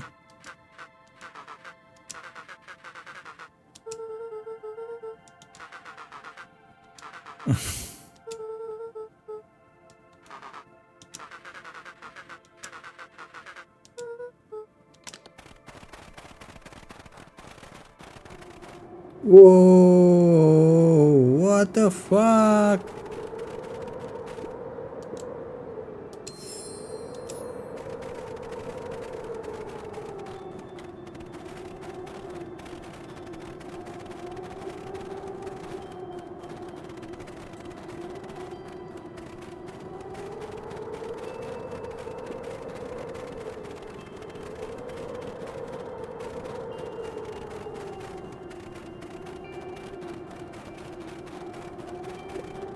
Okay.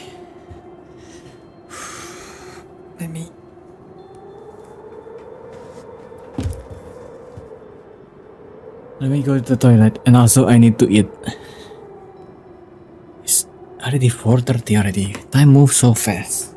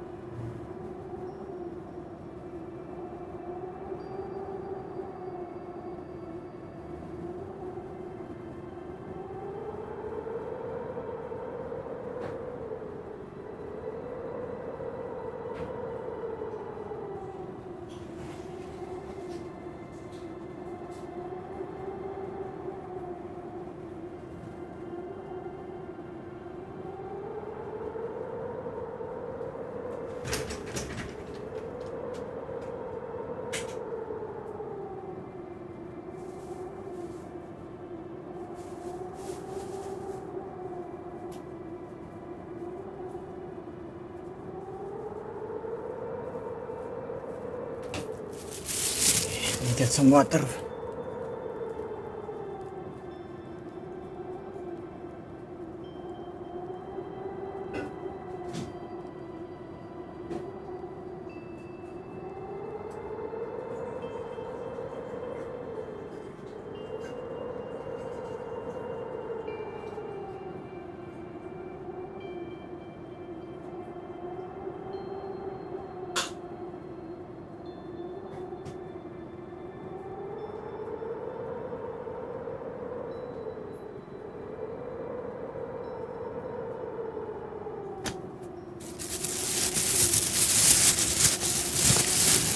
I think we might be getting closer to the end.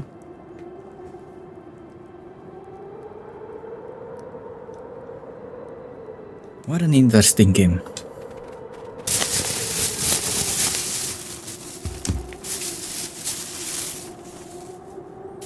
and Iggy inched up to the edge of the hole with bewilderment in their eyes.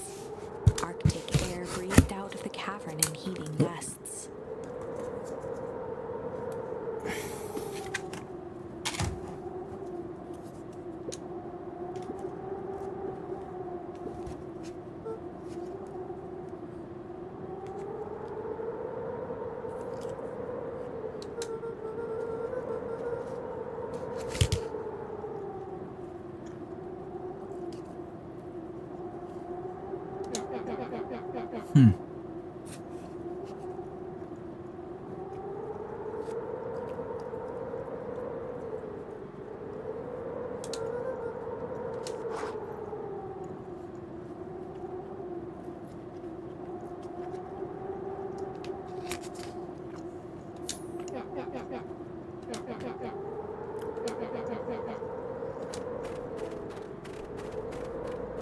Hey, Carl.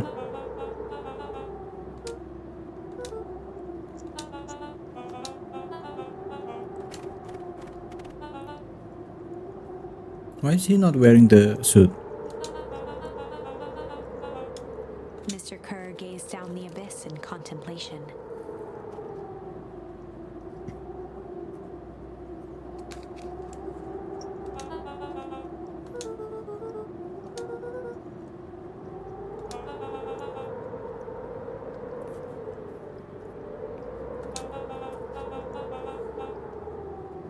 Kerr scratched the back of his head. That's the thing that grew the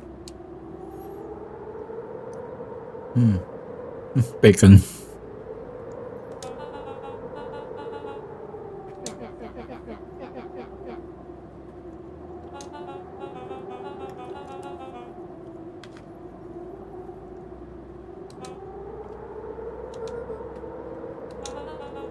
His face contorted into a saccharine grin.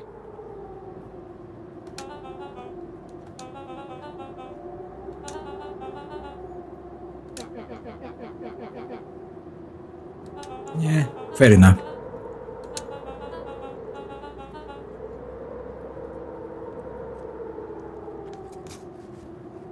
Yeah, I don't think people like you become a lead.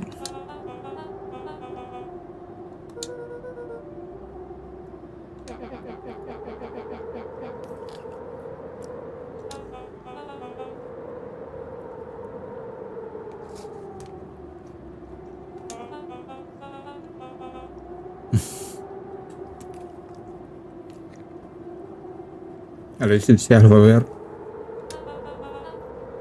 Kerr snapped his fingers.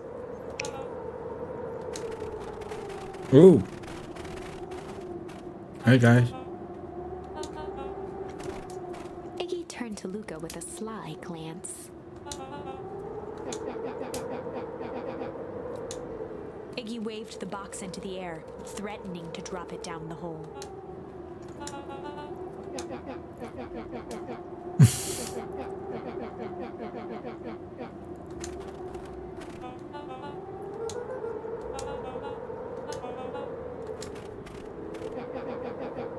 Iggy plucked a single bottle rocket from the box and held it up with reverence.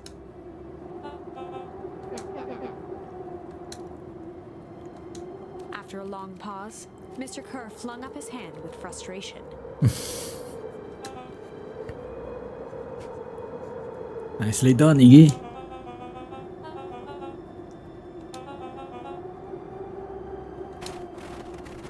What weird goons? Mr. Kerr sighed into the frigid air. With a nonchalant flick, Iggy tossed the firework into the hole. Iggy, what the fuck, man? Oh. With Whoa. a growl, Kerr leapt at Iggy, crashing through Luca. Oh. Iggy tried to twist away, but in the struggle they both tumbled over the side. Luca dove forward, bracing Iggy's hand just before it slipped. His grip was made precarious by the cold, wet snow. Pick him. See Kerr further down, clinging to Iggy's coat.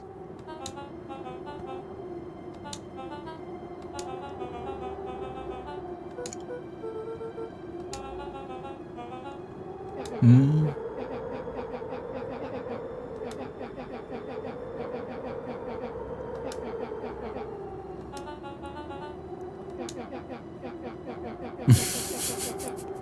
God damn, Iggy. Mr. Kerr gasped with insult.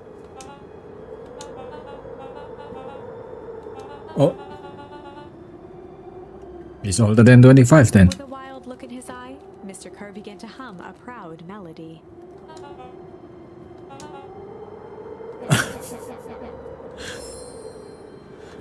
Luca's Got a hand time out of began to that. cramp. His voice began to crack.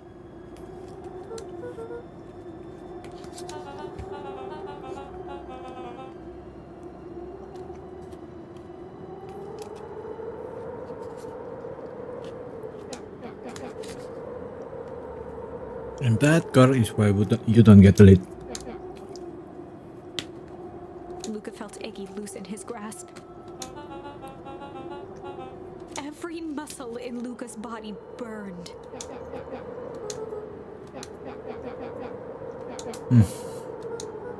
Luca felt his hand slipping.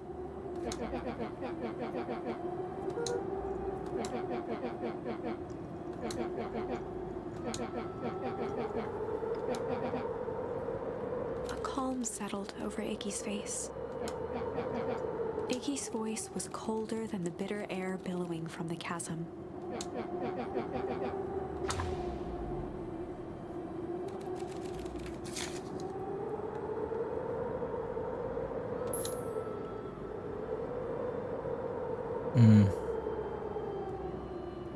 Refuse, I guess. Luca had no choice but to refuse Iggy's request. He tightened his grip and reached for the walkie-talkie in his pocket. A wild delight crept onto Mr. Kerr's face. Yeah, that's the end of That's this. good, lad. Now, radio for help. Iggy begged Luca with his eyes one last time, but Luca pressed the button and called out. We need help. Mr. Kerr is in danger.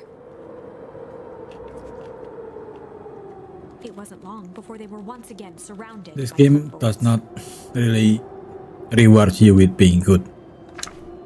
Mr. Kerr sighed with relieved frustration. There you are. You really are a worthless lot, aren't you? Mirror, now. A clipboard dutifully produced an ornate ivory hand mirror, and Mr. Kerr began preening his tousled hair. Ah, that's better. Mr. Van Horn, I applaud your sharp thinking under duress. I'll put in a good word for you with the founder. Take them away. A swarm of hands overpowered Luca. The last thing he saw before a cloth bag was pulled over his head was the defeated look on Iggy's face. The end. Yep. I think this was one of those times where doing the right thing was the wrong thing. Yeah. Fair.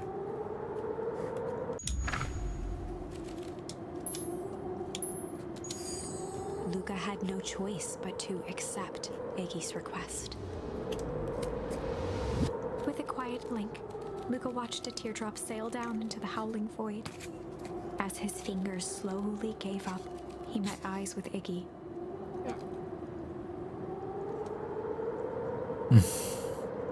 God damn. The two silhouettes were swallowed by darkness.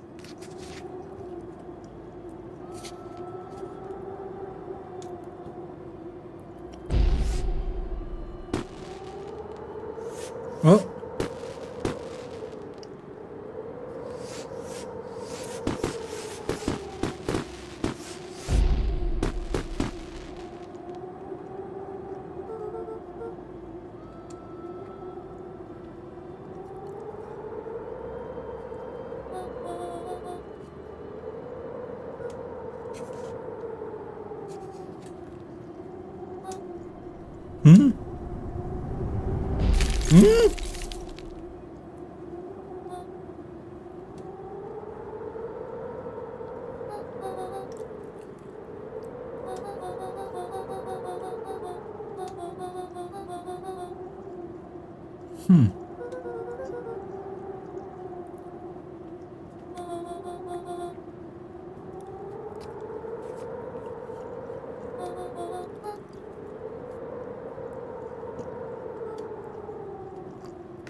Sacrifice.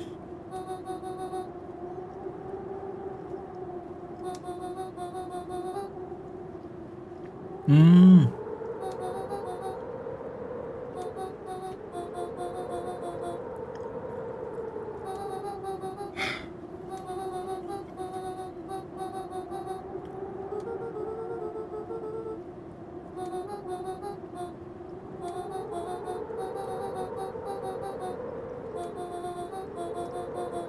We have some idea what that would look like. That's a fourth wall break.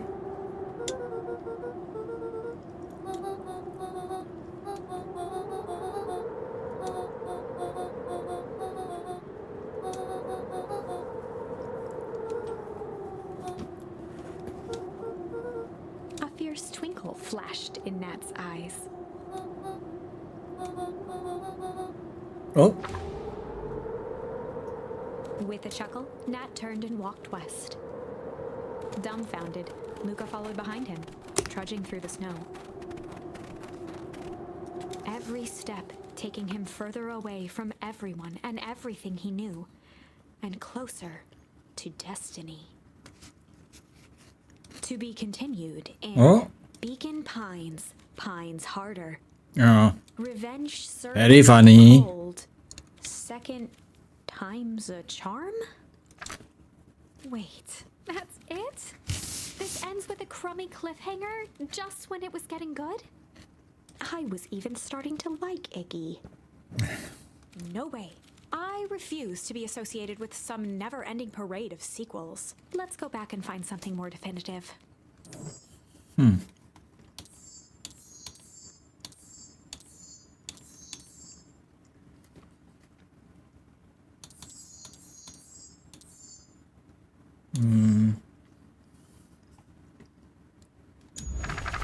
Let's go to the restaurant again first.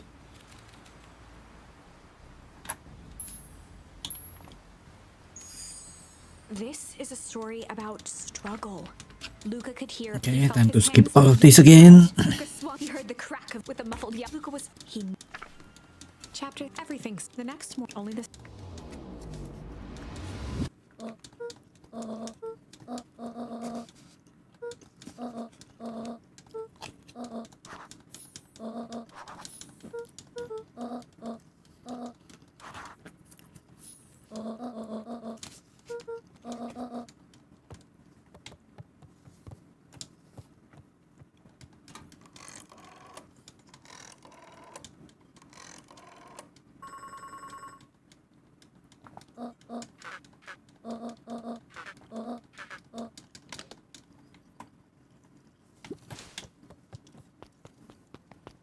Oh, come on.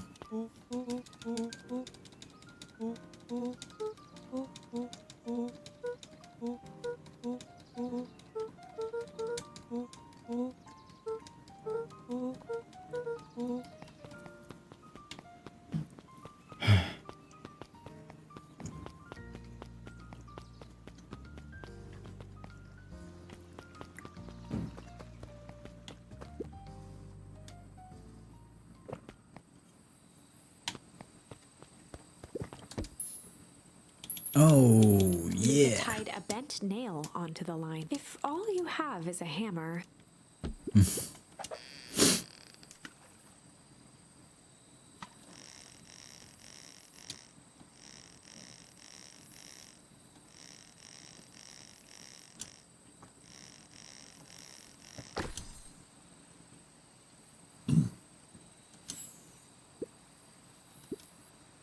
Uncle Joseph.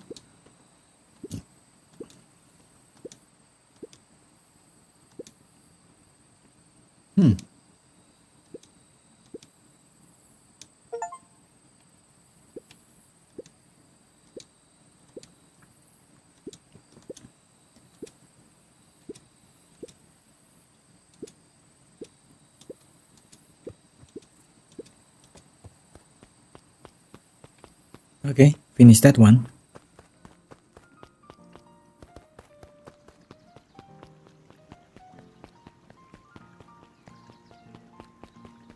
Let's do the burger mini game.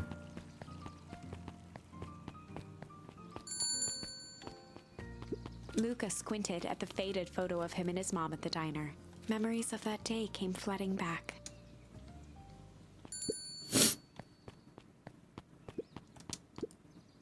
Yeah, I think we're done.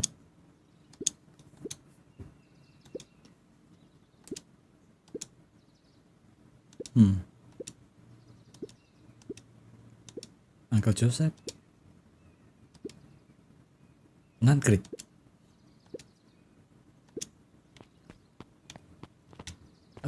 Cannot talk to him again, I forgot. Cheer him up with what?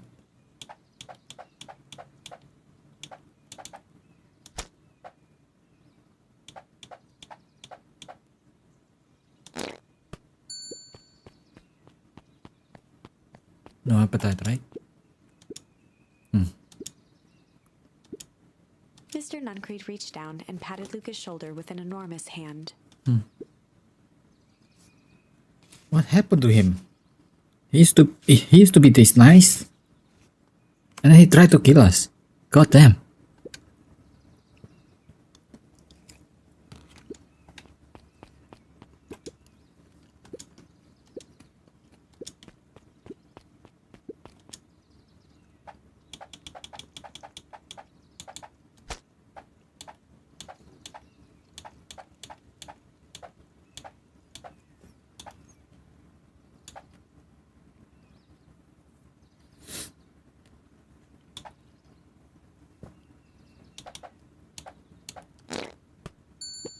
Same thing.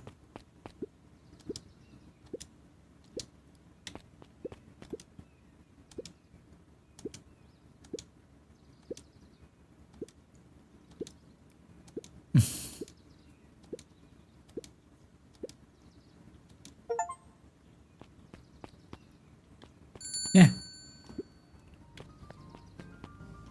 Okay, time to finish this.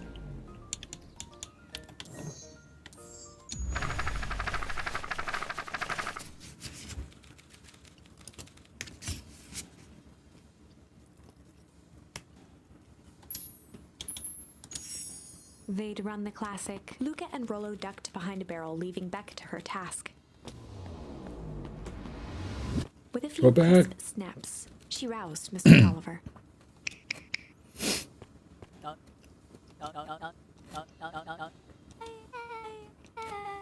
Mr. Tolliver looked down and shifted a bit, testing his restraints. Beck caught herself before letting the surprise manifest on her face. She'd already gotten him to reveal his relation to Gran. This was gonna be easy.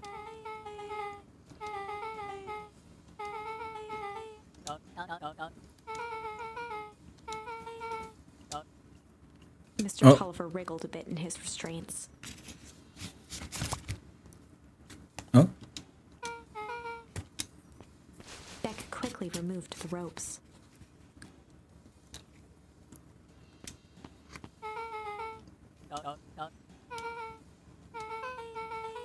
Mr. Tolliver rubbed the growing knot on his forehead. Beck twirled her hand, as if to prompt Mr. Tolliver to finish her thought.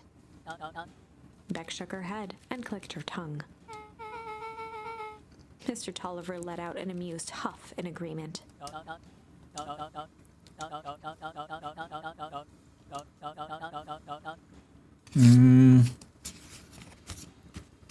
You're not. I don't think you're supposed to do that.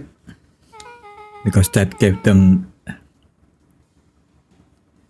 That charged them to actually chill everything, freeze everything. Beck was on a roll now, playing Mr. Tolliver like a fiddle.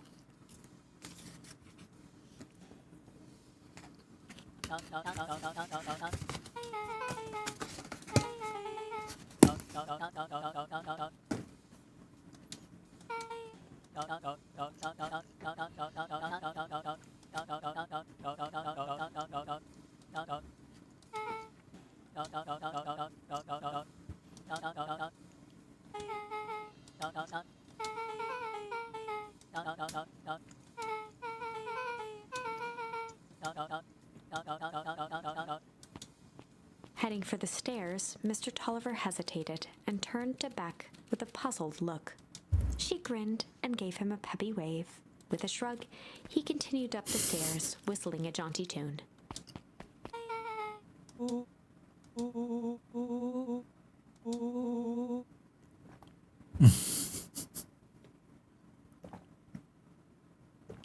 Rolo. Beck blinked slowly in disappointment.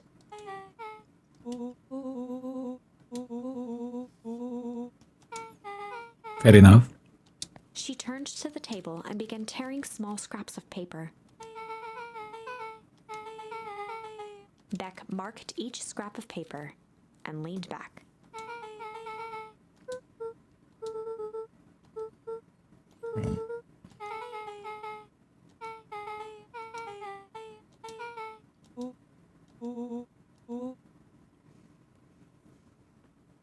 What? That was fast.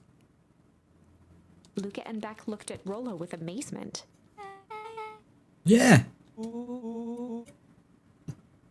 Oh.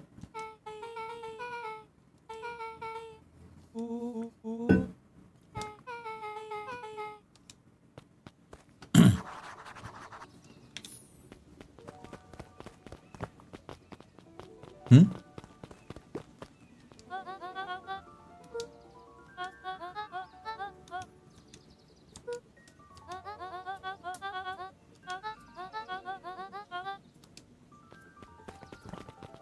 Yeah, what is Tolliver?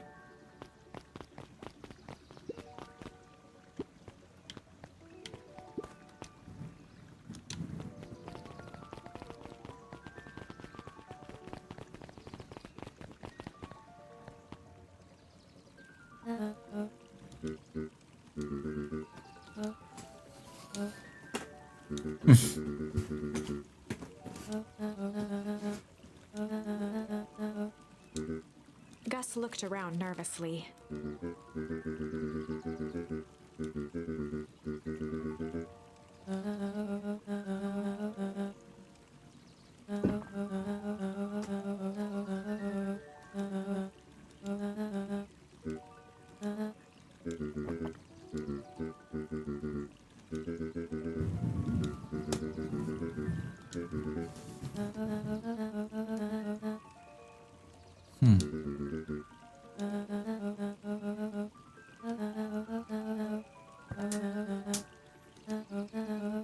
Eris's cry hung in the air.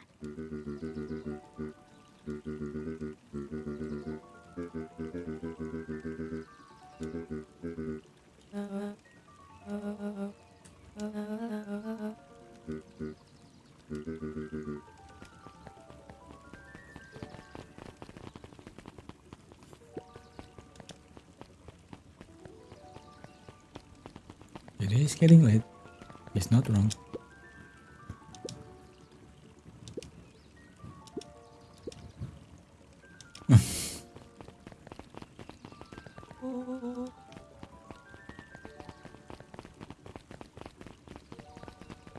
Can we talk to... Nope.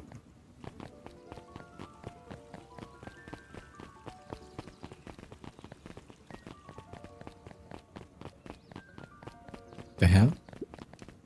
Solomon stood proudly at the entrance to the drugstore, holding a brown bag overflowing with black licorice.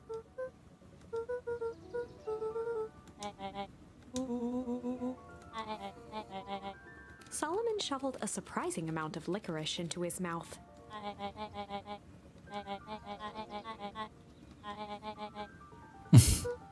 Okay.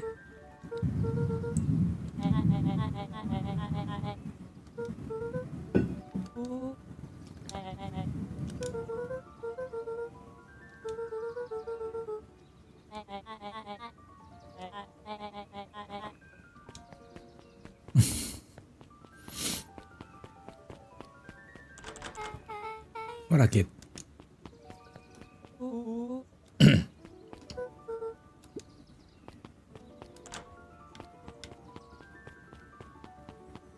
It's gotta be this, right?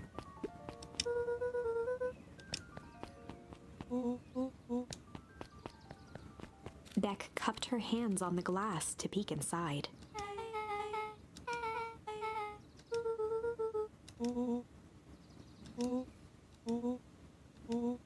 Beck flung open the door and they all squeezed in.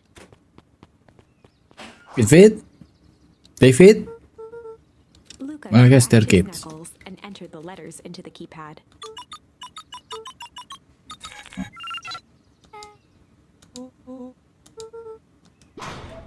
Oh, The inside of the phone booth dropped loose from its shell.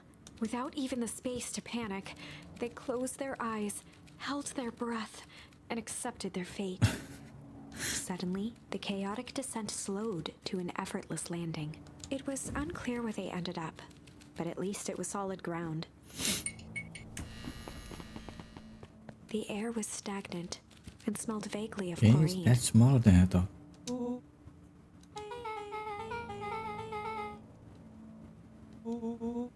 Oh.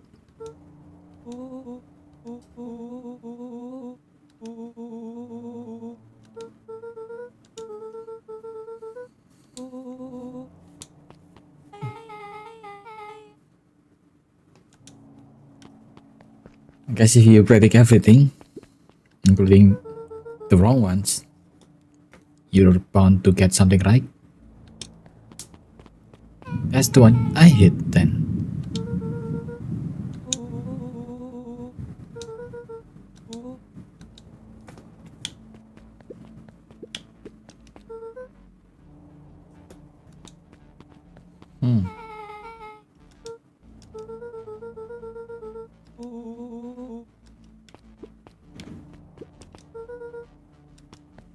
Where was main office?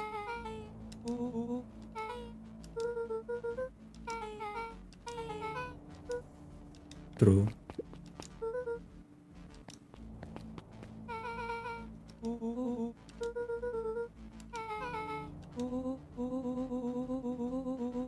Oh.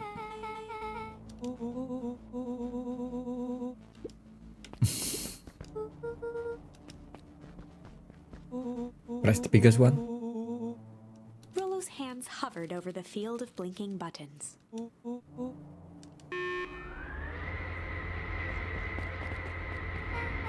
The source, I think.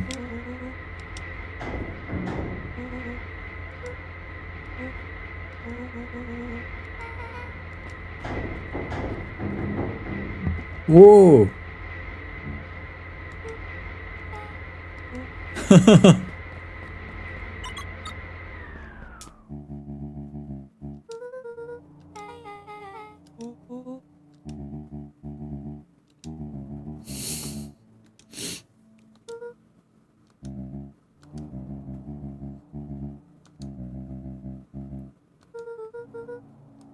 Also,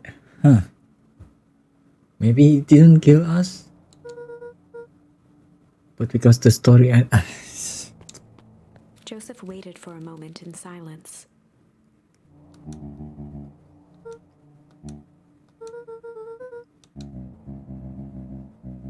He gestured toward the strange tubes.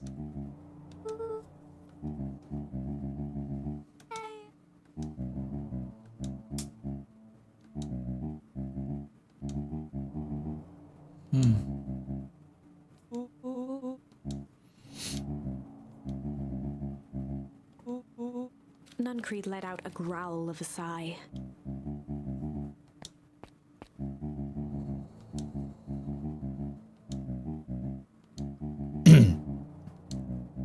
the source.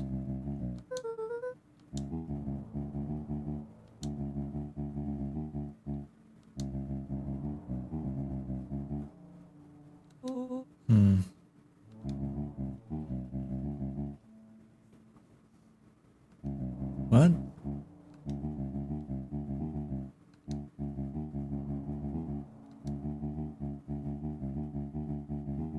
He shook his head wistfully.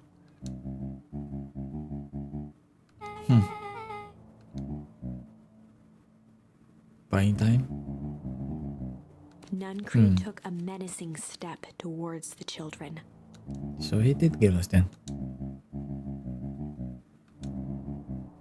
Luca began to laugh.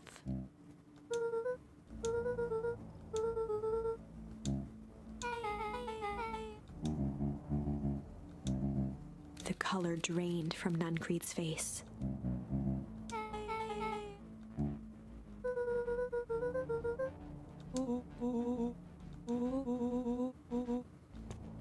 Nuncreed grabbed Luca by the shoulders. His eyes were frantic.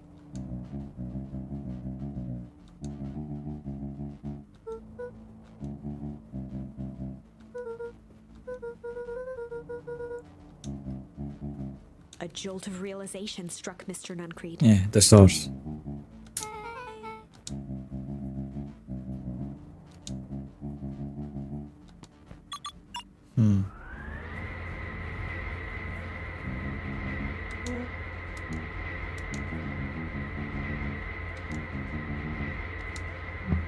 Oh.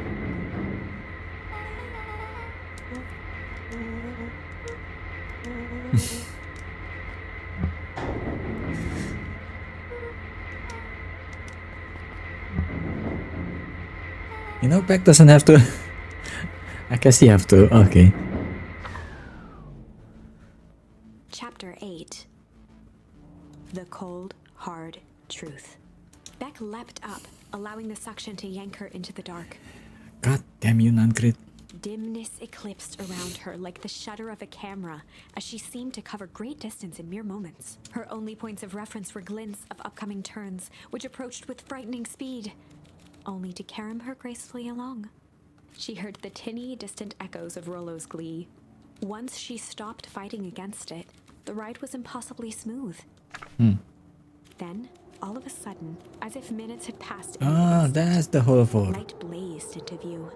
A burst of wintry air snuffed across her face, and she was flung out into the cold. So I was lucky then I chose the right decision. The order of the decisions. So the story makes more sense.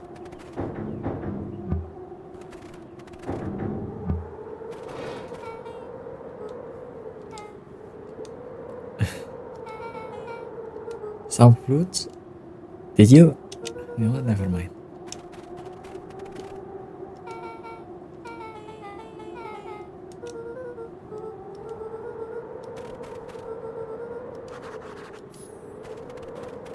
Can I check up here? Nope.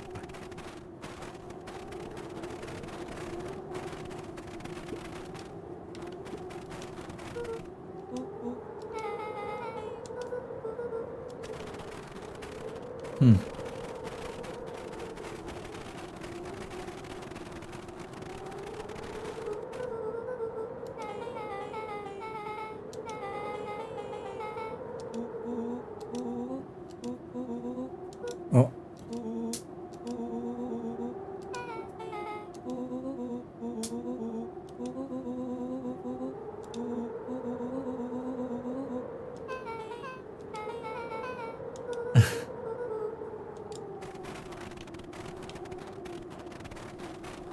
Wait, I can still check here, right? I mean the barrels. No, that's weird.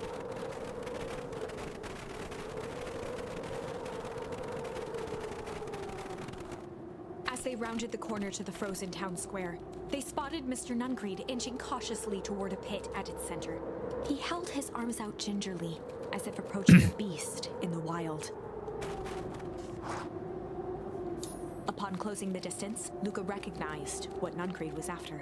Gran stood confidently at the edge, one arm outstretched over the abyss. Nearby, a wheelbarrow had been emptied out.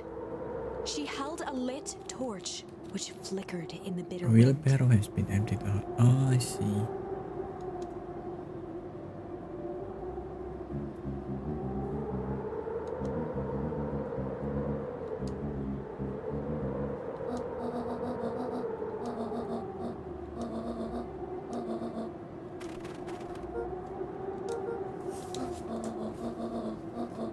Mr. Nuncreed turned back toward the kids, desperation in his eyes. He's going to hold them hostage, maybe? Rollo and Beck held steadfast in awe. Luca approached closer. Mr. Nuncreed spun back toward Gran, his voice growing louder.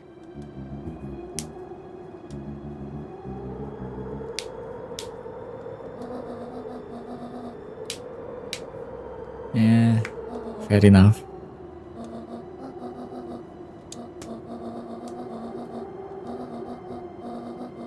Mr. Nuncreed winced with anguish. His voice hardened. They both now yelled, not to each other, but at fate itself, making their peace with long-held burdens. The wind howled with encouragement.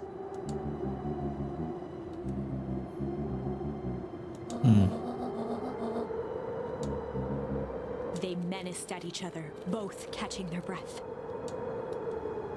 The moment balanced on a knife's edge. Amid a blur of emotions and memories, Luca's mind flooded with questions. The wind calmed, as if to give him the stage. Oh.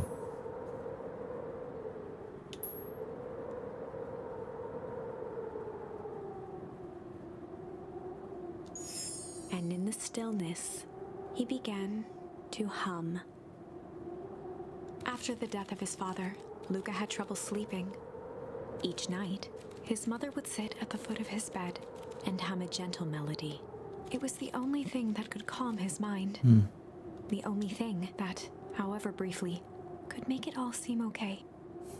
That melody pervaded every memory Luca had of his mother. Shivering in the raw snow, he began to hum it out loud.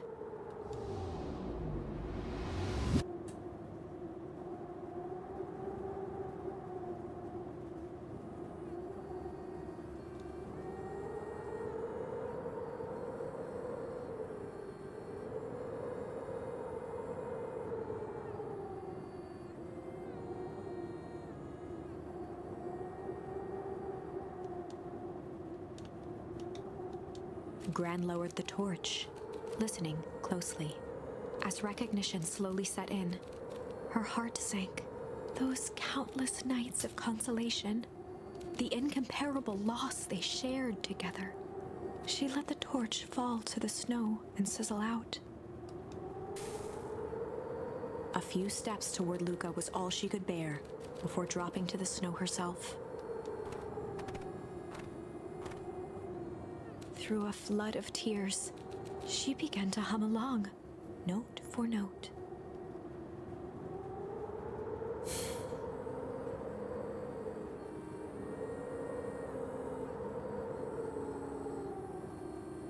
Luca lifted his head in astonishment. The last time he heard that melody was the last night he saw his mother. That was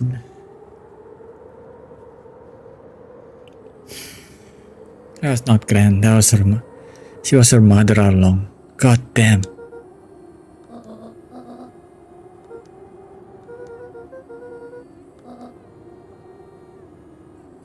She got liquid on her, and that's why she appears older. Very watery eyes trying to see God more clearly. damn. He could just make out the impression of a familiar face. He peered across the snowscape at the woman on her knees. Something about her was undeniably his mother, only smaller, older, changed.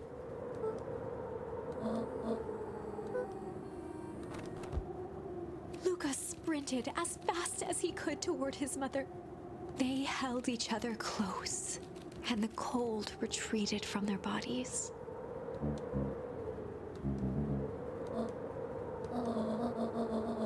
Eleanor looked down at Luca, tightening her embrace in an appeal for forgiveness.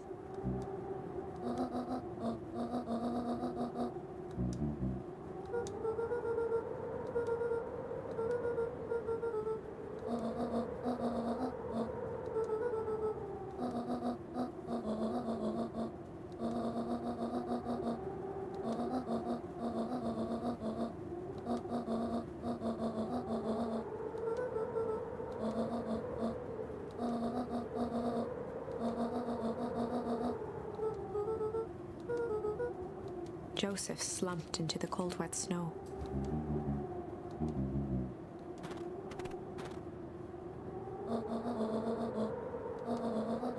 For the first time in a long time, her voice felt like her own again.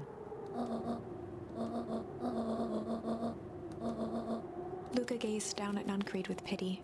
He looked small, Joseph stared into the snow as if searching it for answers.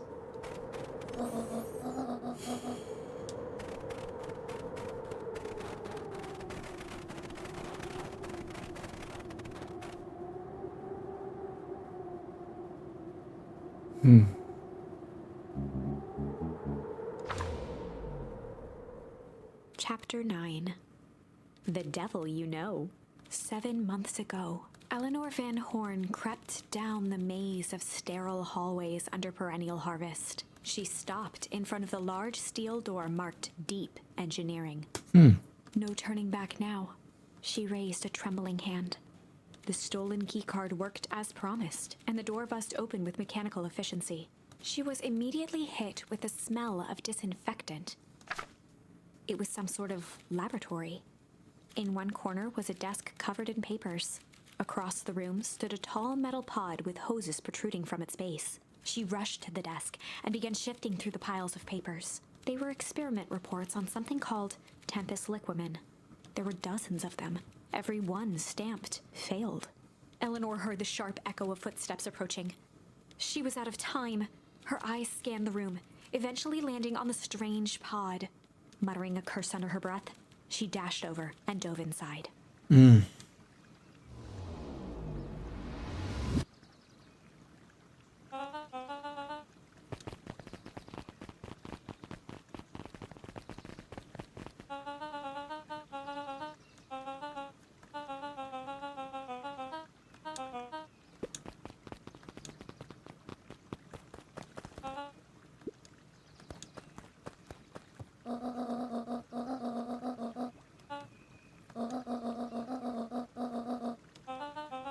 Mr. Kerr addressed the crowd with a sarcastic tone.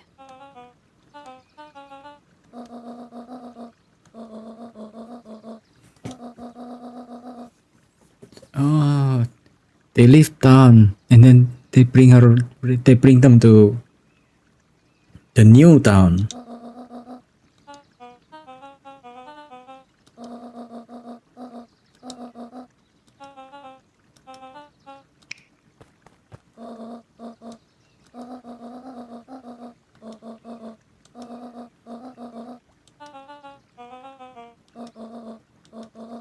Whispers filtered through the crowd.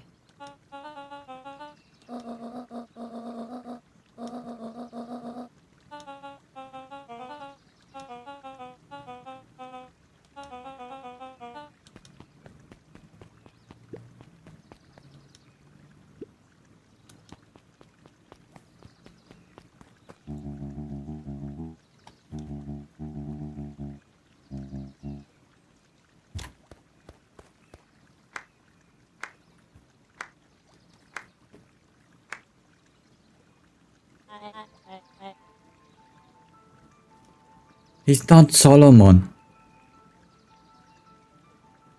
Torment dragged on Joseph Nuncrete's face.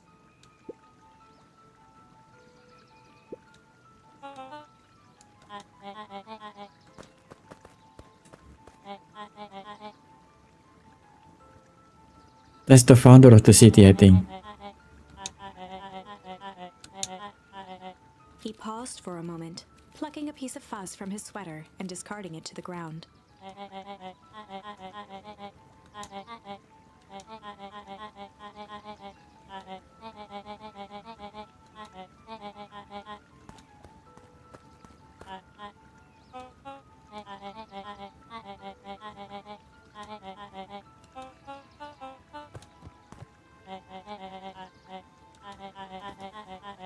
Kerr gave a bow of deference. Gasps rippled through the crowd. Solomon pulled a glass vial from his pocket. In one smooth motion, he downed its contents. A triumphant You grow smile older then? crossed Solomon's lips. Yeah. His body and face began to contort and expand as he disappeared into a belching green mist. Oh, he's farting. A hushed horror gripped the crowd. This is a story about change. And also his suit is different, okay? Sharper examined his new hands.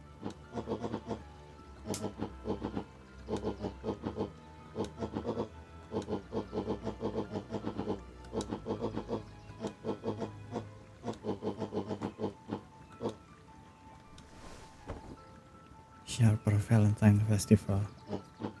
Sharper choked out a crude squawk of a laugh. Frustrated grumbles sprinkled through the crowd. Malice.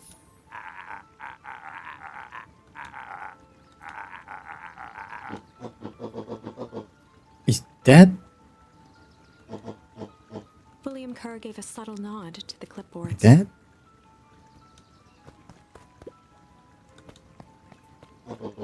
Maybe not. A helpless quiet settled over the crowd.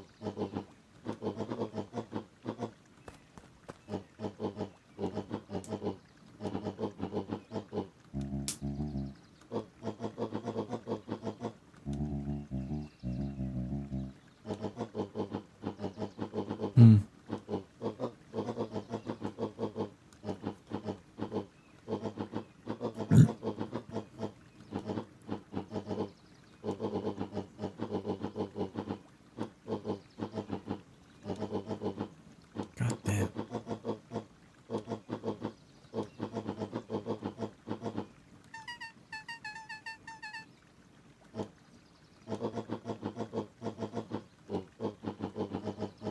Sharper addressed the crowd with indignant pride. He'd planned this moment for so long What a that twist. now, at the deed's fruition, it almost felt frivolous.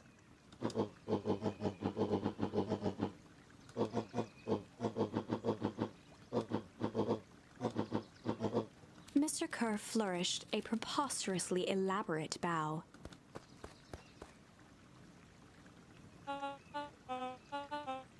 Patrick C. Montesquieu.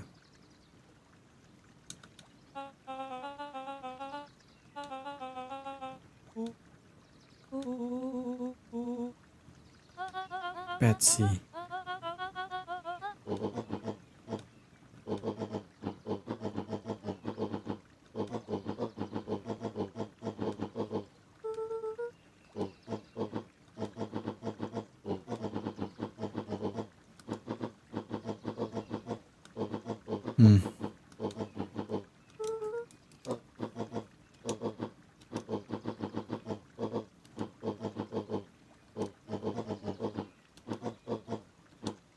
Sharper coughed up one final laugh and cracked his knuckles. That's the end of this So, one then. Sharper set about remaking the town in his own image. The fertilizer factory soon reopened for business. Sales rose steadily as more and more farmers across the countryside began to swear by its miraculous properties. Beacon Pines became famous, a secretive town that, for the right price, shared its gifts with all. Gifts that became more and more necessary in a world where winters grew longer and longer. God damn. The end. This is wrong, but things are becoming clearer now. You Yeah. can feel it, right? Yeah. We can't let Sharper win. He The ends, might just all the, be the key to this whole I got all thing. the answers for the most see. part.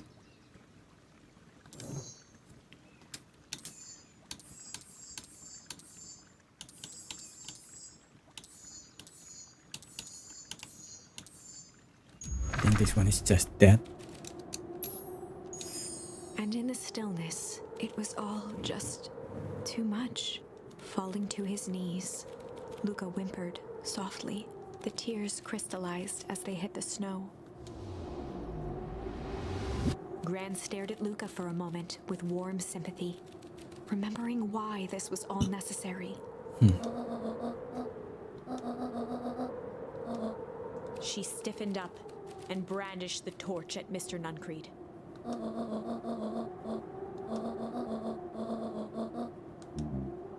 Ignoring his final plea, Gran flung the torch into the deep darkness.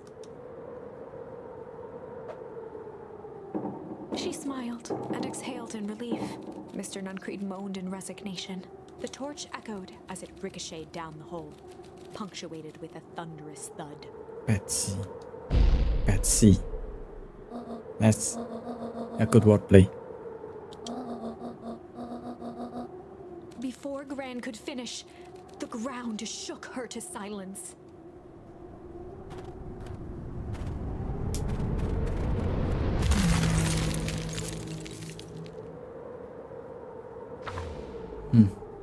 Yeah. Gran only had time to spin around and run to Luca.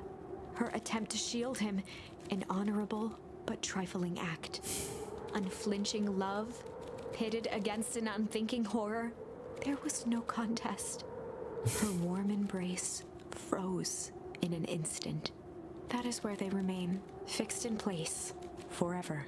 And so, our story ends on this melancholy scene.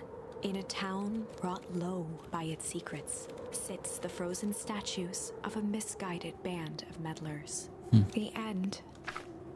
Well, that was dire. Yeah. On the bright side, we finally figured out where all the ice is coming from. Now, we just need to find a way to deal with a mystic, unfathomable force of nature.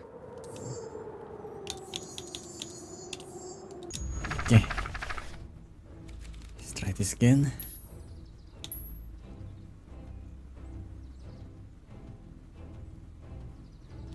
Malice. There was a malice lurking behind those eyes. Like a trap ready to spring. Luca felt the weight of Nuncreed's hand on his shoulder. Something wasn't right. He didn't know why, but something was telling Luca to get out of there.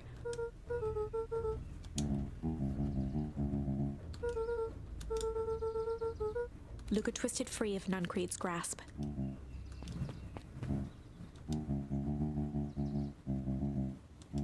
Back in the day. Yeah, no. Fuck you.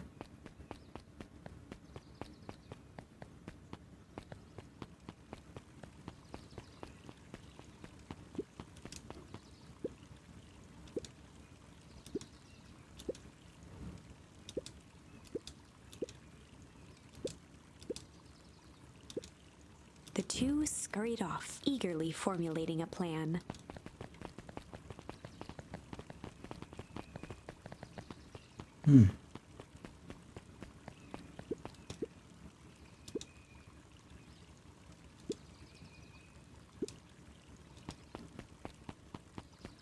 Big trouble ahead.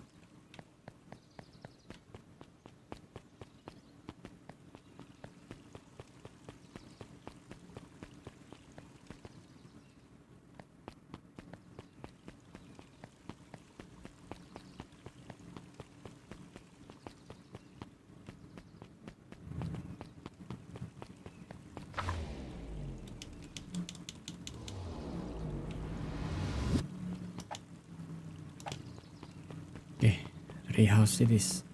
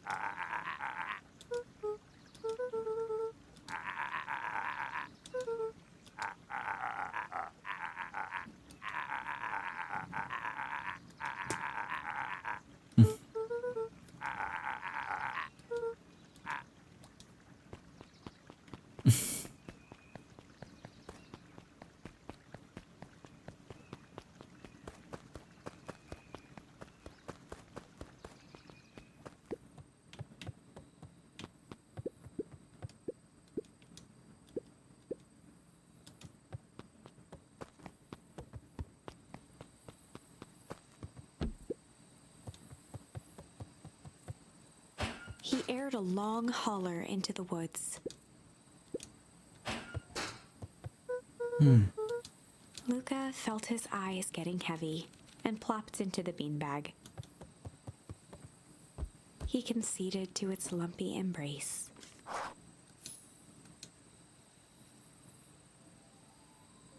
Once again, Luca found himself in a vast black expanse.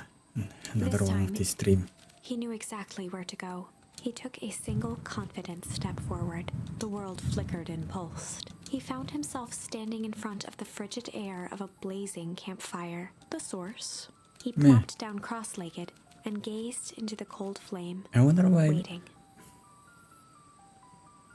Luca is the only one that Soon can, enough, the fire began to die out, popping sporadically. I guess, use the source Until to all time that was travel. left was a single ember.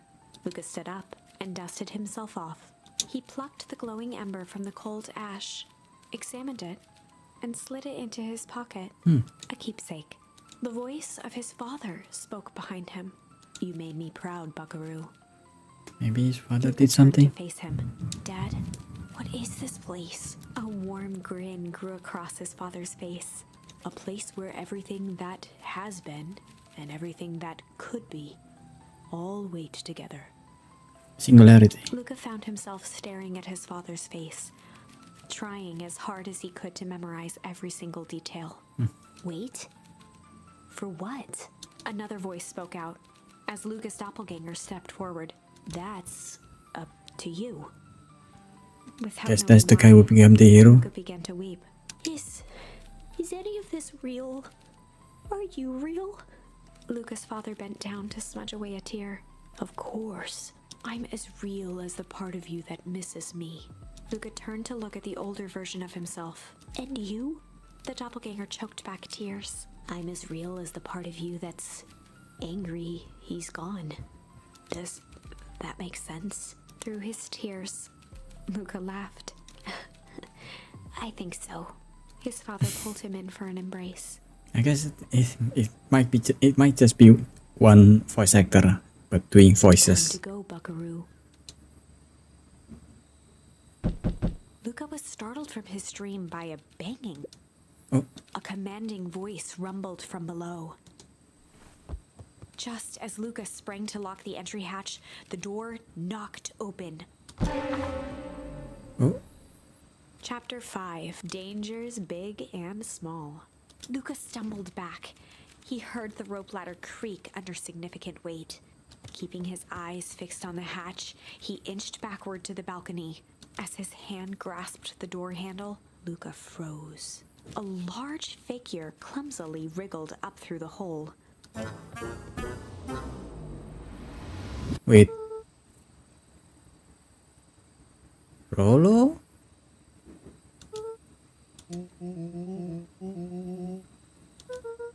The large figure cocked its head inquisitively.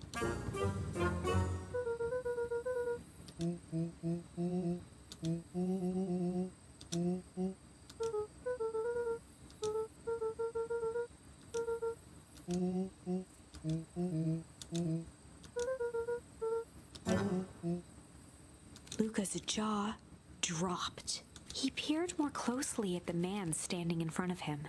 Something about him was undeniably Rollo, only Yeah. bigger. Changed. What happened to you, Rollo? Oh, I see.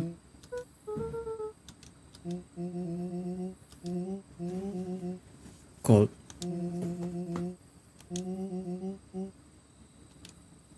Rollo proudly presented his hands to Luca.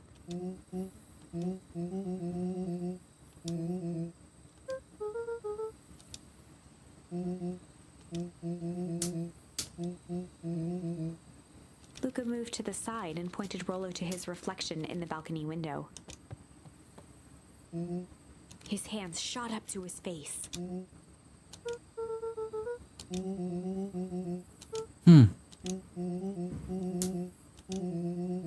Licorice.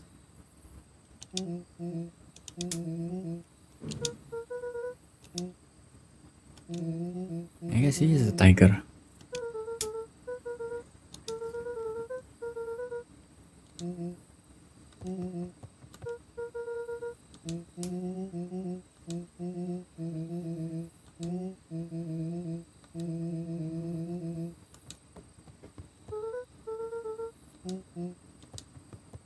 Rollo shadowboxed a few jabs. With a yelp, Rollo dove behind Luca. Oh yeah, Luca also got some of the ooze on her head.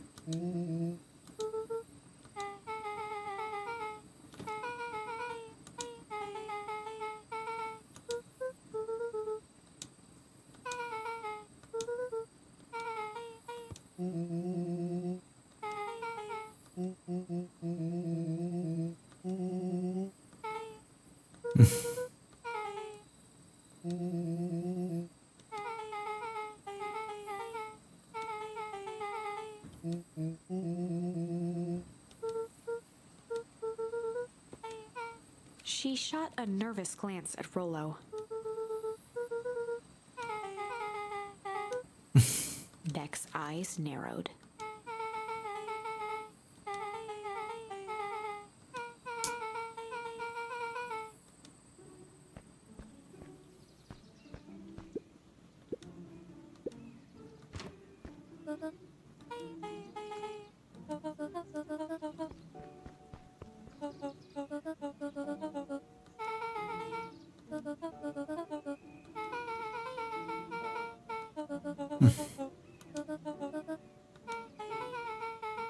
Ilona tried to put on a smile.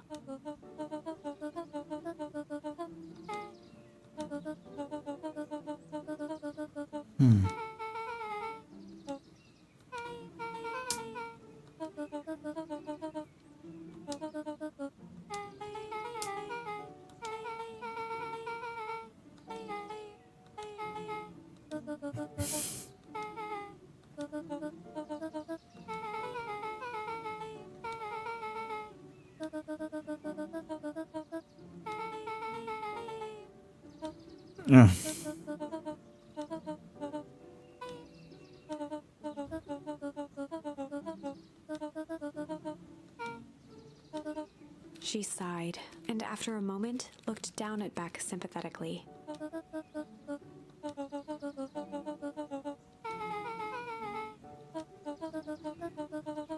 She flashed a sly grin and tousled Beck's hair.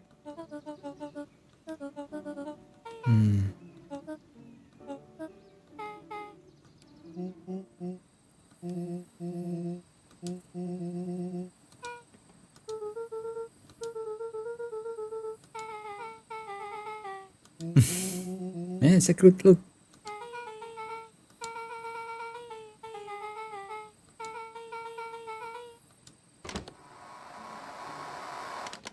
Yeah, I know that's going to play into the story.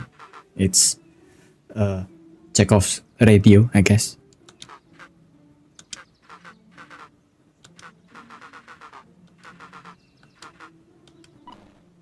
The founder.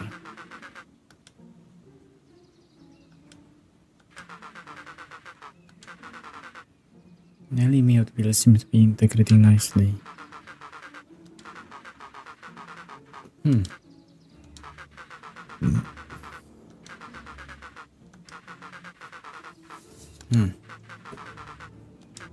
Loose ends. Ah.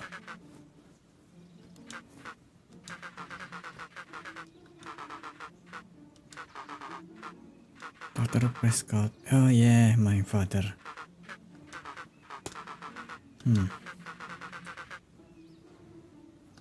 Or she won't live at all. Yeah.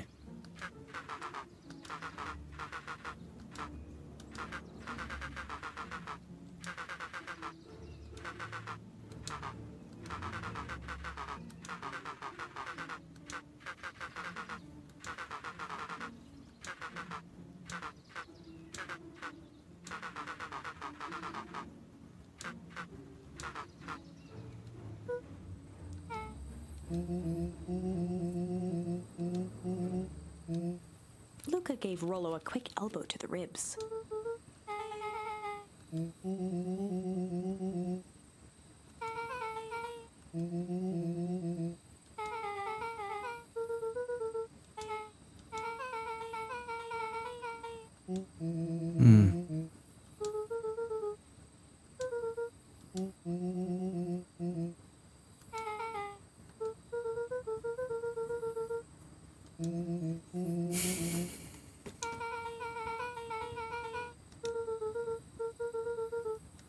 whipped a large sheet of paper out of her pocket and slammed it on the floor. Oh.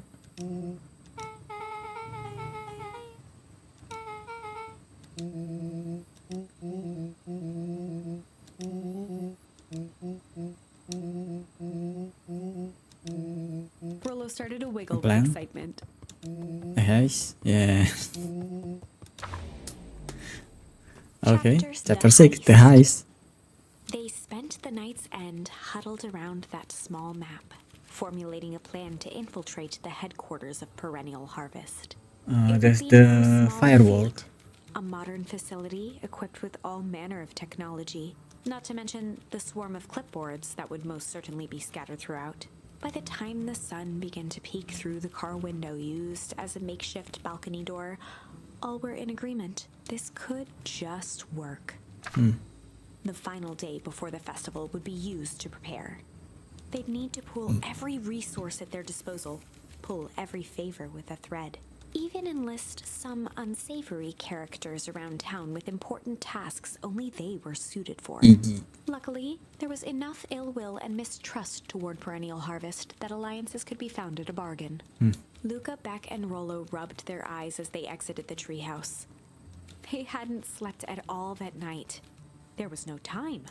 The There was no festival time. was to begin in one day, and they each had their assignments. Okay. I'm going to talk with Iggy then.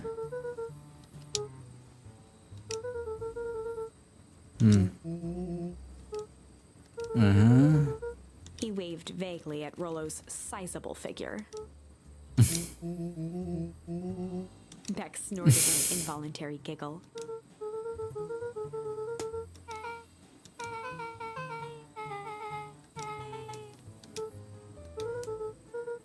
Jeff and Iggy. They each looked at each other with sleepy confidence and nodded.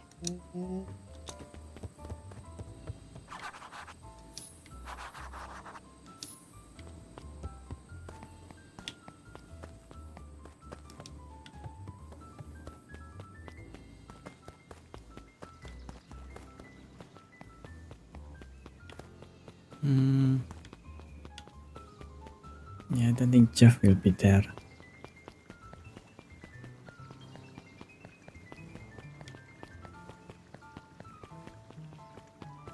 Nope.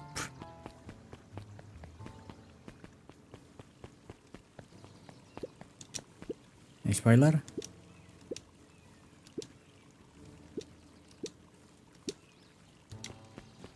I'm sure we'll pull through. Right? Why don't we ask for Town's help too?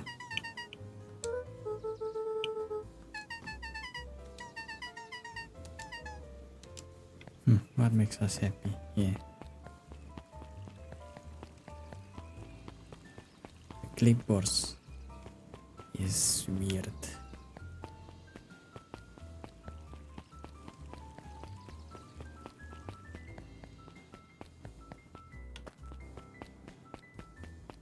Where the hell is Joe? Usually he's in the town center, so... Oh, here he is.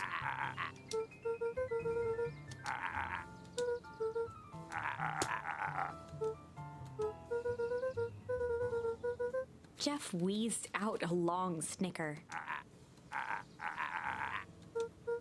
The joy in Jeff's face drained instantly. Looking into the sullen eyes of his would-be accomplice, Luca blurted out the first word that came to mind.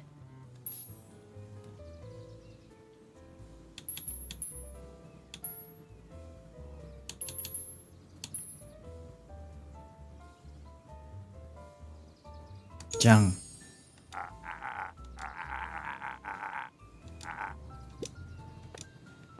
Luca wasn't. He shouted.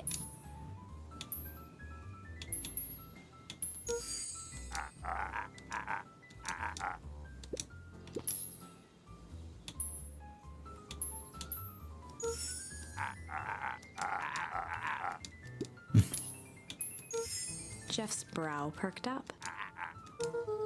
Sensing some traction, Luca carried on with vigor.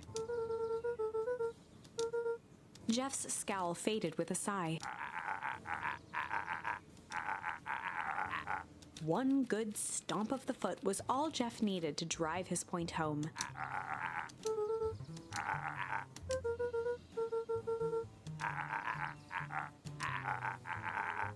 Sargops. Luca offered out his Of open course he hand to likes seal the sargops. deal. With a firm and dusty grip, Jeff reciprocated.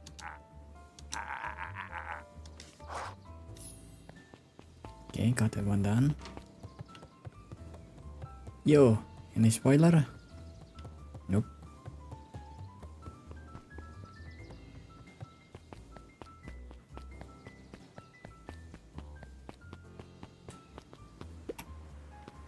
Yee.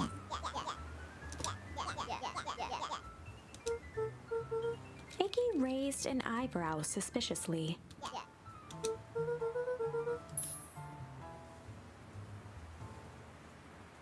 Shit. Iggy gave a reluctant shrug.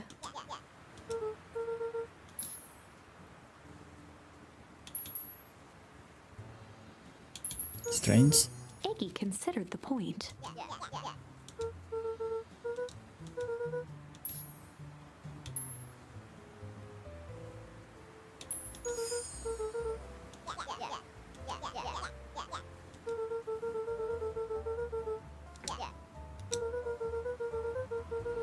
A wild-eyed grin spread across Iggy's face.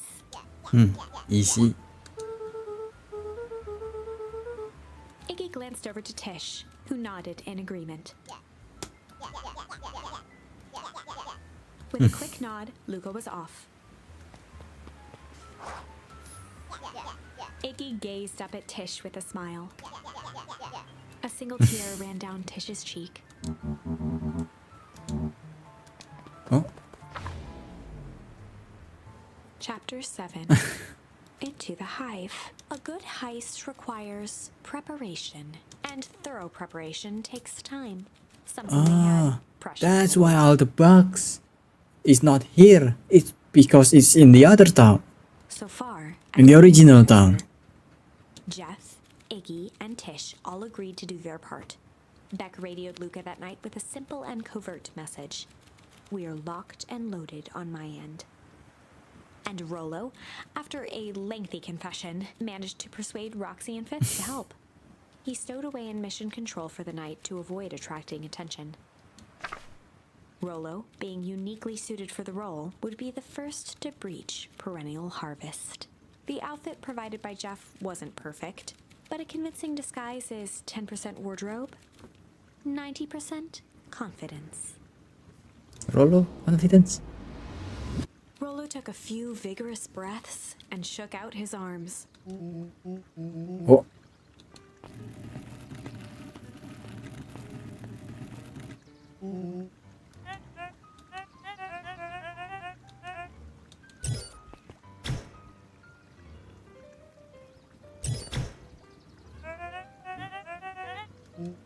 He had to think quick. Rollo sighed, adjusting his tool belt.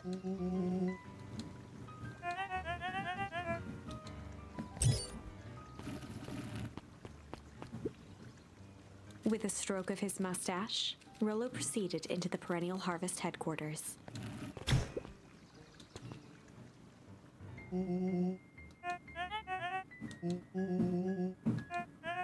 He stammered and flipped through the pages of his clipboard. Rollo interrupted with urgency in his voice.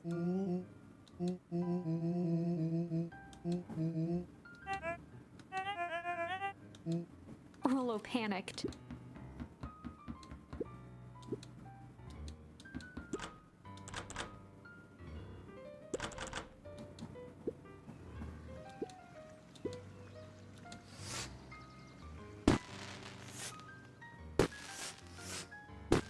The distraction was enough for Rollo to regain his confidence.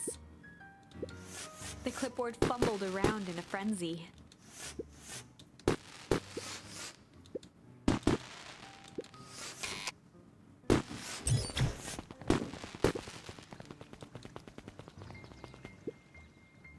Okay, that was a mess.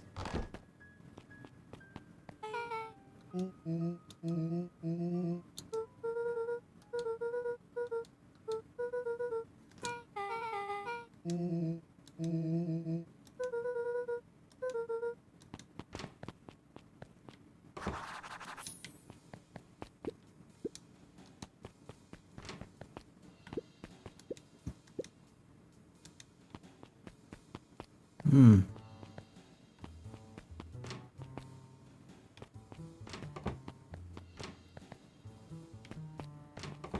the hell?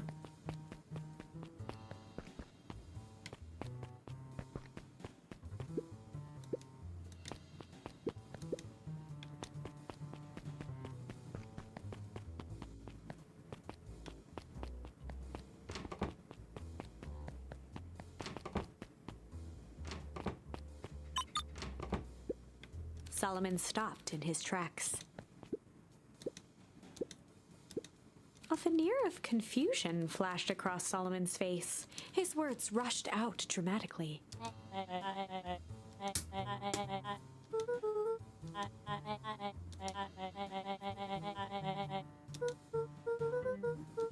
Solomon's facade briefly faltered.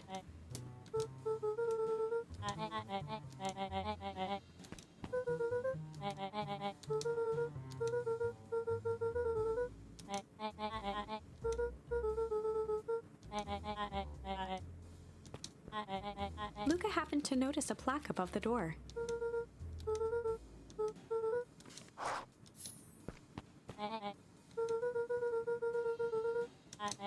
Luca tried the handle. Solomon leaned forward to examine the mechanism. Luca smiled and looked at his watch.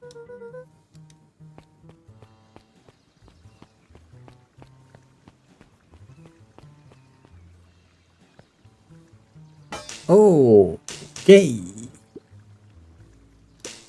She nodded and ambled off with a whistle.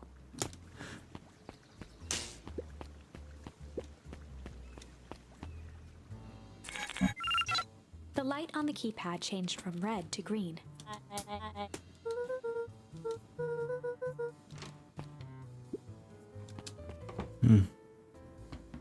Luca switched on his walkie-talkie.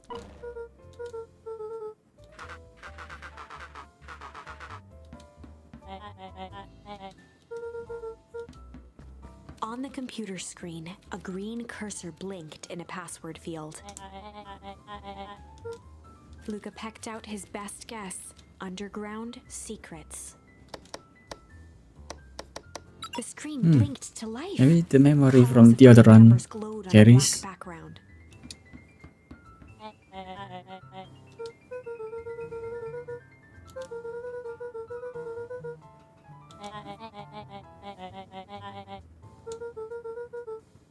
Solomon's jaw clenched into a half smile. Luca quickly scanned the columns for number 24601.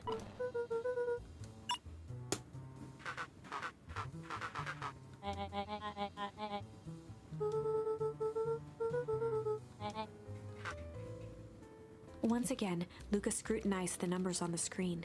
In that moment of distraction, Solomon reached forward and pressed a large red button.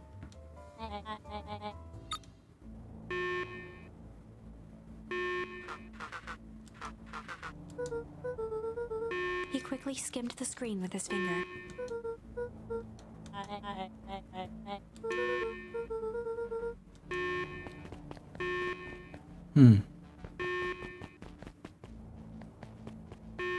Oh.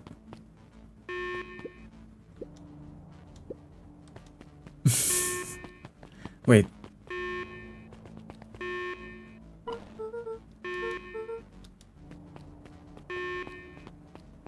Mr. Kerr approached with a sneer and spoke into his walkie-talkie. With self-satisfaction, he called into the hallway.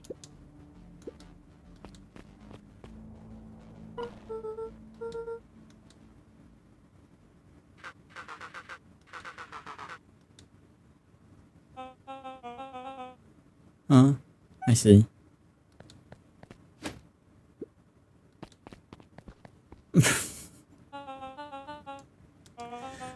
Way to go, Roxy.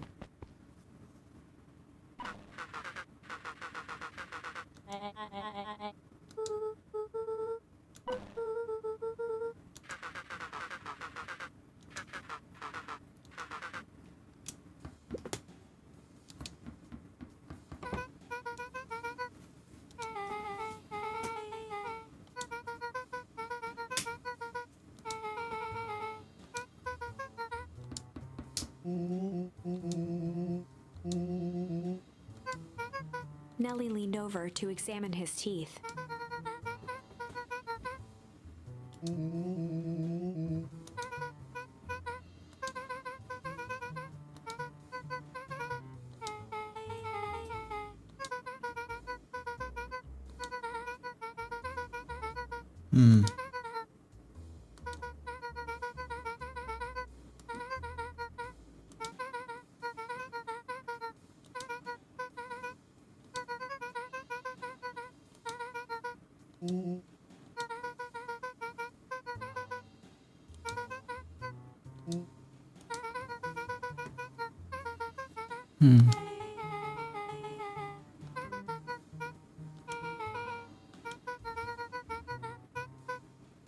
Dr. Prescott. I guess Dr. Prescott is the body that we found, right? Nellie sighed.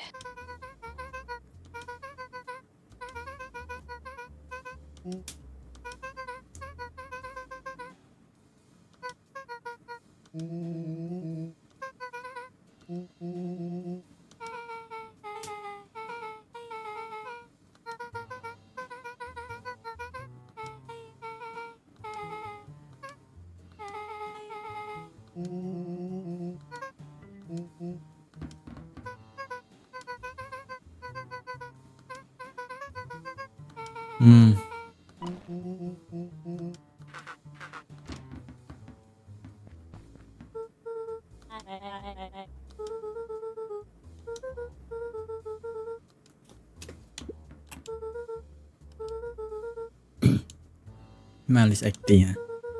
Solomon muttered inaudibly.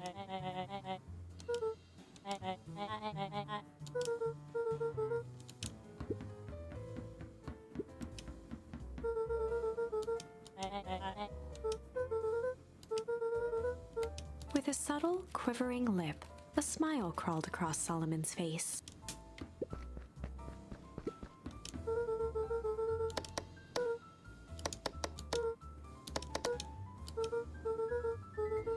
Solomon once again muttered under his breath.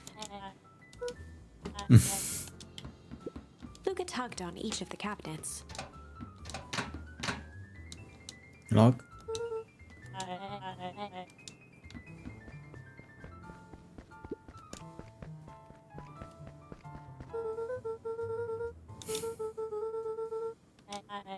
Luca held his hand up to the ashtray.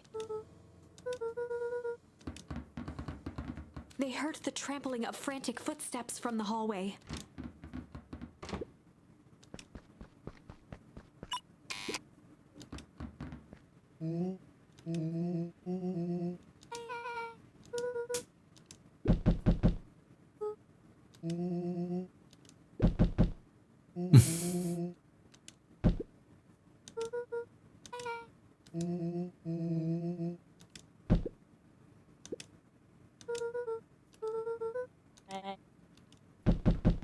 Oh.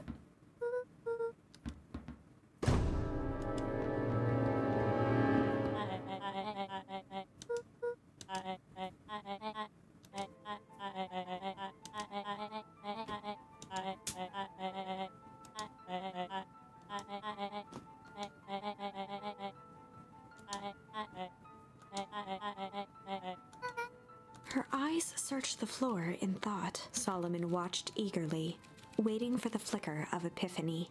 With a sickened look, she peered into his soul. Solomon clapped with genuine delight.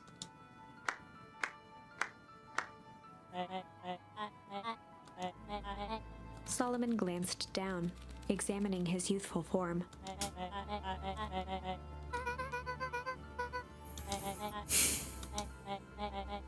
Kerr presented it with a theatrical twirl of the hand. Before he could finish, Rollo snatched the vial from Kerr's palm.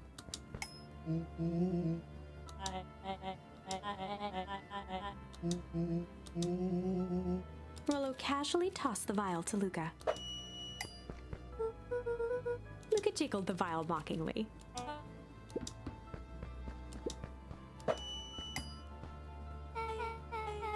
She held it tightly behind her back. Solomon sighed, speaking in crisp, measured syllables.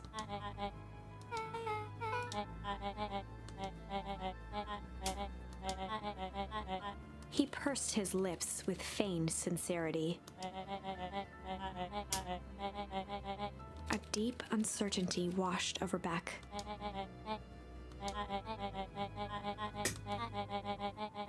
She looked to Nellie shakily. With a dispirited nod, Nellie sighed in defeat. Beck slowly approached Solomon. No. With apprehension, Beck conceded. Solomon pocketed the vial and brushed off his shoulder with a sharp flick. The blood drained from Kerr's face.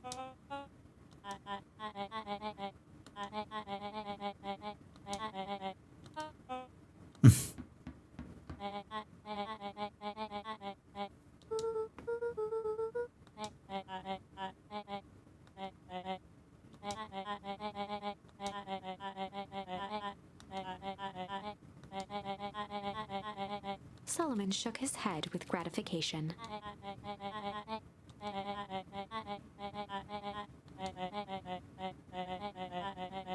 A muffled applause resonated faintly through the walls.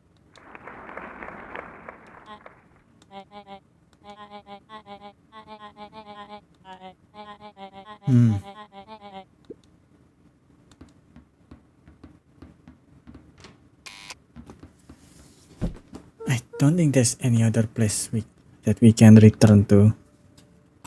So this is it then.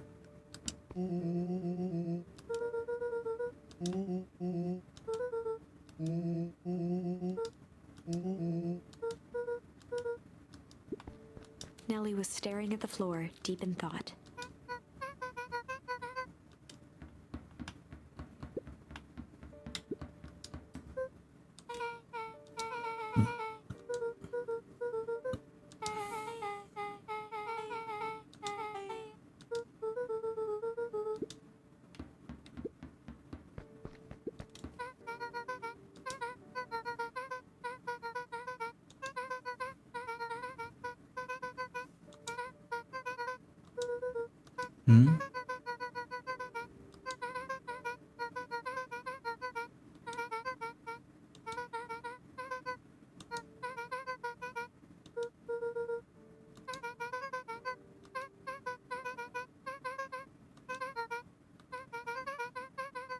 The color dropped from Luca's face.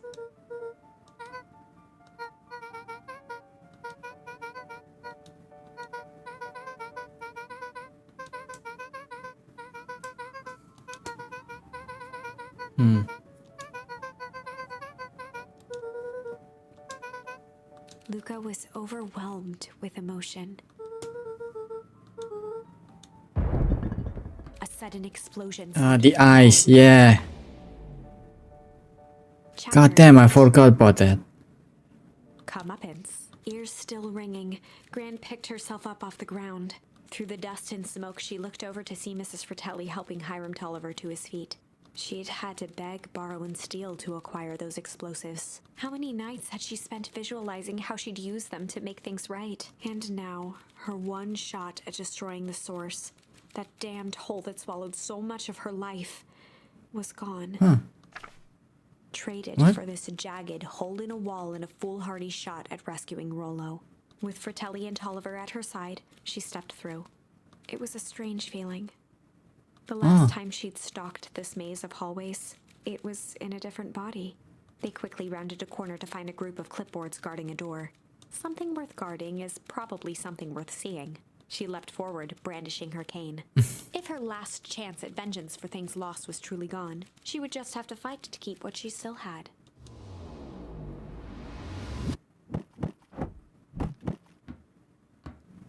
This is awesome.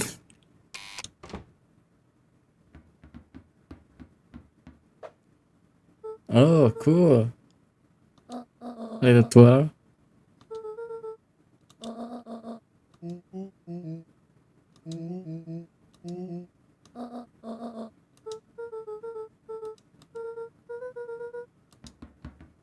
made their way out from deep within Perennial Harvest, just as Solomon finished up his speech.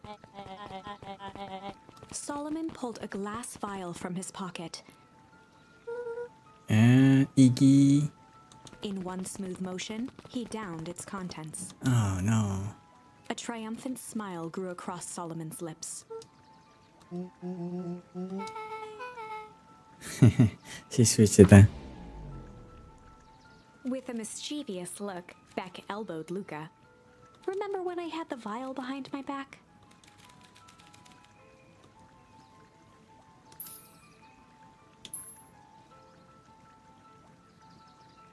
Change.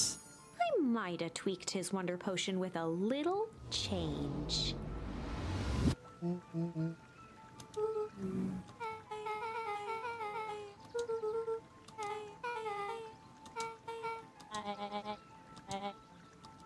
His body and face began to contort and expand as he disappeared into a belching green mist. Unlucky Penny.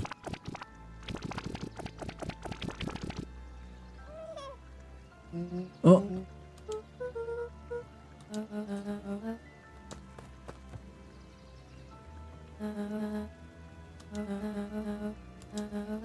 Eris awkwardly cradled the squirming child. She looked to her brother, her voice shaking with uncertainty.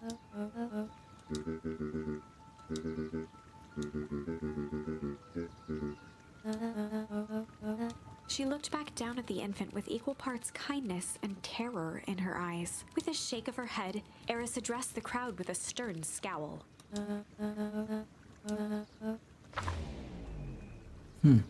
Epilogue. Beacon Pine's coldest summer on record came and went without much fanfare. Folks shared what they had and none were left wanting. The new school year was ushered in by the falling leaves of autumn. After everything Luca, Rollo, and Beck had been through, middle school was bearable. The chill of winter didn't seem to bother people much. They kindled a hope for a better future in their hearts. When spring arrived, farmers planted their crops with a sense of joy and optimism. And as the dawn of the first day of summer came again, its light slowly spread through the shallow valley. It crept over the town square, across the river, past the neglected welcome sign, and came to rest on a young boy sleeping at dawn. His mind at peace, knowing he is here for a reason.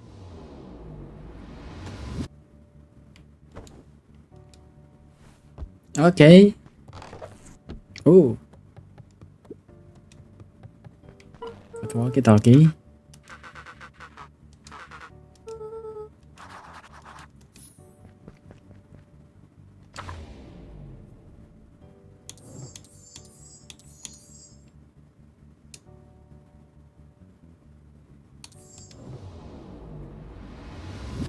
Guess there's two different ending thing. This. Over time, Eleanor began moving Walt's old things out of the closet and into storage. I wonder if Eleanor got back Eleanor his had moved youth. back into her bedroom, and now that she wasn't sneaking out late, she even slept there most nights.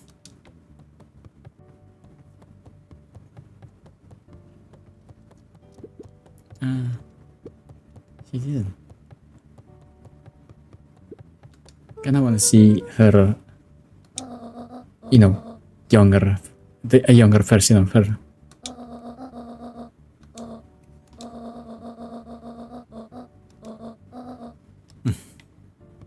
That's nice. She got a hobby out of that at least.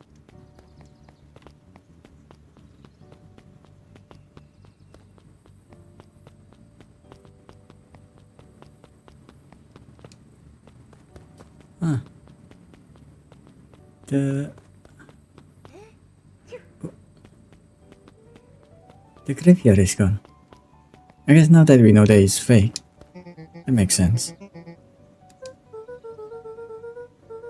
Max capacity.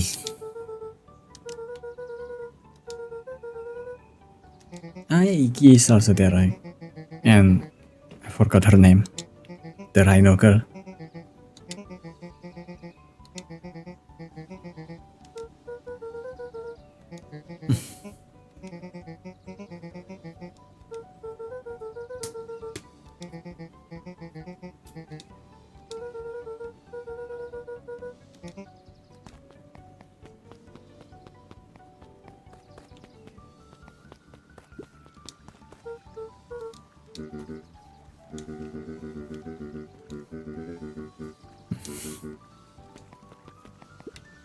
Oh, When Perennial Harvest collapsed, most of the clipboards skipped town.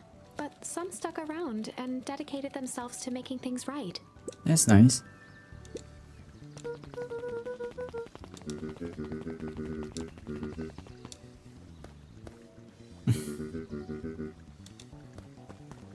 Yeah.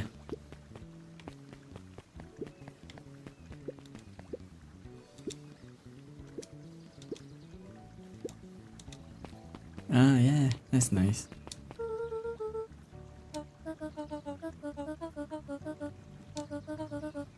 Slow and dirty harvest.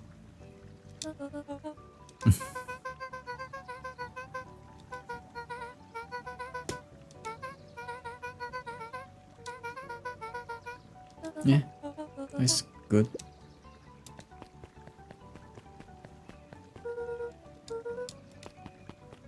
Okay. Jeez.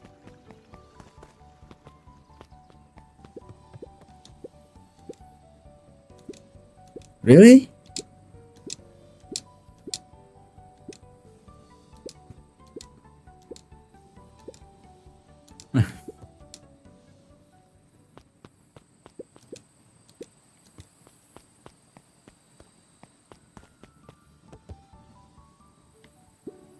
There they are. That's very dangerous. Too low? Too high?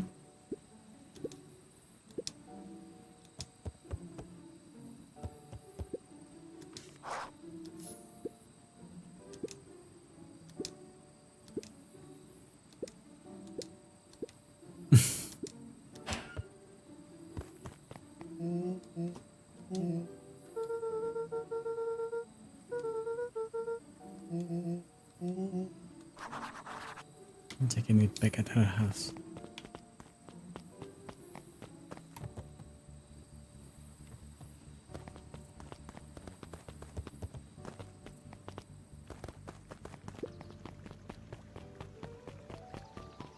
I think this is the true ending. I kinda wanna see the other two.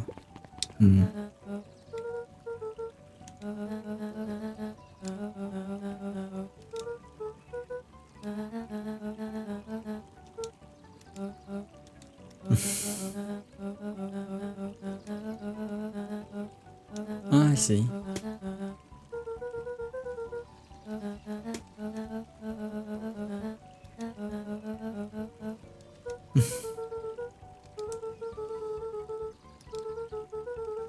Eris did her best to ignore the tears welling in her eyes.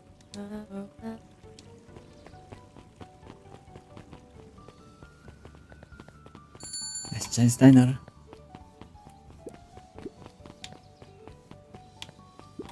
Mrs. Fratelli glowed with a carefree smile.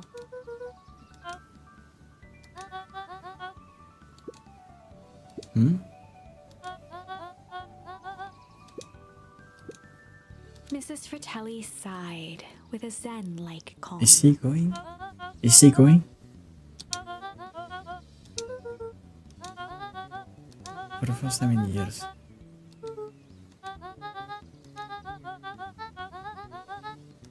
Huh.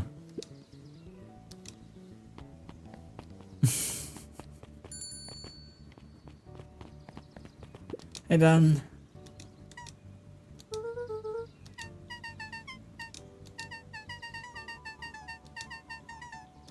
Internship. Oh, nice.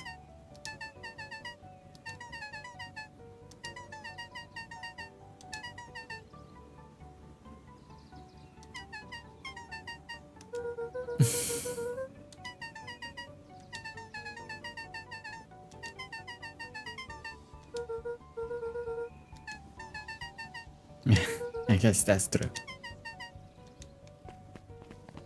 So there might be a sequel then.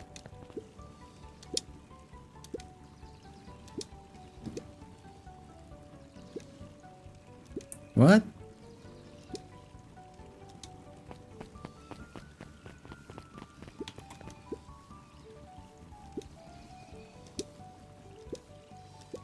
Closing her Yeah. eyes, Miss Hatch took a deep, relaxing breath.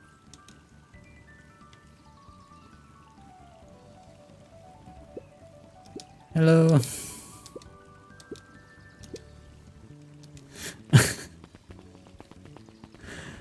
So is he reading the book that we're in right now?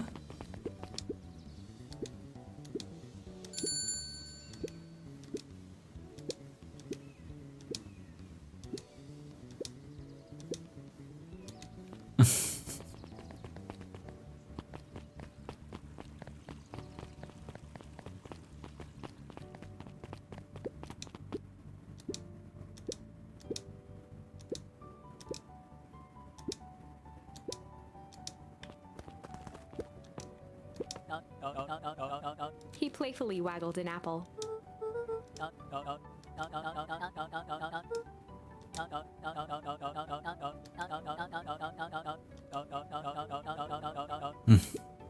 Famous spy chef.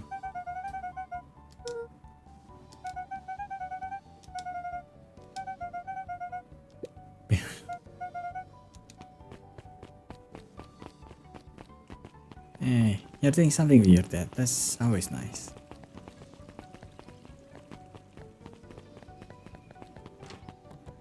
Ah, I forgot about that asshole.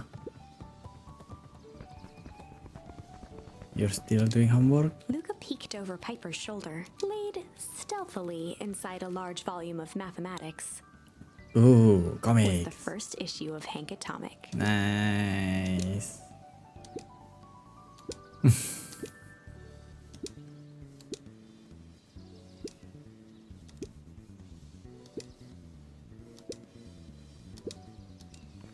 Hey, that's cool. Hey, spoiler guy. Oh.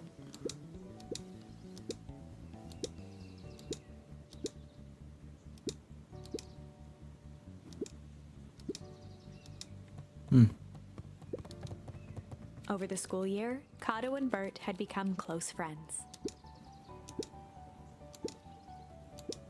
Fungus.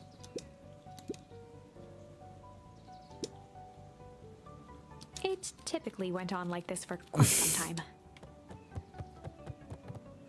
Trivia, guys.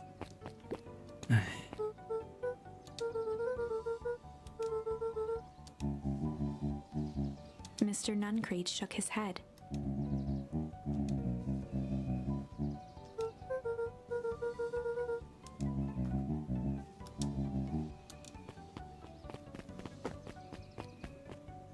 What the? With Ooh. perennial harvest gone, the transportation tubes were left unused.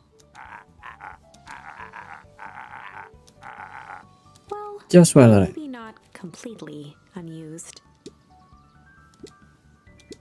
one piece of candy. Really? That's very cheap.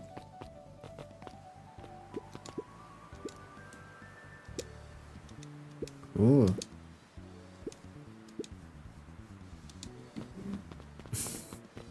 Don't get too excited now.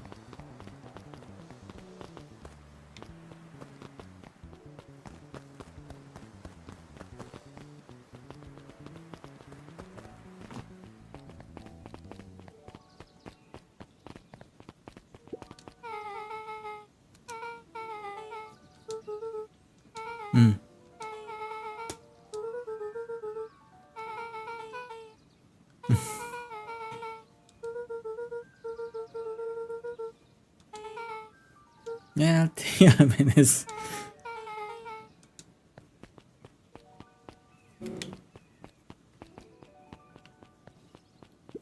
plan.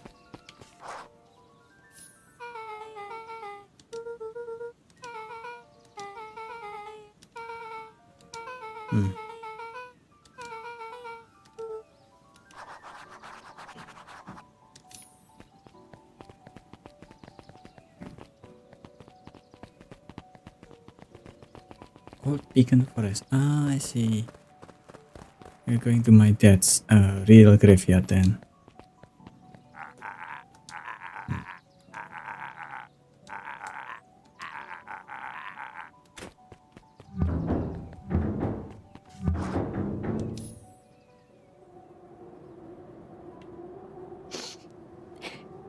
Yeah. I think this is it. The end before. Honestly, I began to lose hope of ever finding it.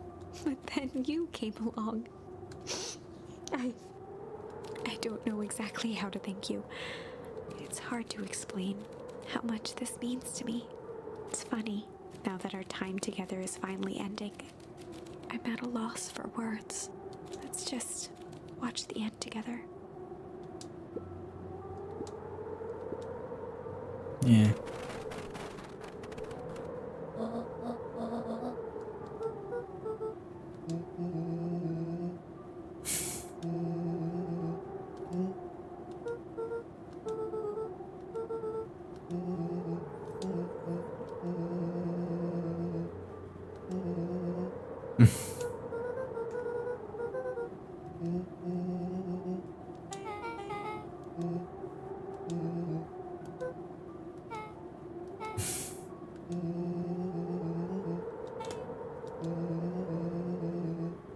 Oh.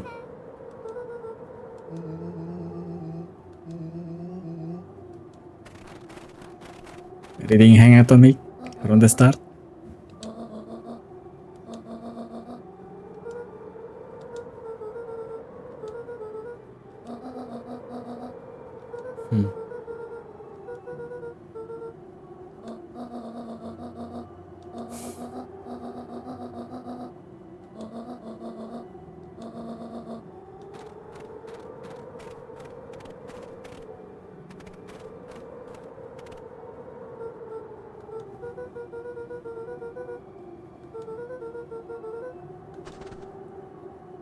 Maybe did they manage to close the source?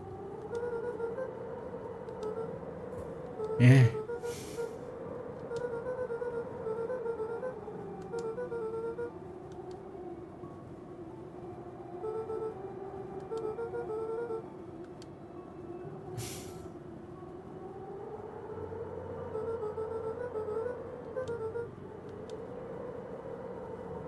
I think this is the ending.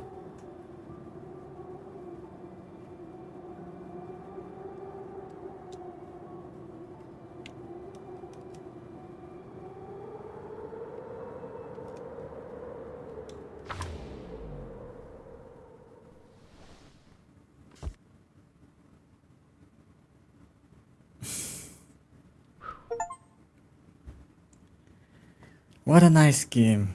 What a wonderfully made game. That's just good storytelling is what it is.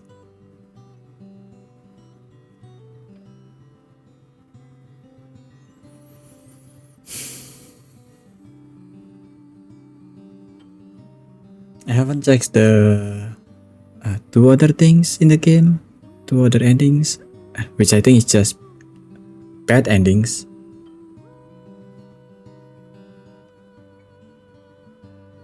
But I can. It was such a nice closure that I kind of want to skip the other two that I've missed. At least for now.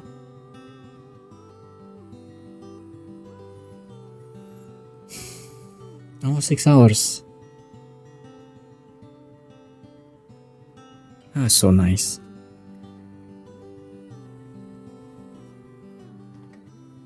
I guess partly because it is a game. We have to be the one that got the power to switch timelines and everything, made different decisions.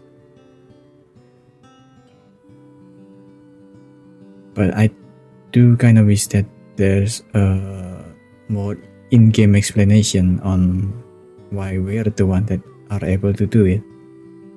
Besides that, we're the hero of it. But I think a lot of the game also try to tell us that our father is involved through the dreams, right? Because our father is always there. Always.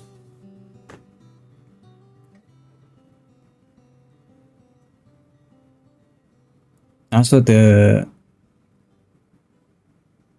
since the minigame, the two minigame, one that is the fishing involved for father, and then the burger restaurant thing involved for mother. That's also a good trick to make us really think that we've also lost our mother.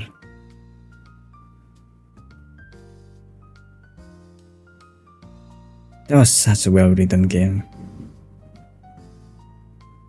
I wonder if they'll make another one like this,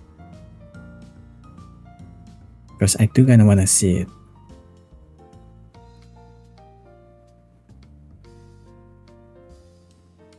I think they're a bit too lenient on Joseph, because what he's done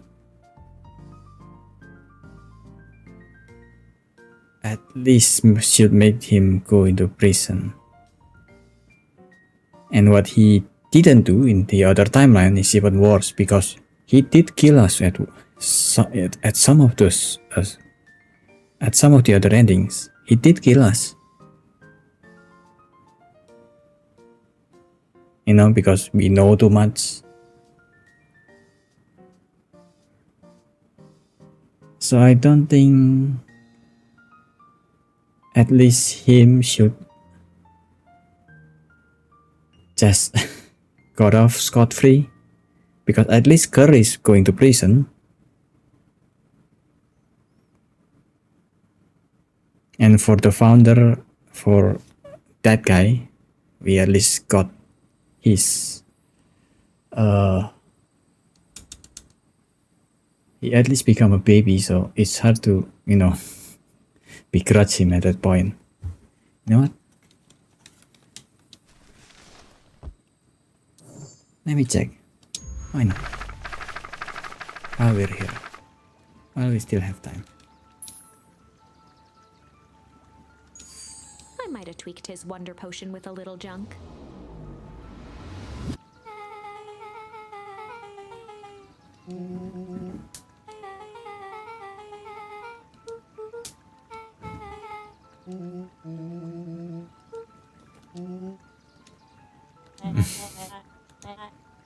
His body and face began to contort and expand as he disappeared into a belching green mist.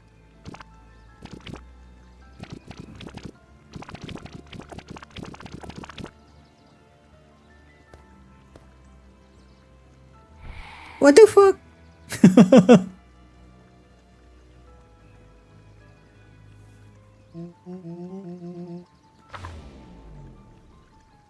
As the last of what was once Sharper Valentine wafted into the air, the crowd began to disperse, still numb from what they had just observed. Sharper Valentine was gone for good. His end would be a new beginning for Beacon Pines, a new chance to let go of the things they had lost and grab hold of a new future. The end. Well, I'd be lying if I said that wasn't a bit gratifying. If that feels to you like a good note to end on, I won't stand in your way. That is actually, I think, the one that should be the ending, but I might have tweaked his wonder potion with a little malice.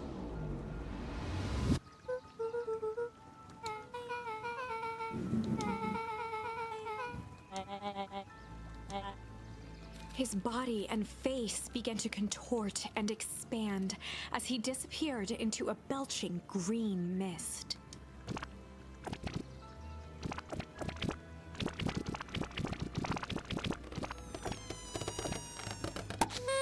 oh.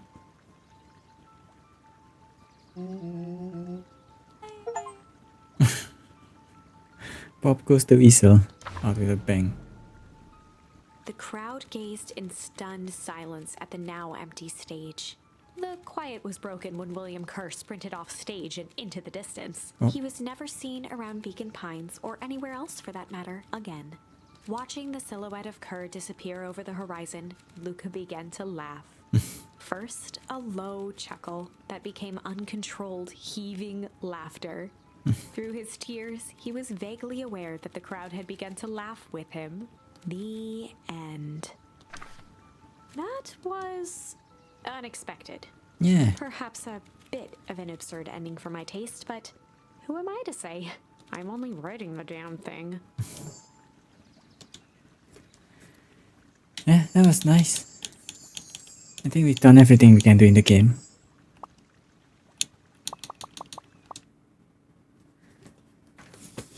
And that's it for me. Thank you guys for watching.